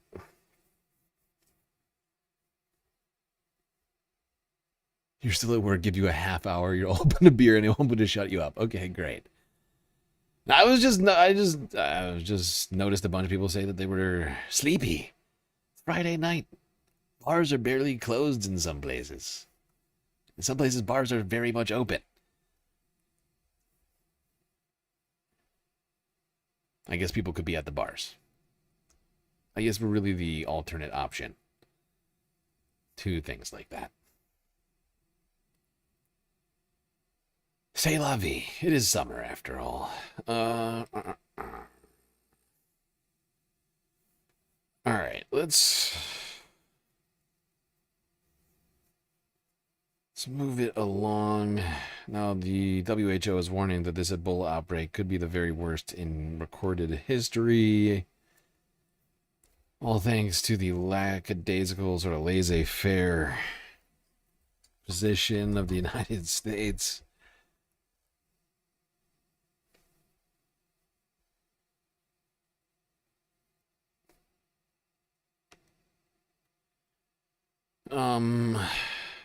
But yeah, let's move it along now to the Iran situation.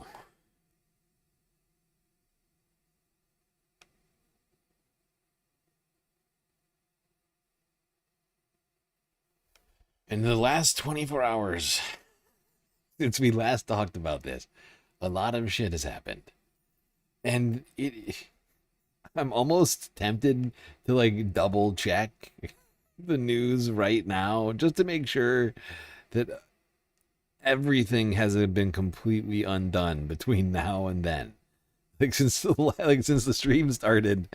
I mean, it literally happened yesterday. Yesterday, we spent the last part of the stream talking about this deal that Trump, everybody was applauding in fucking Versailles, supposed to get signed yesterday on Friday. That never happened. Because it all fell apart. And now I'm questioning whether the falling apart has fallen apart. I honestly just don't know what to think at this point.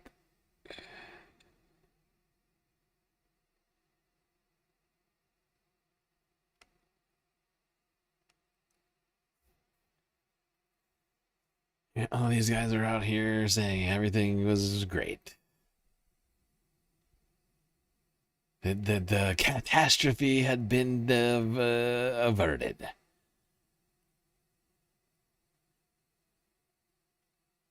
I think this is the best place. This is around where we left off back at the G7 conference in Evian. Donald Trump giving a speech. Thank you very much. I'll be right back. Thank you. It's a lot of press. That's good. We had a great event. This was something very special. And I want to thank President Macron, Bridget, his really lovely wife, fantastic person, for welcoming us to France for an extremely successful G7 summit. I would say it's one of the most successful. And this meeting could not have come at a better time. On Sunday, we reached an agreement with Iran that achieves everything we set out to accomplish, everything and much more. Ending the current conflict, reopening the Strait of Hormuz, and preventing Iran from ever obtaining a nuclear weapon. That's what it was all about. That was about 99%. Iran cannot have a nuclear weapon. They can't develop it, buy it. They can never have a nuclear weapon. At the same time, with this announcement, or close to it, as people started to think it was going to happen when Iran was making some very positive statements, the stock market has surged to record highs, picking up thousands of points over the last short period of time, thousands of points. And oil is dropping like it has never dropped before, at levels that went in numbers, down $7, down $8. Didn't ever see anything like that. But if we didn't do this deal, we could have dropped more bombs for another 3 weeks, 2 weeks, 4 weeks, 2 years. You would never have the Hormuz Strait open. You would never have success. I love how he just lists a bunch of random time frames. 2 weeks, 3 weeks, 4 months, 2 years, a week, I don't know, 2 days, any amount of time. We could have kept bombing. A decade, a century, a millennia. We could have bombed. We could have bombed in any time frame we wanted to. He's a fucking lunatic. I still don't quite understand how he became president. We have a very stupid, very, very stupid public here in the United States. Just exceedingly stupid. I'm sorry, it's just a fact. We just got done listening to a bunch of people who literally don't know how much $1 trillion is. Can't quantify it. Math is too hard. And we got a lot of deficiencies here in this country. That's one of them, I'm afraid.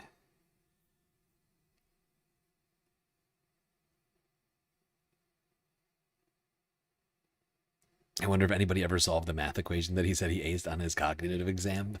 1 + 1 equals 11. Everybody knows that's how that works. 1 divided by 0 is actually 0. Write that down. Don't write that down. That's not true. I wanted to make that clear. Just to be clear, that's not true. Okay. Now, in the wake of the release of some of these details on this supposed memorandum of understanding, there was, as we witnessed yesterday, a lot of criticism spreading across the United States regarding it. Get a little bit into that. Here's France 24 English from yesterday. So it was then the location for the peace treaty signed in 1919 to end World War I. And now the Palace of Versailles, just outside of Paris, also the location for the signing by Donald Trump of the US and Iran peace agreement. Trump signing after a day at the G7 summit, even as he threatened, though, to resume attacks if Iran fails to honour its commitments. The deal also signed by Iran. It offers a permanent end to hostilities, the reopening of the Strait of Hormuz, and the starting of a 60-day negotiating clock to reach a final deal on Iran's nuclear program. Criticism, though, that it offers Iran several benefits while extracting little in return. Well, we'll discuss it in just a moment. But first of all, Ellen Gainsford has this report. This was not easy, I can tell you. There were historic surroundings for US President Donald Trump's much-anticipated signature. The agreement was inked in the Palace of Versailles, with French President Emmanuel Macron looking on. President Masoud Pezeshkian did the same on behalf of Iran. So what's in the 14-point Memorandum of Understanding? The agreement extends the current ceasefire, including in Lebanon, leaving 60 days for Iran and the US to come to a more detailed, longer-lasting agreement. Concessions to Iran include allowing Tehran to sell its oil freely, immediately, while the full lifting of sanctions and the release of frozen assets will happen over time, linked to the progress of future talks. And a $300 billion fund will be developed to help the reconstruction of Iran. It's currently unclear whether the US will contribute. It's a controversial issue that's been much criticized, including within Donald Trump's own party. It reopens the Strait of Hormuz, with 2 months assured toll-free. But for now, there's no longer-term guarantee that Iran won't impose a fee. Yeah. And those details were very frustrating for so many people. Oh, we were listening to him all night. Ben Shapiro having a breakdown over it. Multiple Democrats and Republicans all having sort of a bipartisan meltdown over the contents of this alleged memorandum. Seemingly no understanding in the political class on this deal. Everybody very, very, very upset. And Donald Trump felt compelled to respond to the backlash in a 4:30 a.m. Twitter post, or Truth Social tweet.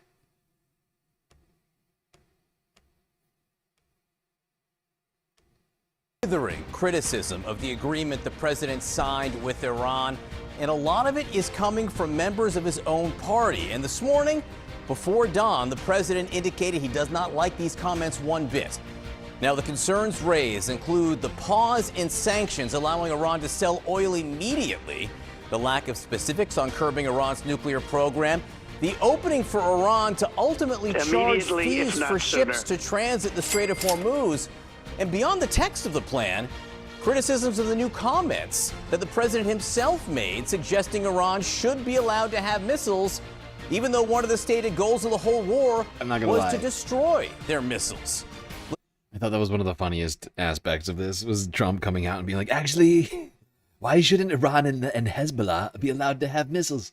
Everybody else has them. I thought that was hilarious, because we've been kind of making the same point for a long time, and to have Trump, of all people, come out and be like, actually, they're right. Actually, they should be allowed to defend themselves in the same way that Israel is allowed to defend themselves. Now to the critics. Now, I don't want to see theocratic Islamists who want to kill us made stronger. Here's a question. So, why does fucking Ted Cruz have his own fucking podcast? Like, doesn't he have anything other? He's a senator. He's an active senator in the United States, and he's over here looking like a fucking turd on his little podcast, not legislating, just hanging out, talking to Republican operators. See theocratic Islamists who want to kill us made stronger. So if this deal is giving them $300 billion, that's a mistake. They're better off than they were before the hostilities began, and that should not be the consequence of war. Some calling it an American surrender, saying it's even worse than the Obama deal of 20. Hearing Trey Gowdy cry about this deal is like music to my ears. There's something about it. It's truly cathartic. It brings me great Calling joy. it an American surrender, saying it's even Am worse I the only than one? the Obama deal of 2015. Now, Nikki Haley called it a, quote, huge mistake to pay to rebuild the threat we just destroyed. Senator Ted Cruz told the Daily Wire he felt like Trump was getting very poor advice and called it ill-advised. In the meantime, Senator Bill Cassidy took it one step further. This will go down as a tremendous foreign policy blunder. Iran ends up stronger. Our allies in the region are weaker, and Iran has learned that if they're willing to grab that Strait of Hormuz and choke it off, they can get the Western world to dance to their tune. I think it's a deep mistake. How do you know the president doesn't like these comments? Around 4:30 a.m. this morning, he wrote, quote, These fools who think I haven't been tough enough on Iran are either These fools who think I haven't been tough enough on Iran when the stock market just hit an all caps record high and oil prices are tumbling, quote unquote, down, are either jealous, bad people, or stupid. Make America great again, President DJT. There's SE Cupp, former Trump White House Communications Director Anthony Scaramucci, author of the... I'm here for the infighting so bad. Like, I'm so here for it. It's fucking hilarious. Listening to fucking Trey Gowdy and fucking Bill Cassidy and Ted Cruz and Ben Shapiro all have meltdowns over what the president is doing and have him come back and be like, you're all a bunch of jealous, bad people or just stupid, is fucking amazing. There's something truly cathartic about it. I said it once, I'll say it again. It really brings me great joy and a sense of peace and tranquility and great amusement to watch him call all these guys fools. You're a bunch of jealous fools, bad people, or very stupid. Yes, Mr. President, go on. Tell us more about Republicans being very stupid and bad people. Is now CNN political commentators SE Cupp, former Trump White House Communications Director Anthony Scaramucci, author of the upcoming book, All the Wrong Moves, How 3 Catastrophic Decisions Led to the Rise of Trump, and Republican strategist Brad Todd. Anthony, what do you think of the deal? Well, it's so hard to believe that I actually thought it can't be true. I mean, you look through the numbers, like, okay, there's no way that this is the... All these fucking turds are coming out, Scaramucci. They're all just so upset. All of the centrist turds, I can't believe it. Oh my God, how could the president do this? I thought he loved America. I thought this was America. Huh? Isn't this America? I'm sorry, I thought this was America. And I think he's pinned now because the reaction is so bad that he'll now start lying about it and saying, okay, that wasn't really the deal. Go look at this shiny object over here and let's pretend that that's not the deal. So the market thus far has not reacted poorly. Nobody knew about the deal. The market? What does that mean, the market? Nobody knew about the deal until the markets were closed. It was Friday. I don't know when this was taped. But, like, it says today. Oh, it's Scavino, not fucking Scaramucci. Is it? Wait, whatever the fucking guy's name is. Point is that the markets were all fucking closed. What do you mean the markets reacted? What markets? What fucking markets are you talking about? It's goddamn Juneteenth. The markets are closed, you fucking moron. Of course they're not reacting in any way, one or the other, because they're not open. How stupid do you have to be? It's a federal goddamn holiday.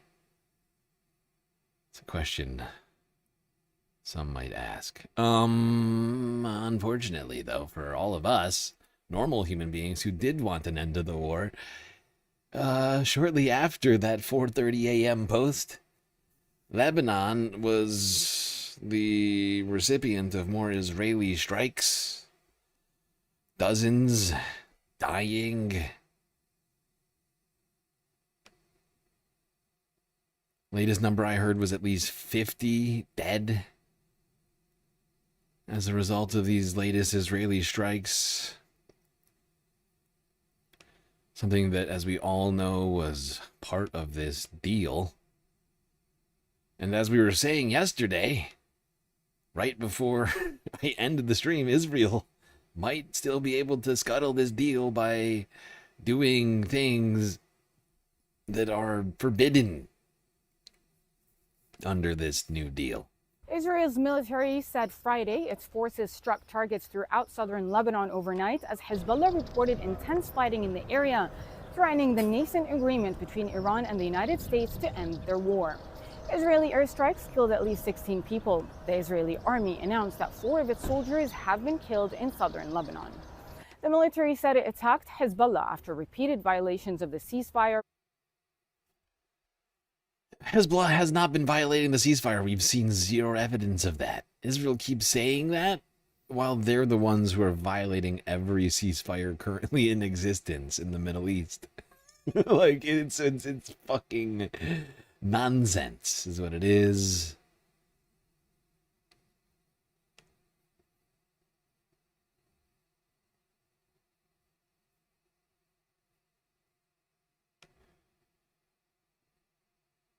Now, she said 18, but that number grew very quickly.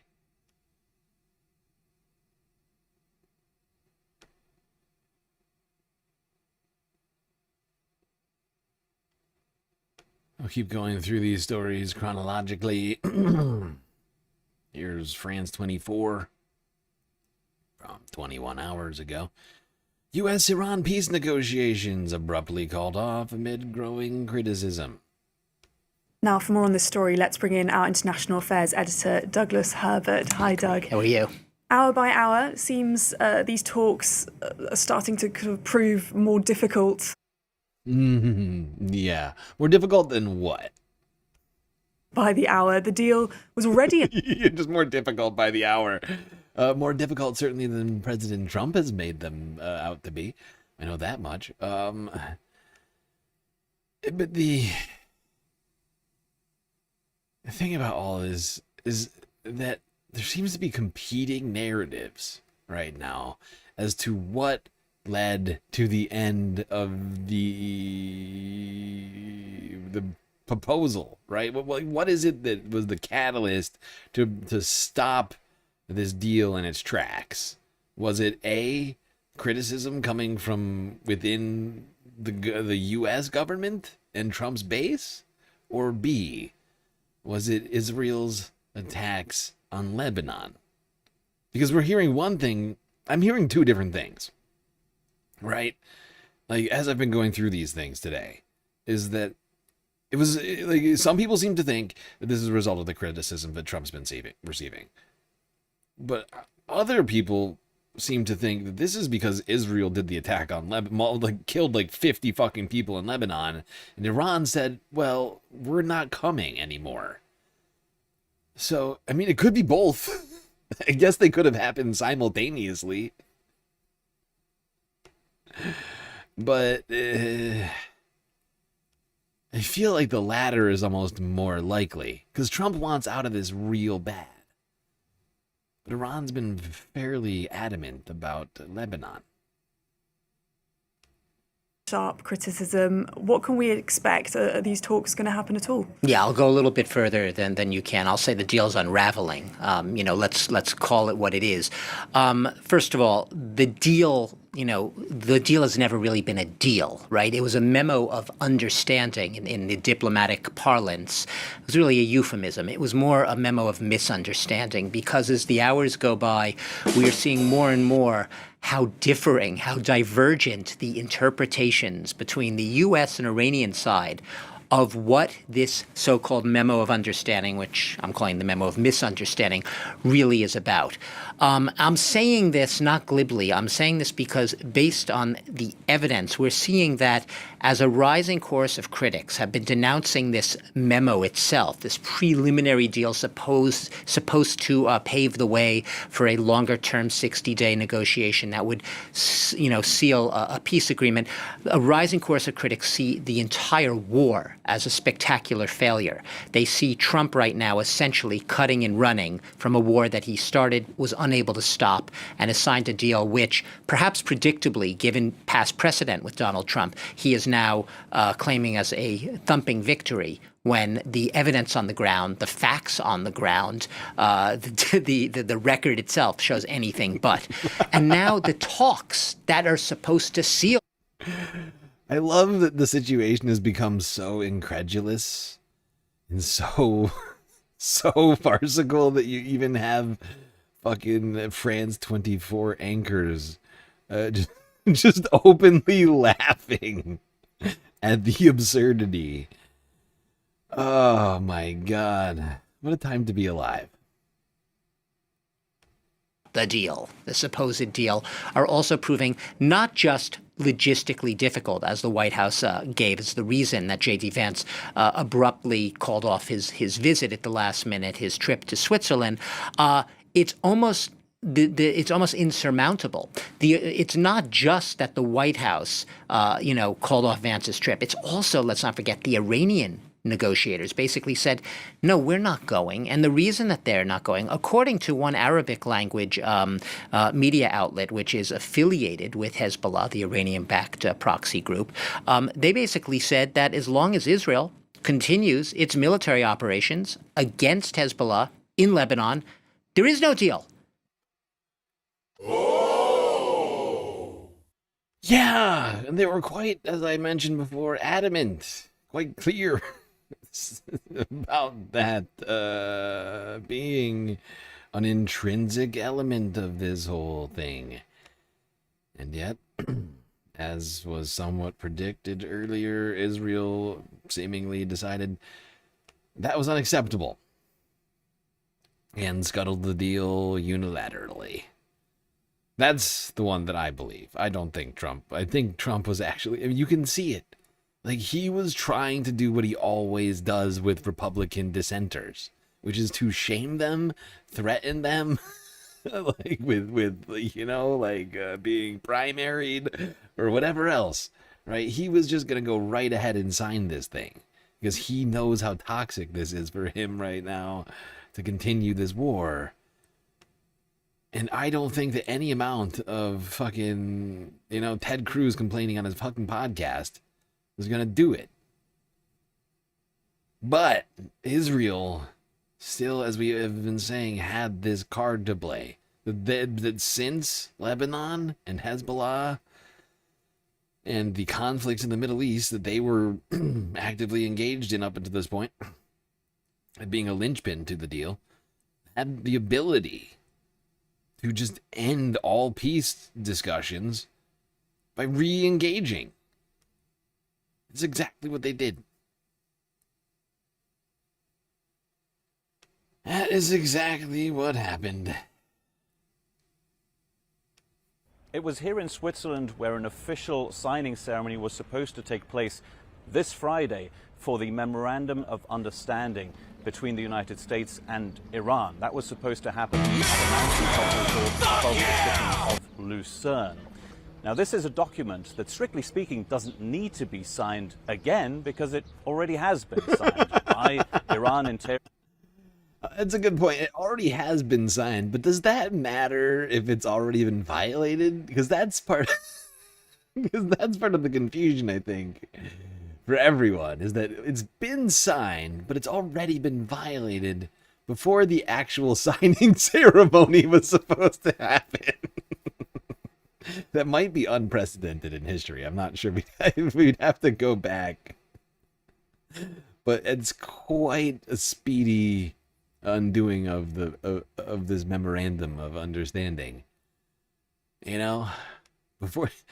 Within 24 hours before the actual signing ceremony could happen, the deal was immediately violated by a non-signatory member.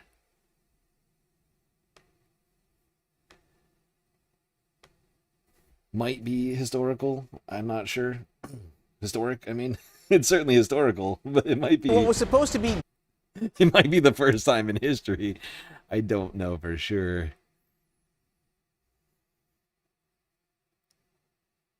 Remember the memorandum? I do remember it.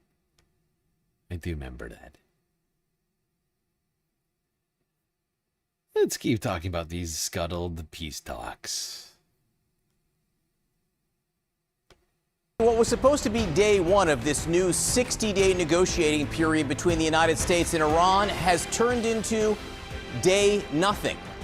Vice President J.D. Vance was supposed to be in Switzerland meeting today, but that trip has now been postponed, is what they're saying, with little explanation.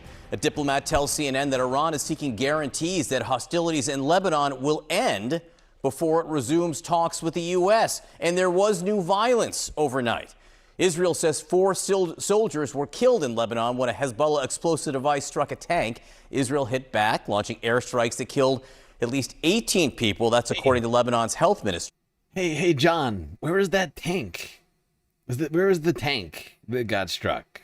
Can you tell me, John, as a journalist, where was that tank located? Because he just sort of vaguely says, like, oh, a tank was struck by Hezbollah. But where was the tank physically located? That's the question that I feel like we should be answering.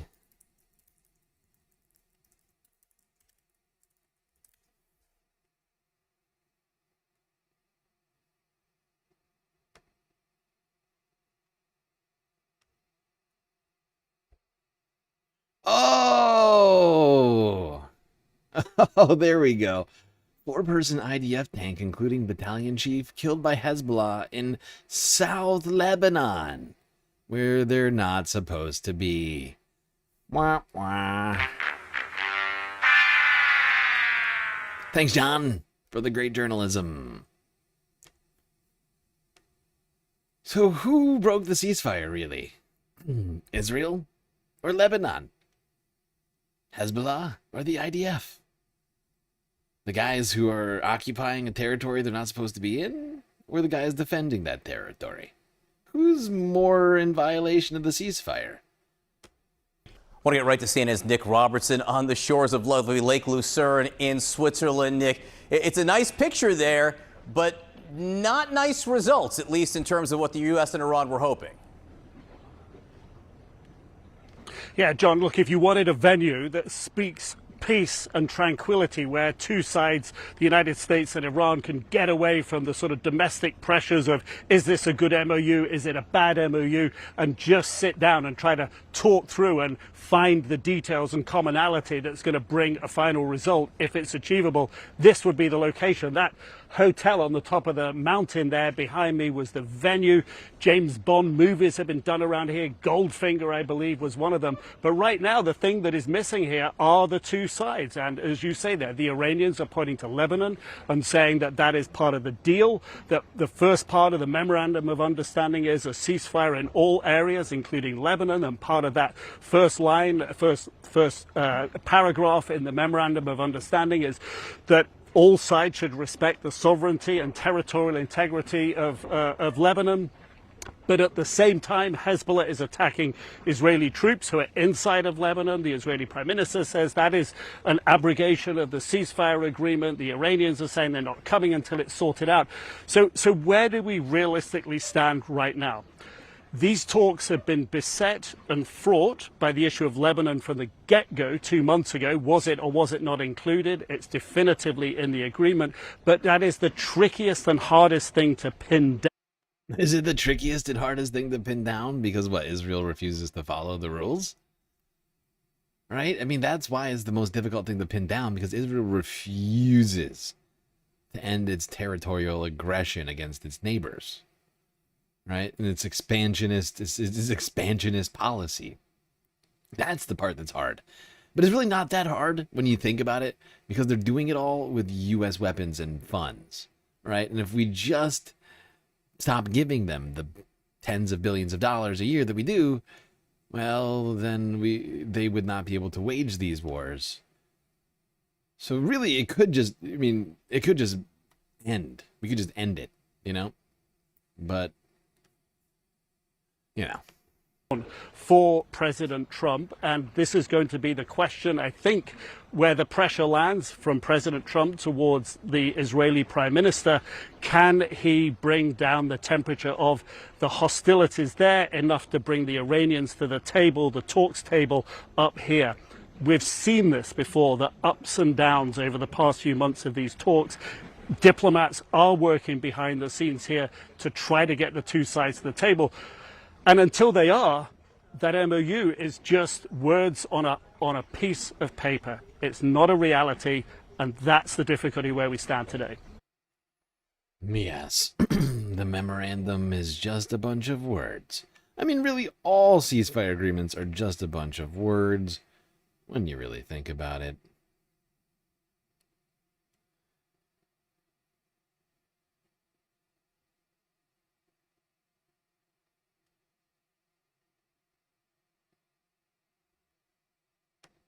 And that's the difficulty where we stand today. First, I want to just start with the talks being called off today. Is that bad news? How should we read that? Well, good morning, Audie. And look, I think we had to expect a lot of bumps in the road because this is... Before we get too far here, I just want everybody to take a glance at this guy in front of you. This is Kurt Volker. I have not seen this guy. I feel like I haven't seen him since I was like a kid. But this guy was fucking, I think, UN ambassador for, was it George Bush? In like the early 2000s? Hold on. Let me just look this guy up again. Look, Kurt. Here he is. Yes, American diplomat who served under George W. Bush. There's an old saying in Tennessee, I know it's in Texas, probably in Tennessee, that says, fool me once, shame on you. It fooled me, we can't get fooled again. Yep. 21st United States ambassador to NATO, Kurt Volker. Very vague and very partial agreement. It is meant to be the start of negotiations rather than the end of negotiations. And secondly, it did not bind Israel to anything. It did not bind Hezbollah to anything. So Iran now has a card to play, which is peace in Lebanon. And if Hezbollah attacks Israel, which apparently happened, didn't happen. Israel responds. They can claim these people are fucking propagandists. Oh my God. Adi just goes, yup. What do you mean, yup? They didn't attack Israel. They attacked their own territory that Israel's currently occupying that they're not allowed to do under the fucking deal.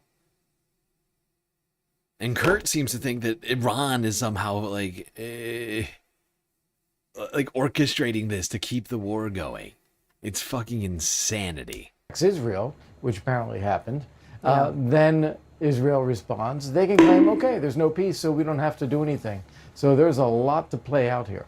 Yes, you just mentioned that last night, at least 16 people actually were killed after Israeli airstrikes. Vice President Vance had pretty strong words. Actually, it's 48. The number is 48 killed last night in Lebanon. These people are fucking sick propagandists. For members of the Israeli government who have criticized the agreement with Iran and him. Here's what he had to say. I don't think Bibi himself has actually criticized the deal because I think he's maybe a little bit more familiar with the details of what's in it. But yeah, you've seen people in their system, Ben Gvir and Smotrich, who've attacked the deal. And I guess my response to them would be, what is your exact proposal? And, you know, you're a country of 9 million people. You can't just kill your way out of solving every single national security problem that you have.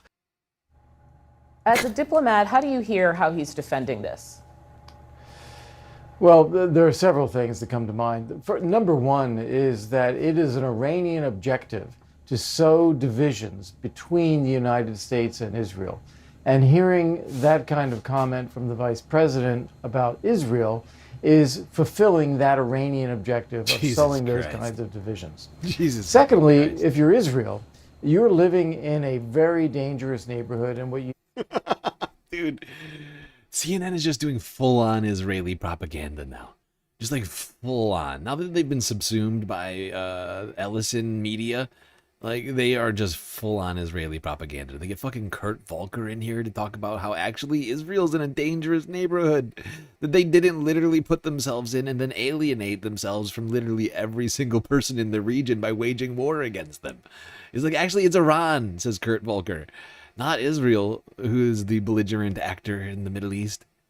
No, Israel's just minding their own business on their, stolen land. Waging war on Iran. But it's actually Iran that's the problem, says Kurt. And honestly, Adi is there for the whole fucking thing. I'm just like blown away. Like how anybody could sit through that. I mean, it's like 10 minutes of it. It's like, it's wild.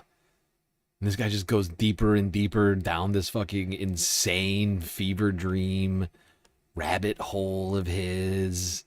And CNN's here fully for it, to help craft this fucking bullshit narrative.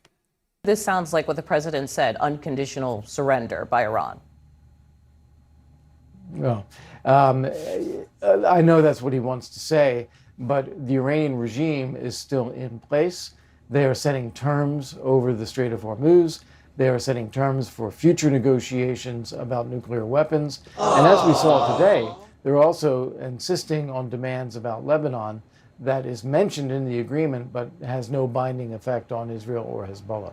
Following all of this for us is CNN's Paula Hancock. She's live from Abu Dhabi. Good morning, Paula. So some really difficult images that we're seeing from Lebanon this morning, with at least 16 people killed after a heavy night of Israeli airstrikes.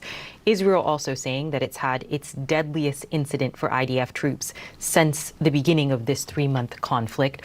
Are we starting to see this memorandum of understanding fall apart before it's even begun?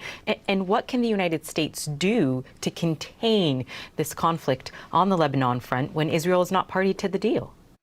Israel has killed thousands of Lebanese people so far in the last 3 months, and the deadliest night for IDF troops, military men and women, right? Like people who signed up to kill other human beings, right? 4 or 5 of them died in this strike. Like 5 of them. That's the deadliest night of strikes for Israel, right? It was 5 troops, right? Dying, not civilians. Armed troops in a tank, right? They're doing military operations inside of another country. And that's the most deadly night of this entire conflict for Israel. Meanwhile, 50 Lebanese died in the strikes Israel carried out, most of them civilians.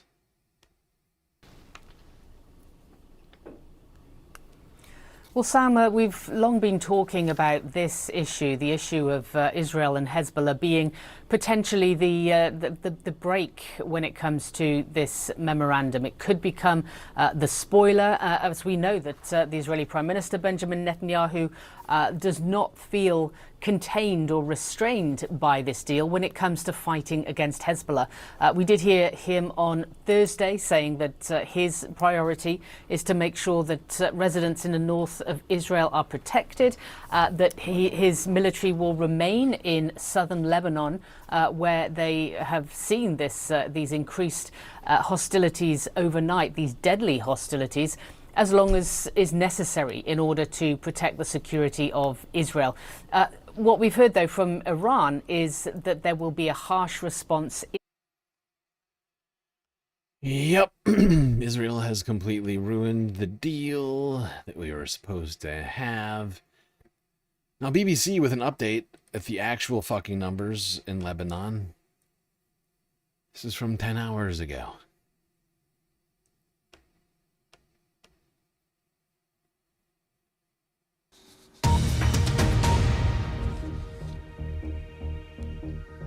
Hello, I'm Karen Giannoni. This is the Iran War Today, our daily briefing bringing you up to date with all you need to know on day 112 of the US-Israel war with Iran. Let's start with some of today's key developments. Israel and Hezbollah agree a ceasefire following concerns that fighting in Lebanon could jeopardize the US-Iran peace deal. But since the truce was agreed, emergency officials say there have been further Israeli strikes in Lebanon. Our correspondents report from on the ground across the country. 60,000 people live in what is usually a very vibrant city, Tyre. But recently, most of them had to flee it for fear of being killed by Israeli strikes. Peace talks due to take place in Switzerland have been postponed, with US Vice President J.D. I'm just going to skip ahead a little bit on this. It's the Lebanon portion I want to talk about most right now. Yeah. Fire after renewed fighting in Lebanon put peace talks between the US and Iran on hold. Lebanon's state news agency described the overnight bombing across the Nabatea district in the south of Lebanon as one of the most intense of the war. We know at least 47 people were killed, more than 100 wounded in the Israeli strikes. Since the truce began, there have been further Israeli strikes in the south. Israel said 4 of its soldiers, including a senior officer, were killed in combat in Lebanon with the Iranian-backed group Hezbollah. From Lebanon, Hugo Bashega reports. Recent promises of peace in Lebanon have often ended in more war. A country under attack also feels under siege, and the violence here seems to have no end. We've been here for about 10 minutes and there's been a wave of very intense Israeli airstrikes. We've just heard another one, and we can see the plumes of smoke rising from the locations that have been hit. And now there's also the sound of an Israeli drone flying in the distance. These rescuers watch and wait. With so many of their colleagues killed on duty, it's simply too dangerous for them to head out. There were supposed to be a ceasefire, and many people had returned to their homes. This contributed to the increase of casualties. Unfortunately, we haven't been able to reach everyone because of the intensity of the airstrikes on residential areas. The bombing was in response to the killing of 4 Israeli soldiers by Hezbollah in southern Lebanon. As we leave, we see a motorbike still burning and the risky mission to retrieve yet another body. There's now a new ceasefire, but a lasting truce remains elusive. Okay. I think that gives us a fairly clear picture on what's happening in Lebanon right now. Israel continuing to murder people, wanton disregard in the country, agreeing to a ceasefire, then breaking it, and then agreeing to another ceasefire. I mean, this is all bullshit. Like, are we really, is anybody really expected to, like, accept any of these claims coming from Israel at this point on any ceasefires? They don't observe any of the details of any of the ceasefires that they're included in. How many have we seen at this point? It's so many, I've lost count. You know, if you just go over the last 2.5 years, every single one has been violated in a myriad ways, if not all of the ways possible.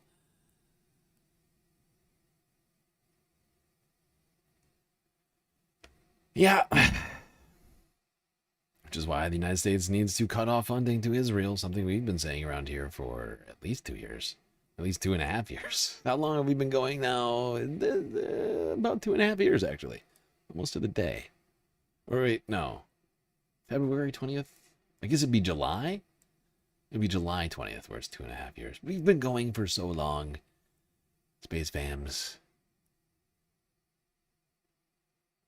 It's kind of crazy.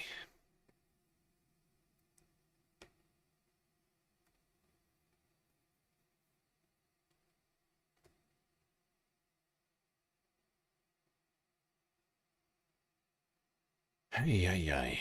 All right, CNN. For some cross-table yelling about this deal, no deal situation. You see Donald Trump running around saying that people are stupid per se, but I think the only stupid one is him. Let's look at the terms of the deal. $400 billion to the Iran. I mean, well, look, it's not a deal. It's an MOU. Let's make sure we're okay with semantics. It's not semantics. Well, let's do it. $400 billion to the Iranian regime. $100 billion in sanction relief. $300 billion in a reconstruction fund. That's a lot of money flowing to the regime. That doesn't sound like unconditional surrender. Well, let's pick that apart. The $300 billion that we're talking about for reconstruction does not go to the regime. Let's talk about the words unconditional surrender. First word, unconditional, meaning no conditions. I think by definition, the existence of the deal and the conditions within it make it conditional. And in fact, the second word, surrender, got some problems there too, but maybe we'll get there in a little bit. It goes to corporations, it's an investment, and it's to rebuild the infrastructure that the world relies upon for the oil supply chain.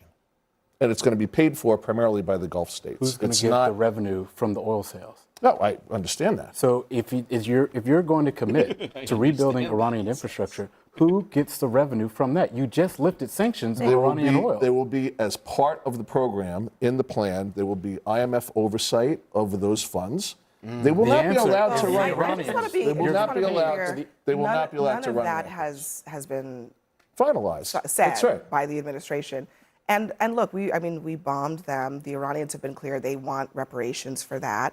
And now there's a vehicle by which they could potentially get it for a war that we started, which is kind of amazing to think about. But that's really what's being contemplated here. But even if we don't get to that, apparently immediately, according to this MOU, they get oil and gas sanctions waivers. They are able to sell their oil and gas on the open market in a way that they haven't for a very long time. That is going to net them tens of billions of dollars every single month. So the president, I think, what's interesting is that I think that he feels like he can say that it's been unconditional surrender, but then he also says things like this. This is more from Axios. He says, the only way I can get tougher is if I go in there for another 2 or 3 weeks and continue to bomb the hell out of them. Yes, or months or years. I mean, he's been saying some weird shit about the timing of all that. Oh my God.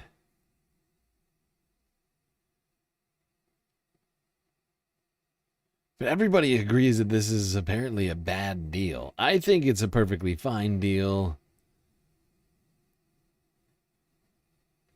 I mean, if you're coming at a framing from, U.S. hegemony is good and military dominance of the planet is good, then maybe it's a bad deal, right? Like if Team America is all you can think about, incapable of thinking, and by Team America I mean specifically Team America's military dominance, right? Not the American people and like the ability to pay for healthcare or food or whatever else, infrastructure, but like you're just like a military like fetishist.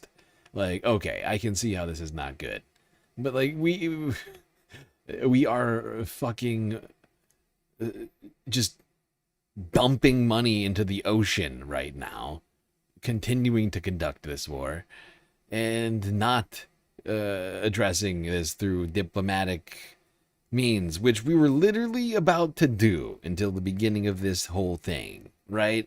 We were literally about to get a deal 10 times better than the one that's being argued over before Trump started the fucking war, okay? And like this whole thing is the fault of the militarists to begin with. This is his assessment of the deal that Trump struck. There's also some things there that just don't make any sense to me. To somehow think that because they've written down on a piece of paper something they've promised for decades that they won't build a nuclear weapon, that's foolish at best. There's 3 M's, right? Mm-hmm. We now are going to say it's okay for them to have missiles. We're going to allow them to have money. The sanctions relief that we're about to provide them is going to give them billions of dollars, and they'll rebuild many of their programs. And so that's the second M. That's a mistake. And the third one is this idea that somehow there are Iranian moderates. There's no such thing. These are all radical Islamists. And so only time will tell how this agreement will play out. Just want to remind everybody, in case you're confused by who this guy is, this is Mike Pompeo. He's been, I don't know, like he's switched to like anorexia and Ozempic. But like this is the Mike I'm sure everyone remembers. This is Mike Pompeo before he lost like 150 pounds or whatever. I'm not comfortable with this skinny Mike. He's a little weird, all off-putting to me. This idea that the Iranians have changed their ways than J.D. Vance, who's, I guess, supposed to be the chief negotiator here for the government. He has, in several interviews this week, really hammered home that he just believes that they've had a change of heart. They're ready to do things differently. They're ready to come to us and be a part of the global stage. And Mike Pompeo is pointing out that makes no sense. I mean, and that's what this whole deal is kind of predicated on. Yeah, the triumph of hope over experience. Look, I think this is fundamentally a very pragmatic deal given the political situation, and you highlighted some of the folks who were critical of it. All of those Republicans who are criticizing it, they either lost their... I've never agreed with Lydia, not one time. She's usually a completely deranged lunatic, and she only happens to have fallen into the right position here because the president has accidentally fallen into the right position. It's kind of hilarious. I found this to be a fascinating sort of like out-of-body experience to listen to her, because I think everybody here has heard from Lydia in the past, and she truly does only have like unhinged shit to say, always in support of the president. But now she's finally found a reason, because President Trump wants a deal, and it's hilarious. Actually, it's really pragmatic when you think about it. Oh, continue, Lydia. Tell us more about the pragmatism. Some of the folks who were critical of it, all of those Republicans who are criticizing it, they either lost their primary, they either are not running for re-election, or they're running in not Roger red, Wicker. or they are running in deep red states. Not Roger. Yes, just like President Trump said, Lydia's right on the ball. Foolish, jealous, losers, or very dumb, stupid Republicans. Are they the only ones who are saying this is a bad deal? And not Ted Cruz. Ted Cruz is not up for re-election this year. It doesn't. I mean, so what's the matter? Okay. Like, My I mean, point, are though, the only people that like who does my count? point though? We've eliminated a lot of people. Okay. You know, usually I'm on board for everybody ganging up against Lydia. She sucks. But in this case, I don't think this is fair. Lydia's making a fair point here. We lost the war. It's a pragmatic deal. Okay, are we going to continue spending $2 billion a day for this pointless war? Because that seems to be what the consensus is around the table, is actually we're not getting everything we want out of this deal, so we have to keep fighting the war, right? Like that's the consensus opinion around with all the fucking psychopath, like warmonger chicken hawks, right? Like none of these people who have ever stepped foot on a battlefield, probably ever gotten into a physical altercation, are like, oh, we need to send more American troops to the Middle East and spend billions of fucking dollars to continue fighting a war we're never gonna win. That's going to continue imploding the global economy. And Lydia, you stupid bitch. Why are you saying this is a good deal? And everybody's laughing like, oh, Lydia, you are so dumb. Not even talking about the house at this point.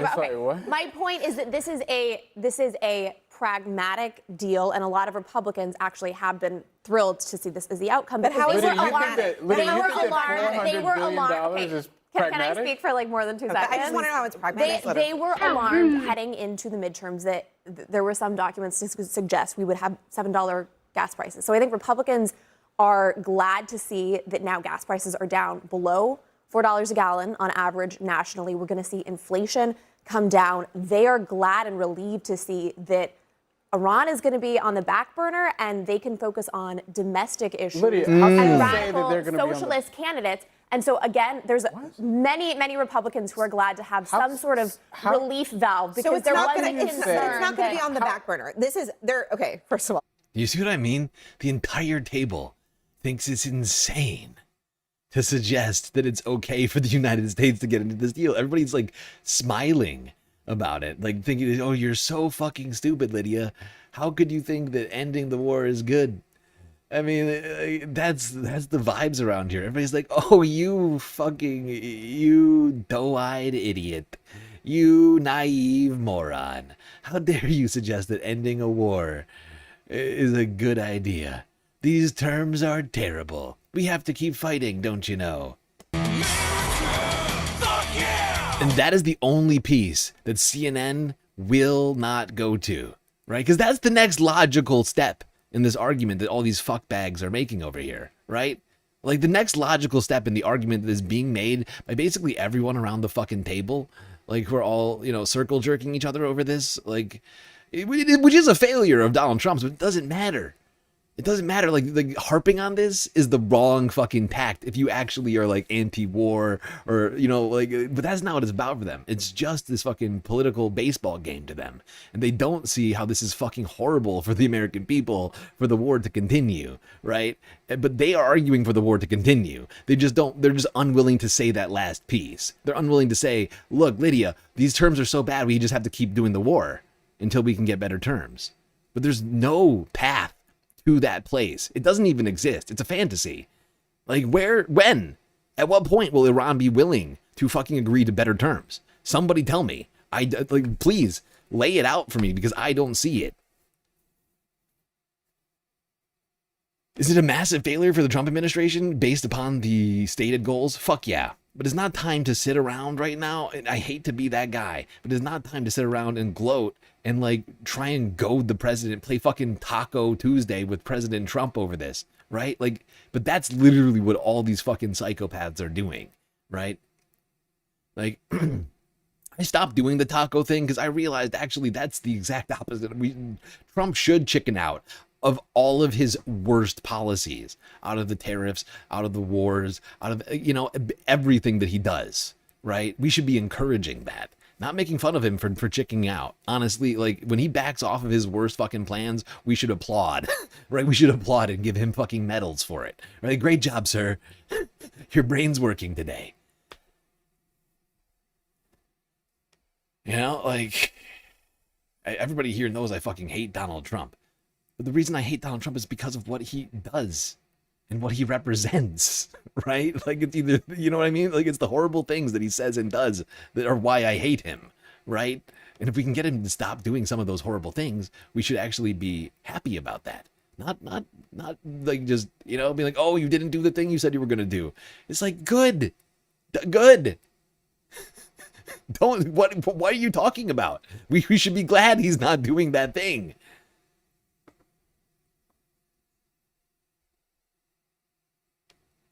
Like, I don't actually think it's like some achievement, but he's a fucking moron. He's a fucking moron. All you gotta do is tell him he did a good job. You know, and he'll be like, oh, I did a great job. I did a great job not doing that war. I did a great job not invading that country. You know what I mean? Like, that's all he's that baby brain. You don't actually have to like actually like support him in any fucking way. But like, you have to at least be like happy when better decisions are made, unless you are a militarist, unless you do want, you know, U.S. military hegemony across the planet. And then that's another thing to discuss, right? That's, you know, but if you're the sort of person who thinks that this war was a bad idea from the beginning, cutting and running is the only option right now. Otherwise, we just continue to hedge money. We continue to just lose more and more money, probably lose more American lives, and continue to kill people in the Middle East and fund the killing of people in the Middle East.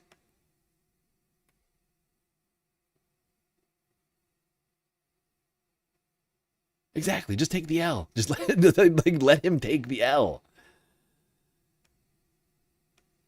Stop trying to get him to win on his own terms. Because that's basically what it is, right? It's like, oh, Trump, you didn't win on your insane terms. Go back to doing that insane thing you were doing. Like, what? What? Would you jump up? No. No, don't do that.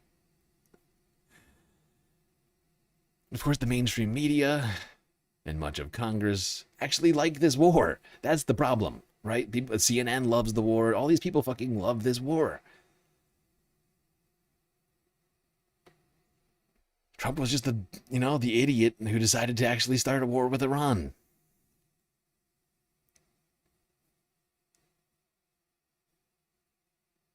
All right, now let's get to this situation. There's been a bit of a tiff started, something of a fight going on between Donald Trump and one of his closest European allies, Italian Prime Minister Giorgia Meloni. Getting into a bit of an argument over an apparent picture at the G7 summit. So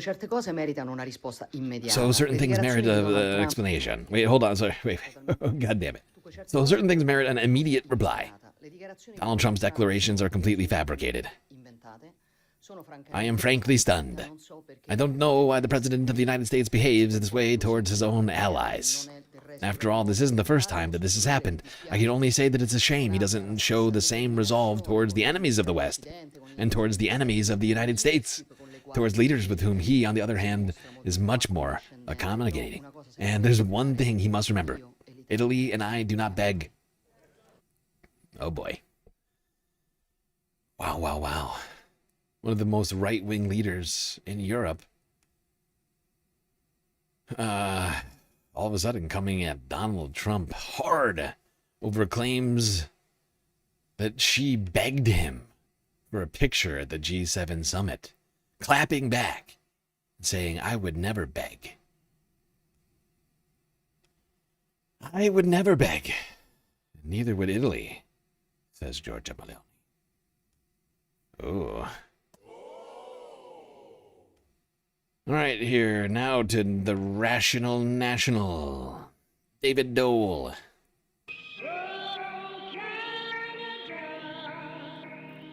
With more on this Giorgia Meloni Trump bout.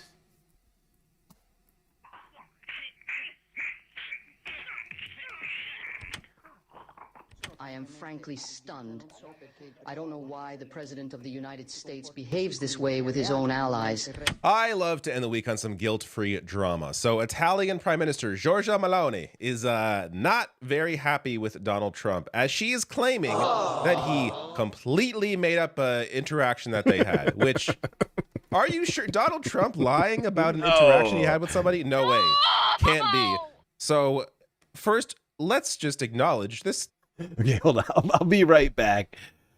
This really is a delicious situation. You know, some of the crumblings of the Trump administration in recent weeks have been helping to bring up the horribleness, you know, like sort of buoying the vibes of the week. Otherwise, it'd be terrible. But then situations like this really help sort of even things out. As somebody who came in as a far-right leader, was seen at the time as somebody who would be essentially upholding the Trump way of doing things, but for Europe. And I'm not saying that she isn't doing that, but I am saying that she's... I'm trying to find a way to frame this where I'm not making her sound good, because it doesn't mean her politics are great. But we are talking about somebody who, even she is annoyed with Donald Trump. Somebody who otherwise you would expect to be politically aligned with Chief Dumbass in the White House. But this gets to what happened at the G7. So this interaction was caught on tape here. As Wu-Tang is for the children.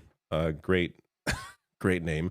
Writes here, this doesn't look like someone that was begging Trump for anything. It looks much more like a typical Italian mom yelling at her child for doing something dumb. So, yeah, this is...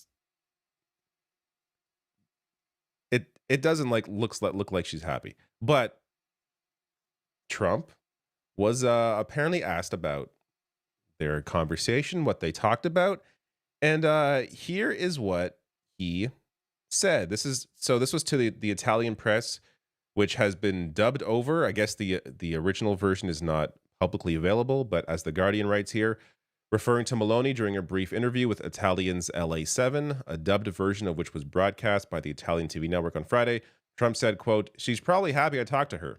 I didn't have to talk to her. She begged me to take a picture with her. She wanted a picture with me so badly. I wouldn't have taken it, but I felt sorry for her." If I have ever heard bullshit, it is this. This definitely did not happen. He's clearly full of shit. He's said things like this before about other interactions he's had. Of course he's lying. The remarks, as The Guardian writes here, provoked a fury in Italy and words of solidarity from Meloni from across the political spectrum, with Italy's foreign minister Antonio Tajani saying he had canceled a trip to the U.S. next week. So this is really irking people, this obvious lie that Trump made. And Meloni herself came out to deny this. So this was translated here by Scott Robertson. Here is what she said. Dunque, certe cose meritano una risposta immediata. Le dichiarazioni di Donald Trump sono dichiarazioni totalmente inventate, sono francamente allibita, non so perché il Presidente degli Stati Uniti si comporti così con i propri alleati, non è del resto la prima volta che accade, posso solo dire che dispiace che non abbia la stessa determinazione con i nemici dell'Occidente, con i nemici degli Stati Uniti, con leadership con le quali invece si dimostra molto più accondiscendente, però una cosa se la deve ricordare, io e l'Italia non imploriamo mai. I can't say I am used to seeing other world leaders speak this clearly in rebuke of Donald Trump. So in case you didn't... Yeah, I mean, I've certainly seen some leaders speak clearly about Donald Trump, but not right-wing psychos like Giorgia Meloni, right? Like, I mean, Giorgia Meloni is like one of the most far-right elected leaders in the EU, right? She was like right behind Viktor Orban before he got ousted, right? Like, I mean, I think she was at like a bunch of these like right-wing gatherings recently, like in Portugal and in Hungary, where like Trump sycophants like all showed up over the last like couple months. Like, she's deep in this like circle, right? The circle of like right-wing sort of I want to call strong men, but of course she's not a man. I can't think of the word that I'm looking for. Oh my god, my brain is breaking way too early in the night. But she's like what, like in this sort of yeah, you know, like circle of right-wing figures. They're all very Trump adjacent, if not like literally Trump connected. And it's just, it is very strange to see someone like her be so clear about Donald Trump. I'm going to skip past a little bit of this because those are just her words that we just got done reading. But Ron Flakowski, writing here on Twitter, Italian Undersecretary and Senator Fazzolari, said, quote, "It is unclear whether out of intent or ineptitude, Trump is wrecking the historic relations between the U.S. and Europe. With his inappropriate outbursts, he managed no easy feat to make the U.S. unpopular across the entire continent." And I mean, that goes for Canada as well. I'm sure that goes for Mexico. That goes for much of the world at this point, unless you live in Israel. And even now, after the Iran deal, it appears, or at least the beginning of an Iran deal, it appears that Israelis are beginning to turn on him as well. So we are in a situation where I just think people are feeling a little more free to say what they actually feel. So Trump responded. NBC News here. Later during a phone call with NBC News, Trump doubled down on his claim that Meloni has begged for a picture together. That's true.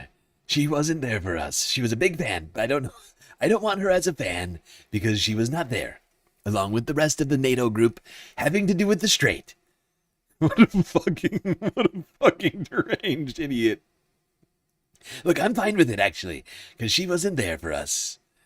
The fact that you changed the topic immediately to your war in Iran. Trump has complained that NATO allies did not offer help to American forces after the war began. But it even goes deeper than that. I mean, ultimately, it gets down to this. Earlier this year, Meloni criticized Trump after he lashed out at Pope Leo over the pontiff's condemnation of the Iran war. That's what this actually stems from. That she came out to say, I am defending the Pope and I'm criticizing Trump. And he freaked out. So this was during a time Pope Leo, this is back in April, Pope Leo says he has no fear after Trump labels him weak and terrible in feud over Iran war. So ridiculous. Weak. Leo said something very just sane and normal, especially for the Pope. Said that the world was being, quote, ravaged by a handful of tyrants and blasted leaders who spend billions on wars. How is this controversial in any way at all? It also doesn't even... It's because Trump took it personally. And he lashed. That's all. That's the only reason it ever even became a controversy is because Trump took it personally. You know? And that's the thing to some degree about religion, right? Is like you got people who are eloquent and capable of, directing particular statements without actually naming the individual involved. You can get a pretty clear picture of who's being talked about. And Trump, intuited that it was about him. Whether or not it was directly about him is unclear because it was vague. It didn't name him personally. It could have been a number of different individuals who meet that description. But Trump saw himself in the words of the Pope, and he got upset. He started yelling, "How dare you say these things about me, a beautiful billionaire warmonger. Nasty Pope. We need a new Pope. We should have had Pope Theo." Or I can't remember what his brother's name is. Louis? Pope Louis. We should have had Pope Louis. Much better. MAGA loving guy. Decries Italy's Meloni for siding with the Pope and not supporting the Iran war. So stupid. I thought she had courage, Trump said in an interview. I was wrong. Give me a fucking break. You got me here defending Meloni. I mean, we're not down to... Seriously, though, David, it's weird times right now. It's fucking weird times. I was just defending Lydia fucking what's-her-face over from the New York Post. David's over here defending Georgia Meloni. I'm over here defending Lydia Nutburgers from the New York Post. I mean, it's weird. It is. We're living in a strange timeline right now. A lot of crazy stuff is happening. People are accidentally falling into the right opinions left and right. It is mostly due to the erratic nature of Donald Trump. He's alienating all of his closest allies, and I'm here for it. I'm gonna be here for it. I'm gonna laugh about it. I'm gonna continue to think Georgia Meloni is a horrible, terrible despot. I'm gonna continue to think that Lydia is a deranged Nutburger's crazy town person. But they're all technically capable of arriving at correct conclusions accidentally. And we will at least note these things as they come, as they go by. Oh, by the way, just want to say thank you to an individual who just decided to become a sweet, sweet Galactic Patreon member. And just so you know, I just messaged you, person who just became a Galactic Patreon member, on Patreon. There's a messaging system there. I've sent you a small galactic questionnaire, just a couple of questions, so that you can get all of the benefits coming along with your generous patronage. So, at your leisure, get back to me with your responses, and I will try and make them happen as quickly as possible.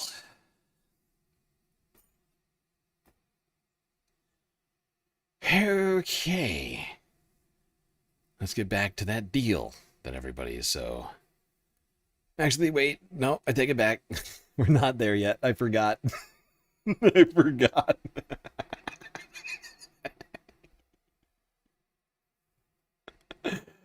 I forgot. We have one more little update to this Meloni Trump not tryst. What is it? Tiff. This this feud has actually evolved in recent hours. Before the stream, Georgia Meloni announcing that she will not be coming to the United States for the planned trip. I can't even get it out. Oh, God. Get it together. Get it together. It's not that funny.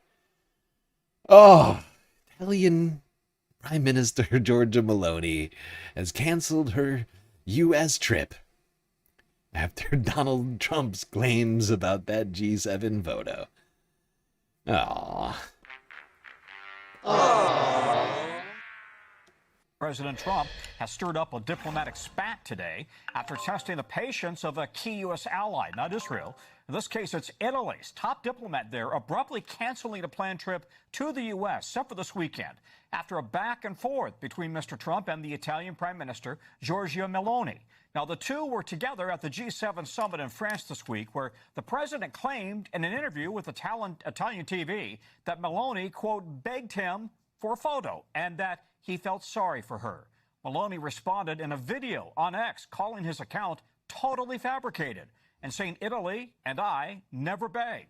She goes on to say, I don't know why the President of the United States behaves this way with his own allies. It's not, after all, the first time this has happened. And I can only say it's a shame he doesn't show the same determination with the enemies of the West, with the enemies of the United States. Well, she's right. It's hardly the first time the president has belittled, dismissed, or targeted America's closest friend. No, Also not on even the G7, close. He called Mexico's president a sacred. I mean, this is just a small. This is the short list, right? I mean, you don't have Zelensky on here. You don't have Greenland. You don't have. I mean, there's quite a few individuals actually. Now that I think about it, that Trump has threatened or otherwise besmirched in the last year and a half. It's got to be dozens. Woman, make that a scared woman. He said the French president's wife treats him badly earlier this year.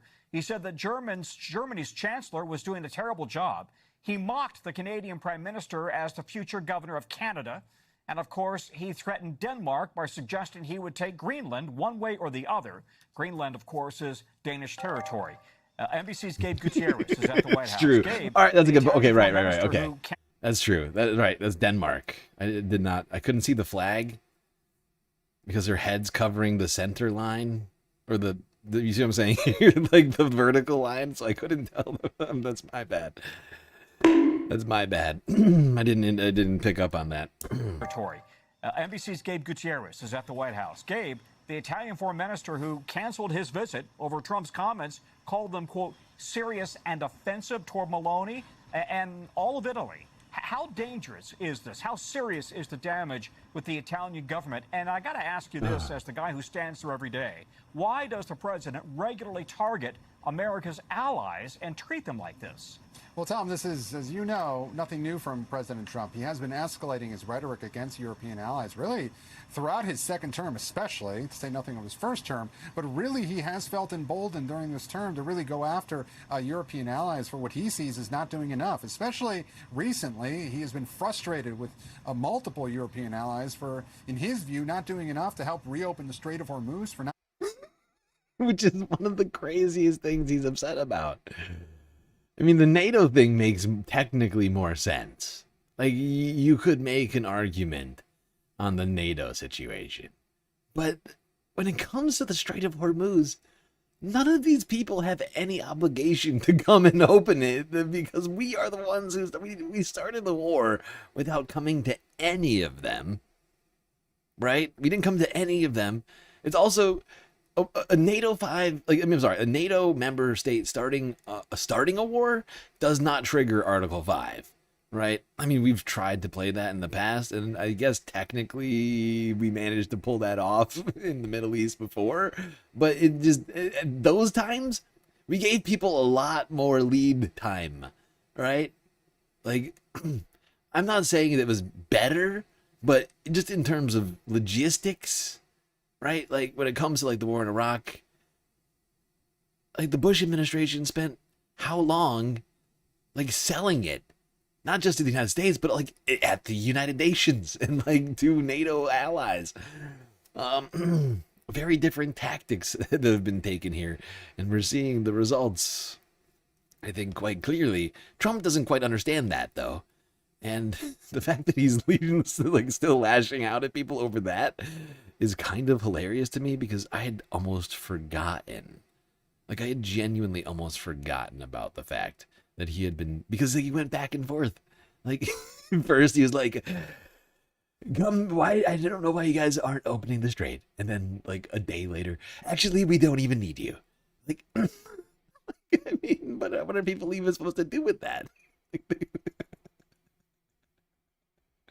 Actually, fuck you. We don't even need you guys. But I'm still mad that you didn't come help. Like, what? What is anybody supposed to fucking make of any of that? Come on. Come on! This is ridiculous! A little bit more on this setback of the memorandum of understanding signing that was to take place in Switzerland yesterday has now been completely scuttled.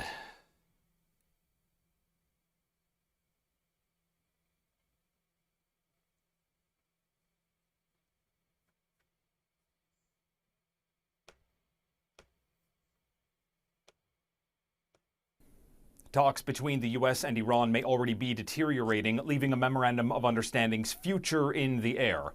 White House officials formally postponed J.D. Vance's departure to Switzerland, citing logistics, which isn't entirely unexpected, given the will they, won't they that surrounded this agreement from the beginning.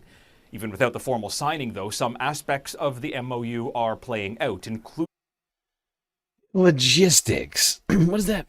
What does Israel's invasion of Lebanon count as logistics? Because that seems to be the actual impetus for this pause. Although he's not wrong. There are supposedly ships leaving the strait right now. movement of vessels through the Strait of Hormuz, although Iran is now claiming it will lay out terms for future movement, giving it potential administration over a waterway it didn't have before the war. And with more economic benefits headed for Tehran, it's now sparking more pushback from Republican lawmakers who claim the U.S. capitulated and is now weaker. 60 days, they have to make a deal, otherwise we will do things that won't make them happy, but I don't think it's going to get to that. If you go down the road we're going down, and we're clearly going down this road, we need to be already anticipating that Iran is going to start acting like the rising power in the region. That could further enrage the Israelis, who weren't party to this deal and are testing the agreement. Fighting with Hezbollah ramped up Thursday night, although Israeli officials say a ceasefire between the two has been renewed amid pressure from Washington. Yes, so it's all very unclear. The deal's already been signed. It was just a ceremony. It's merely a formality that it's been forgone here. So is the deal agreed to? Is it scuttled already? I mean, a lot of conflicting details here.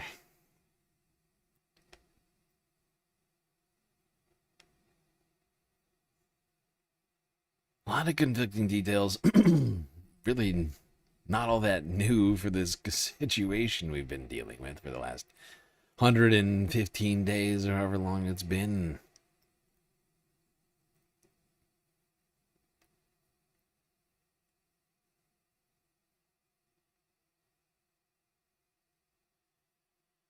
All right.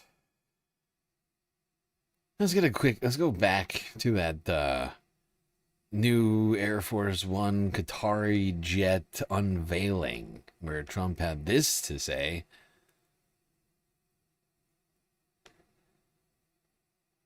I want to thank China because, to be honest, I asked President Xi not to get involved with Iran, and they get 50% of their oil from the Strait. But I asked him not to get involved, and he said he wouldn't, and he didn't. I mean, very nice, actually. Very nice guy. Very nice. So I appreciate that. And obviously, we fought very well with Israel, and we've had a great relationship with Israel. We were very formidable. And Bibi Netanyahu, he's a warrior prime minister, and he should be acknowledged as that. They should give him credit because he really did. We had a very good relationship. Do you notice anything? Trump is trying to, from what I can tell, Trump is trying to butter up Bibi Netanyahu. I mean, it works for him, right? So I can see how he thinks that this strategy is going to work with Benjamin Netanyahu, right? I mean, in the mind of an idiot, right? This works for him. So why wouldn't it work? Why wouldn't just telling Bibi he's a great warrior not be enough? That's weird. That's really weird. I am complimenting you right now. I'm saying you're a great guy. What else do you need aside from ego boosts? It's all I know, and it's right. It's literally all Trump knows is ego boosts. So why not just call Benjamin Netanyahu a great warrior, tell everybody to give him credit, and maybe he'll stop this war? Oh, Trump, you simple idiot.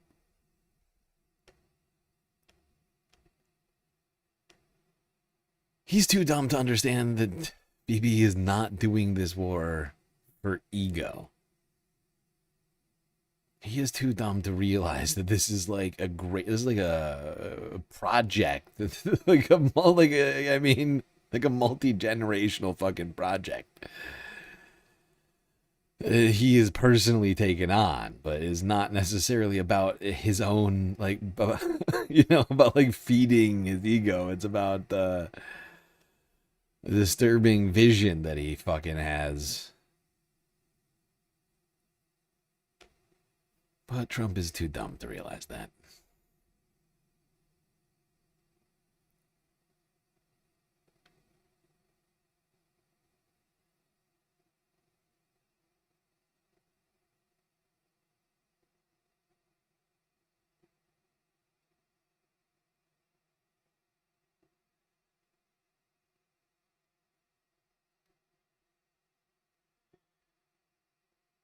All right, final clip of the evening. Great job, everyone.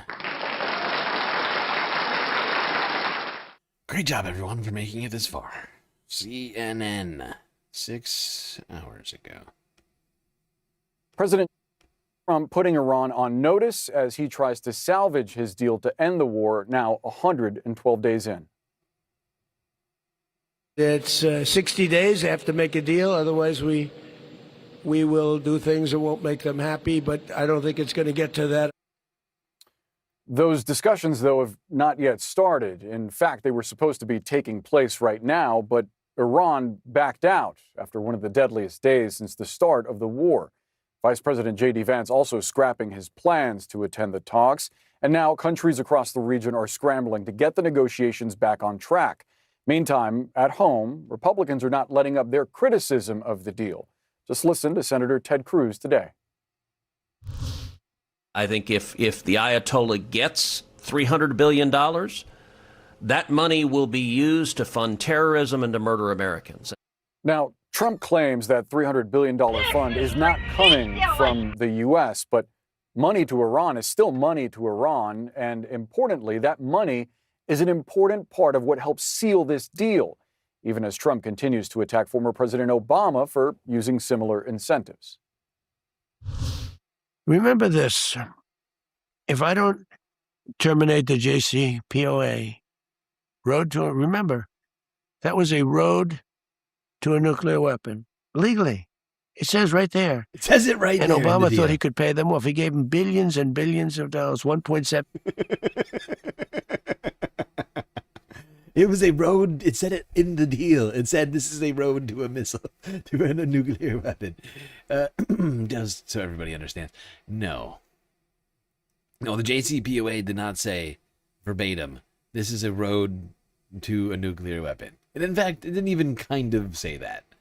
It said the exact opposite of that. It, in fact, had many paragraphs on how Iran's nuclear stockpile would be managed. By stockpile, I don't mean weapons, I just mean nuclear material, which was being used and still being used for energy purposes. Billion in cash. It was a well-known story, but it didn't work. You can't bribe your way out of it. Obama responded. Just listen to what he told NBC News. We've now fought a war, spent billions and billions of dollars, put enormous strain on our military. A lot of people have died. And it feels like we're back where we were before we started the war, except maybe a little bit worse off.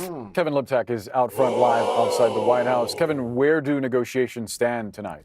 Yeah, I would describe the status at the moment as pending. You've heard the Iranians say that they're working through the mediators to try and get these talks back on track. The White House has said that J.D. Vance, the vice president, is essentially ready to go whenever. They say he'll leave at the first available opportunity. And I'm just learning now that Steve Witkoff, the president's envoy, is also on his way to Switzerland to try and get these negotiations up and running. But still, at this point, there's no indication that Vance is leaving tonight, and we're now at another day that has gone past where these negotiations over these very difficult issues on nuclear matters, not to mention the proxies and the missiles, have gone by. And that, I think, is causing some heartburn among American officials. 60 days was already a very compressed timeline to have some very technical discussions. Remember, it took the Obama administration 2 years to work out some similar issues.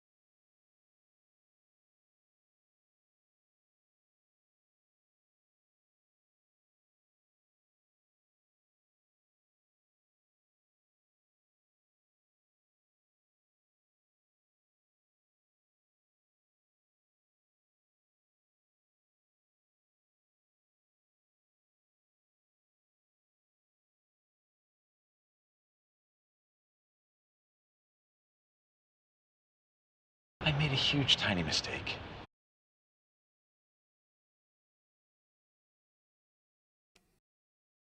Damn it. God damn it, I'm muted again. I made a huge, tiny mistake. All right, we're going to watch a little bit more of this CNN video. This is the last clip that I have for tonight. Yes, I know I'm muted. This is why we need to crowdfund the mute sign, the on-air light that I put on Throne. This is my solution to this situation. It's like a physical reminder that I'm I'm muted. Otherwise, we're in this, it's gonna keep happening.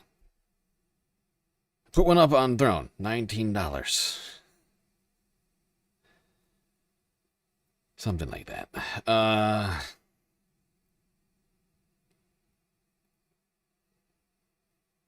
Yeah, let's go see more of those reactions on CNN to this current situation we find ourselves in on this Iran memorandum, whatever we're calling it. The United States. From what I'm hearing, a lot of the blowback seem to come from Israeli operations in Lebanon, but the Iranians seem to forget that that's in response to Hezbollah attacks inside of northern Israel. 1% of the Israeli population has remained displaced since October 7th, and projectiles have continued to fly, and that is part of the problem. Iran seems to forget that it's in response to Hezbollah attacking Israel? Who the fuck is this guy? Where the hell did this son of a bitch come from just now? What propaganda? Alex Plitzas. Some fucking weird guy who worked at a fucking think tank. Great. Some think tank weirdos here to tell us that actually Hezbollah is the aggressor, not Israel, who's currently occupying the territory of Lebanon. Oh, thank you, sir. Oh, thank you for that very intelligent analysis. I will say thank you very much. I love you, sir. With having two parties who are subject to an agreement, yet neither one of them are signatories to it. And that's where we find ourselves, in the sense that Israel is not a signatory, neither is Lebanon as a sovereign country, and neither is Hezbollah, which is a designated terrorist organization. Nazila, the Supreme Leader is putting Trump on the defensive. You saw the official White House account posting, Iran is finished. What are you hearing from folks inside Tehran about how they see the situation? Boris, what I'm hearing is also a lot of skepticism on the ground. And it's very interesting because these are a lot of ordinary Iranians who are very skeptical about the deal, partly because they say President Trump is unpredictable, President Trump is unreliable. And they're asking whether he's going to hold Washington's end of the bargain. On the other hand, there are a lot of hardliners inside the country who are watching the clashes in Lebanon, and they are urging the government to close the Strait of Hormuz again because they want to see those clashes end. They want to see a ceasefire in Lebanon as well. And I think that's why Mojtaba Khamenei put out a statement last night, and he sort of distanced himself from the deal. But inside Iran, on the ground, people see this deal as a shaky deal, and they're not sure if either side would hold their end of the bargain. Yeah, because of course the United States can't be trusted because we've literally opted out of peace talks twice in the last year to start wars with Iran.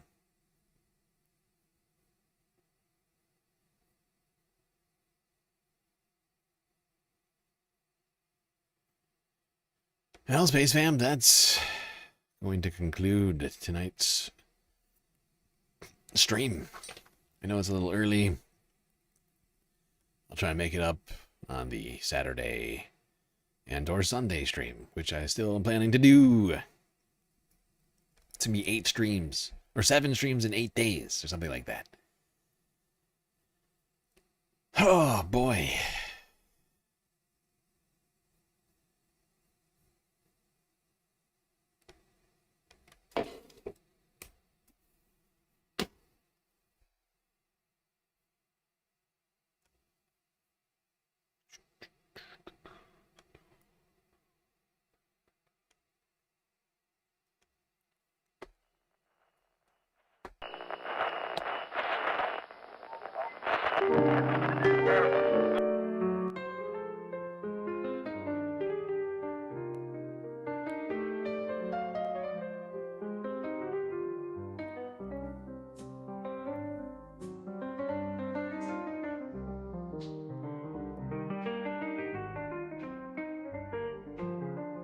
Well, we made it through the stream.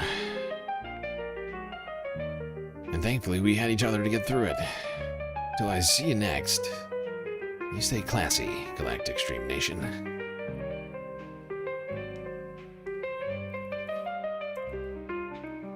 Can't forget this.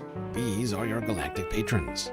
Gabby, Goth Dogs, Aaron W, Schmegly, PB, Midi, Afroponics, Narwhal by Nature, Interplanet Janet, Godcat, Robot Cat, Disco Wolf, Callie Braiding, Sammy, Geodragon, The Anticorporatist, Obsessive Audio, Owen Oep, Nadia, Choki, Scout, Selena, Omegastar, Sasha G, Pitchforks Dragon, Vincent Morales, Donald James X, Evan from Portland, Lovely Pariah, Mish, Becky, Decipher, Icebreaker, Columbia Rican, New York, Will in Detroit, Sisyphean Task, BC, Free Palestine, Hermit Neurologist, HBX, Menda, Lori Lunchmeat, Carl Gaslight Docracy, Paige Larson, Frizzla, Penny Hanna 99, Dark Sparkle, CJ from the 6, The Reference Frame, Glitchmaster, Social Butterfly, The Anarchist, Perfect Cell, Winnie and Robin, Young Chris, Echios, Emily S., and Hakate.